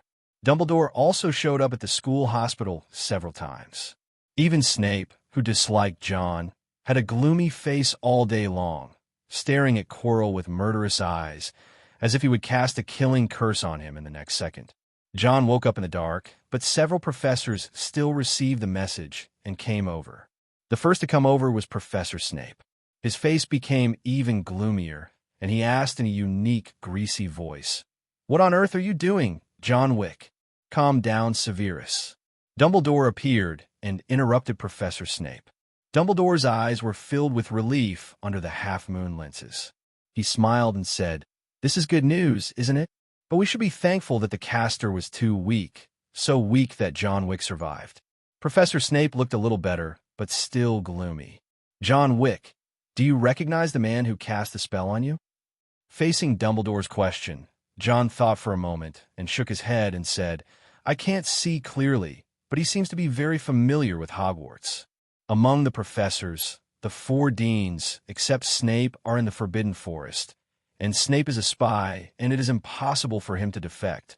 So, it is obvious who it is. John almost said Quirrell directly, but Dumbledore just smiled and said nothing. However, when Harry and his friends came to visit the next day, they told him about the unicorn. The unicorn survived, and Professor Quirrell had taken a few days of sick leave, so he might not be seen during the exam. In the days that followed, John no longer had to be bothered by Quirrell. He just had to wait patiently for exam week to arrive. And John hadn't forgotten what Dumbledore had said last time, and his heart burned with anger when he thought of the Philosopher's Stone. After a lot of waiting and anticipation, exam week has arrived. June. Exam week is here. In the Charms class, Professor Flitwick showed concern for John. "Mr. Wick, have you recovered?" John smiled and said, "Thank you for your concern, Professor. I'm feeling much better now." Professor Flitwick said in a shrill voice, "You're very lucky. The killing curse, that evil be asterisk, asterisk, asterisk, asterisk, asterisk, D used on you was not very powerful." Professor Flitwick wished he had been there. He would have taught that filthy creature a lesson about being a dueling champion. In the Charms exam, pineapple tap dances. John completed the test perfectly and gracefully, much to the satisfaction of Professor Flitwick. The second exam was Transfiguration, and John again received a lecture from Professor McGonagall. This child has suffered too much. First, he was insulted by Malfoy at the beginning of the school year, and then he was kidnapped with the Imperius curse, and also hit by the killing curse. But God favored this child and let him survive. Vera Verdo. John took out his wand and pointed it at the mouse in front of him. After a while, the mouse turned into an exquisite snuff bottle. Perfect, an excellent transfiguration spell. Professor McGonagall applauded generously. Then it was potions class, mixing the potion of forgetfulness. During the defense against the dark arts exam, Professor Quirrell was absent due to illness, so Dumbledore was invigilating himself. This made John feel a little uncomfortable, because Dumbledore always liked to greet him with his inquiring eyes and playful winks. History of Magic was the last subject and the easiest for John. Although Cuthbert Binns's tedious class is drowsy, it is fortunately the only course that both Muggles and Wizards can quickly master. The history of the Goblin Rebellion can be memorized easily if you know how to memorize it by rote. After writing down the name of the old wizard who invented the automatic stirring cauldron, John could finally relax. "Wick, are you all right?" After the exam, Malfoy came over. John still remembered that Draco Malfoy's name appeared frequently in the pile of condolences piled up in front of his bed. This rich young man's attitude towards John has changed a lot now. Much better. "I haven't thanked you yet for sending me so many gifts of comfort. It's just a small amount of money." Malfoy turned his head away proudly. John thought to himself, "You're not a little lowly. Why are you pretending to be so proud?" Taking out a few of the unfinished comfort food from his pocket, John asked the other party if he wanted to eat. Malfoy took one reluctantly, but Goyle and Crabbe acted as if they had never eaten before and almost got into a fight. This made Malfoy unable to help but scold the two of them, and John saw a beautiful girl with golden hair. Daphne Greengrass. She came over and asked with concern, "I heard that you were under the Imperius curse. I can't believe who would do this." John rubbed his left hand, which was a little sore from writing, and said with deep conviction, "He must be a desperado. Otherwise, he wouldn't have entered the Forbidden Forest. This beautiful girl is the school beauty of Slytherin, and she is followed by Pansy Parkinson. There are more Slytherins around John, and with Malfoy's unremitting propaganda, this problem child who used to fight at the beginning of the school year has changed a lot." When most people had left, John looked at Malfoy and said sincerely, "Draco, I think we should be friends." Malfoy was slightly stunned when he heard this title. He glanced at the two followers around him and said calmly, "Oh, since you ask, then I will do it with reluctance." John. Calling each other by name is an acknowledgement of the relationship between the two parties. John smiled slightly. It seemed that he had made a step forward in becoming the leader of Slytherin. Going to Hagrid's cabin, John received a letter from Hagrid, telling him that the unicorn had sent a thank-you gift. Unicorns are intelligent, magical creatures, so it doesn't seem so hard for them to be grateful. John came to Hagrid's cabin. Hagrid was sitting on a big chair outside. When he saw John coming, he quickly put down the pea pods in his hand. "That's great, John, you're okay." Hagrid listened to what Harry said about John's recovery, but he was still concerned about John. After giving John a bear hug, Hagrid put John down and said, "Way sent her shed horns to thank you." John was stunned. Way, that's the name of the unicorn. Unicorns all have their own names, but they won't tell others easily. Hagrid took the horn out of the house. The spiral horn emitted a faint glow. Unlike the horn that Quirrell sawed off after killing him, this horn was full of holy aura. It's so beautiful that it looks like it was made with pearl coloring. John took the horn, which was much more valuable than the screws, but Tom walked out of the cabin, followed by Yaya the dog. The big dog Yaya acted like a little brother to Tom, but Tom held his head high, unaware that the big dog next to him could bite off his head in one bite. Well done, Tom. Thanks to you for bringing Professor Kettleburn. Of course, Fawn did a great job too, leading the way well. John petted the two dogs. That night in the Forbidden Forest, Tom came and found Fawn, and asked Fawn to take him to find Professor Kettleburn and hand over John's letter. Professor Kettleburn has been devoted to the study of magical animals, so his home is near the Forbidden Forest. John told Professor Kettleburn in the tone of his Forbidden Forest patrol that many magical animals have been harmed in the Forbidden Forest recently, and Professor Kettleburn would voluntarily go to the Forbidden Forest. John also sent letters to several other professors.